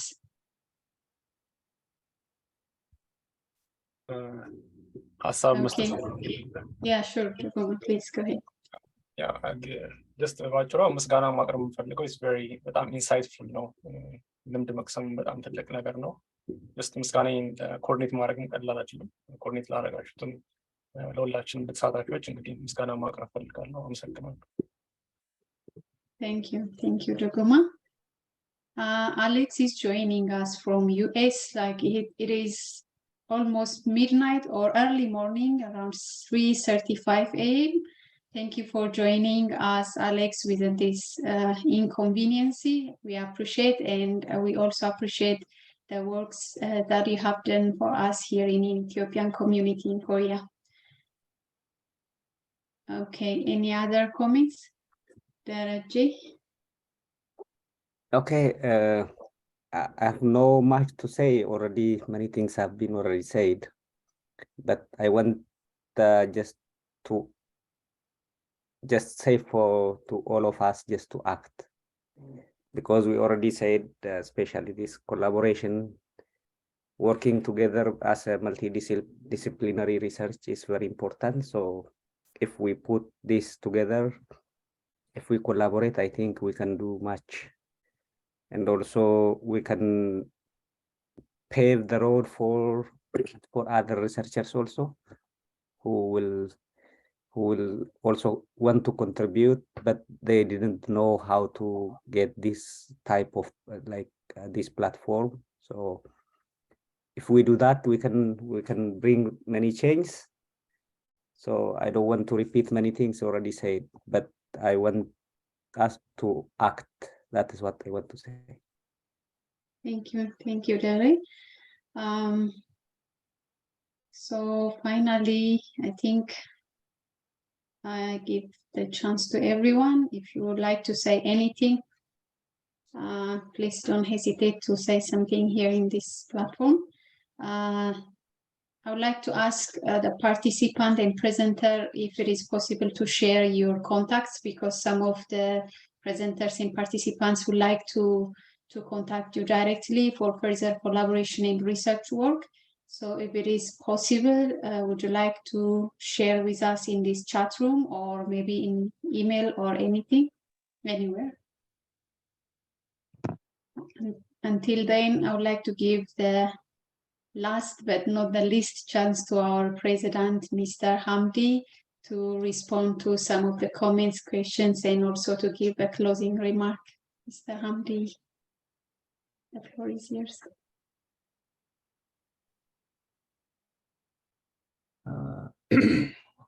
አብዛኛው ይቅርታ እንግዲህ ከተጀመረ ጀምሮ እስካሁን አላወራውም። ያው አሁን ነው ድምጽ የወጣ። ድምጽ ወፈር ካለ ወፈር ብሎ ከተሰማ ለማለት ነው። ጥሩ ሴሽን ነበረን። ፕሮዳክቲቭ ነው ብዬ አስባለሁ።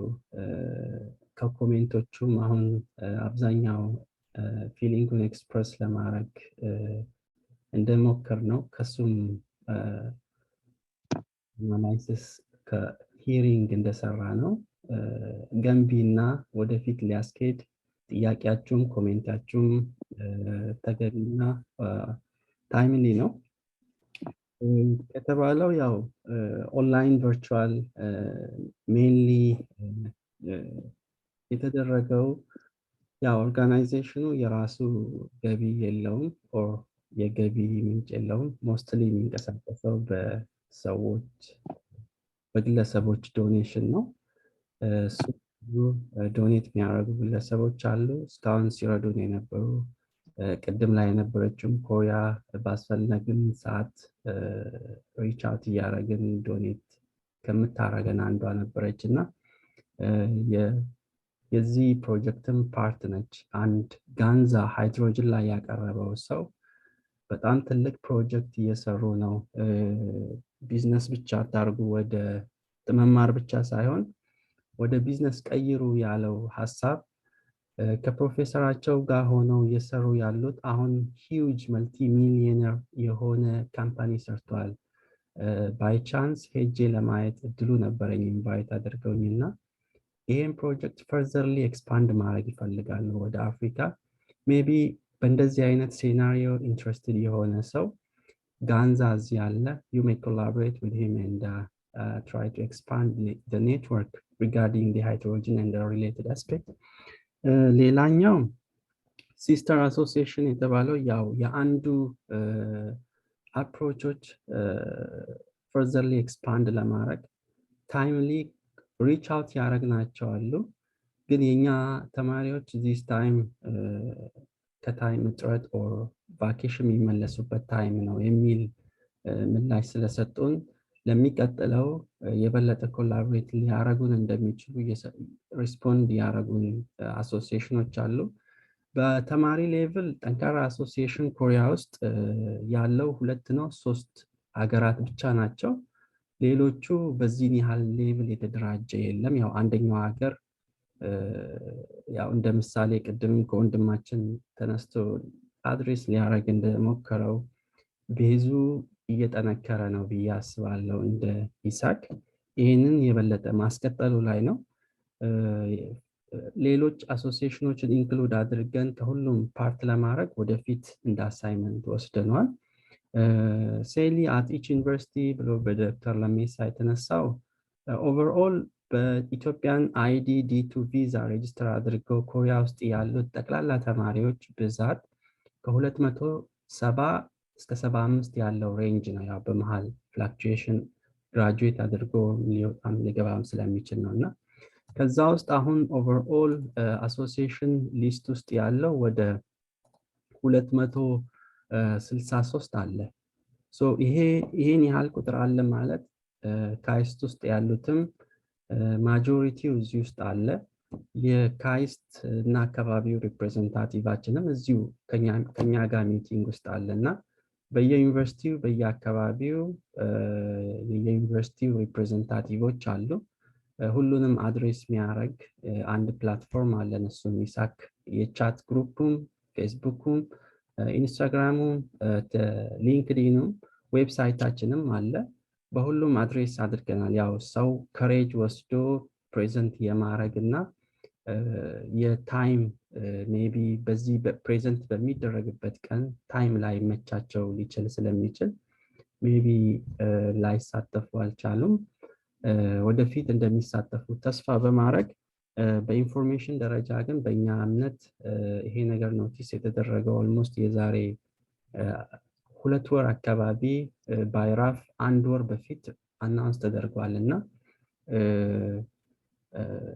ከዛ በፊት የበለጠ 6 ወር አስቀድመን ምናምን አናውንስ ለማድረግ ለወደፊቱ ኮንሲደር እናደርገዋለን።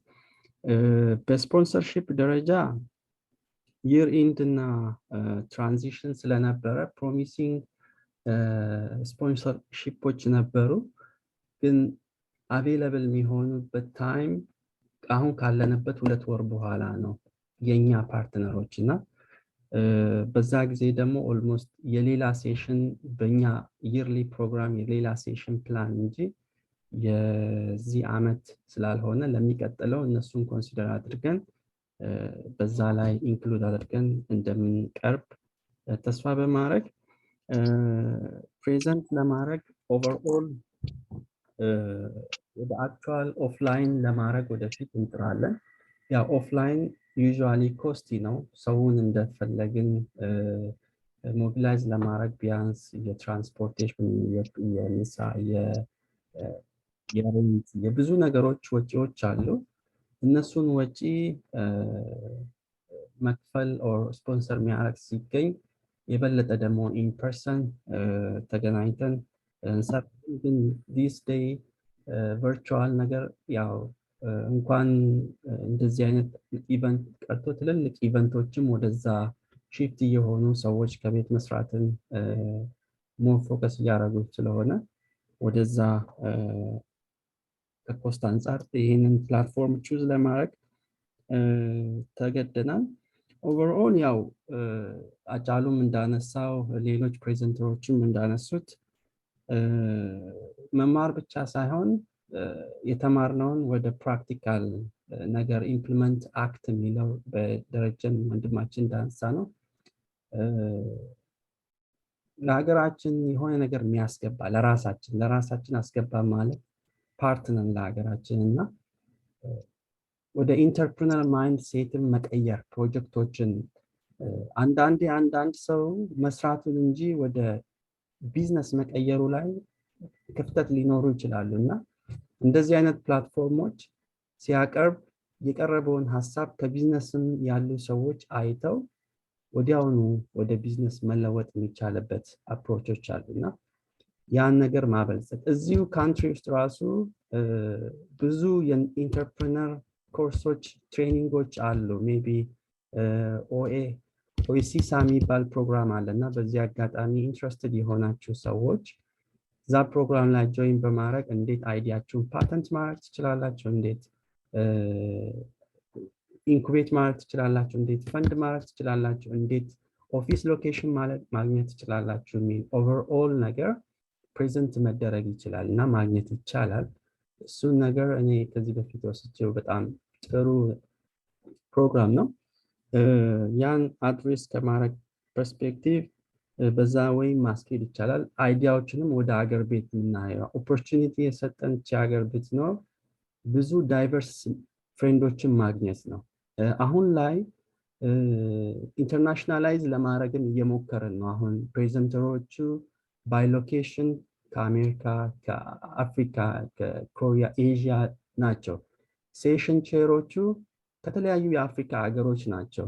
እንደዛውም ፕሬዘንተሮቹ እና ይሄን ነገር ፈርዘርሊ አቅጣጫ እንደ አቅጣጫ የያዝ ነው። ያው ቀጣይ የኢሳክ ላይ ፖዚሽን ላይ የሚመጡ ሰዎች ይሄን ነገር እኛ ቤዛ ሲዘን መስጠት ነው የምንፈልገው እና እነሱ በዚህ ሮድማፕ ላይ ዴቨሎፕ አድርገው የበለጠ ሁሉን አካታች የሆነ ወደፊት ኮንሲደር ያደረገ ወርክሾፕ እንደሚኖረን ባለሙሉ ተስፋ ነው። ፈርዘርሊ አሶሲዬሽኑን አሁን ካለበት ወደፊት ለማስኬድም ብዙ ጥረቶች እያደረግን ነው። አይ ሆፕ ኮላቦሬት ካደረግን ወደ ብዙ አቅጣጫ እና ፈርዘርሊ መሄድ እንችላለን ብዬ አስባለሁ። ኦቨርኦል ሁላችሁም ጊዜያችሁን ወስዳችሁ ቀላል አይደለም። ከቀን 8 ተኩል እስካሁን አብራችሁን መሆን ማለት which is very በቃል አይገለጽም። ያው ቴንኪዩ ሊገልጸው የሚችለው በቃ ሲምፕል ማለት የሚችለው ነው። እውነቴን ነው በግሌና ሁላችሁም የዚህ ቲም አባላት፣ ፓርቲሲፓንት፣ አቅራቢዎች እንደው ፈጣሪ እንግዲህ በምታምኑት ውለታውን ይክፈላችሁ። ለህዝባችሁ ለሀገራችሁ ብላችሁ ጊዜያችሁን ወስዳችሁ ከኛ ጋር በመሆናችሁ በድጋሚ ከልብ አመሰግናለሁ። ብዙ ሌሰን ብዙ ትምህርት ነው የተማርነው። ይሄንን ወደ ፍሬ የምንቀይርበት ያድርግልን። ለእንግሊዝኛ ተናጋሪ ወንድሞቻችንም እንግዲህ thank you all attendees for your valuable contribution and participation in this multidisciplinary workshop. It was a pleasure to see a diverse perspective and innovative idea shared through the event. Let's continue to collaborate and cross-pollinate the idea across the different fields to drive progress and make a meaningful impact. So we hope you found the workshop is informative and thought-provoking. And we look forward to seeing you in our next event. Thank you very much for taking time and your efforts, and hope you enjoyed. If you have further questions in the collaboration, please don't hesitate to reach us. Our site is open, our network is open 24/7. You may contact any of our ESAK members or anyone from this list. And thank you very much. Hope we will deliver actually a certificate for each of you who participated as a chair, as a presenter, and even as participation here. Please let us know your full name, that it may help you for any legal procedure. So that's all what I have to say today. Thank you very much, and good night, all of you. Have a good. Thank you, Mr. President. So by this, would like to tell that this session is finished and concluded. So as Hamdi said, you can share your contacts through emails, through this chat box, so that we can reach you out, and also we can deliver the participation, the presentation, especially for keynote speaker and presenter, to send you the certificate. So thank you so much for joining us. Have a good night.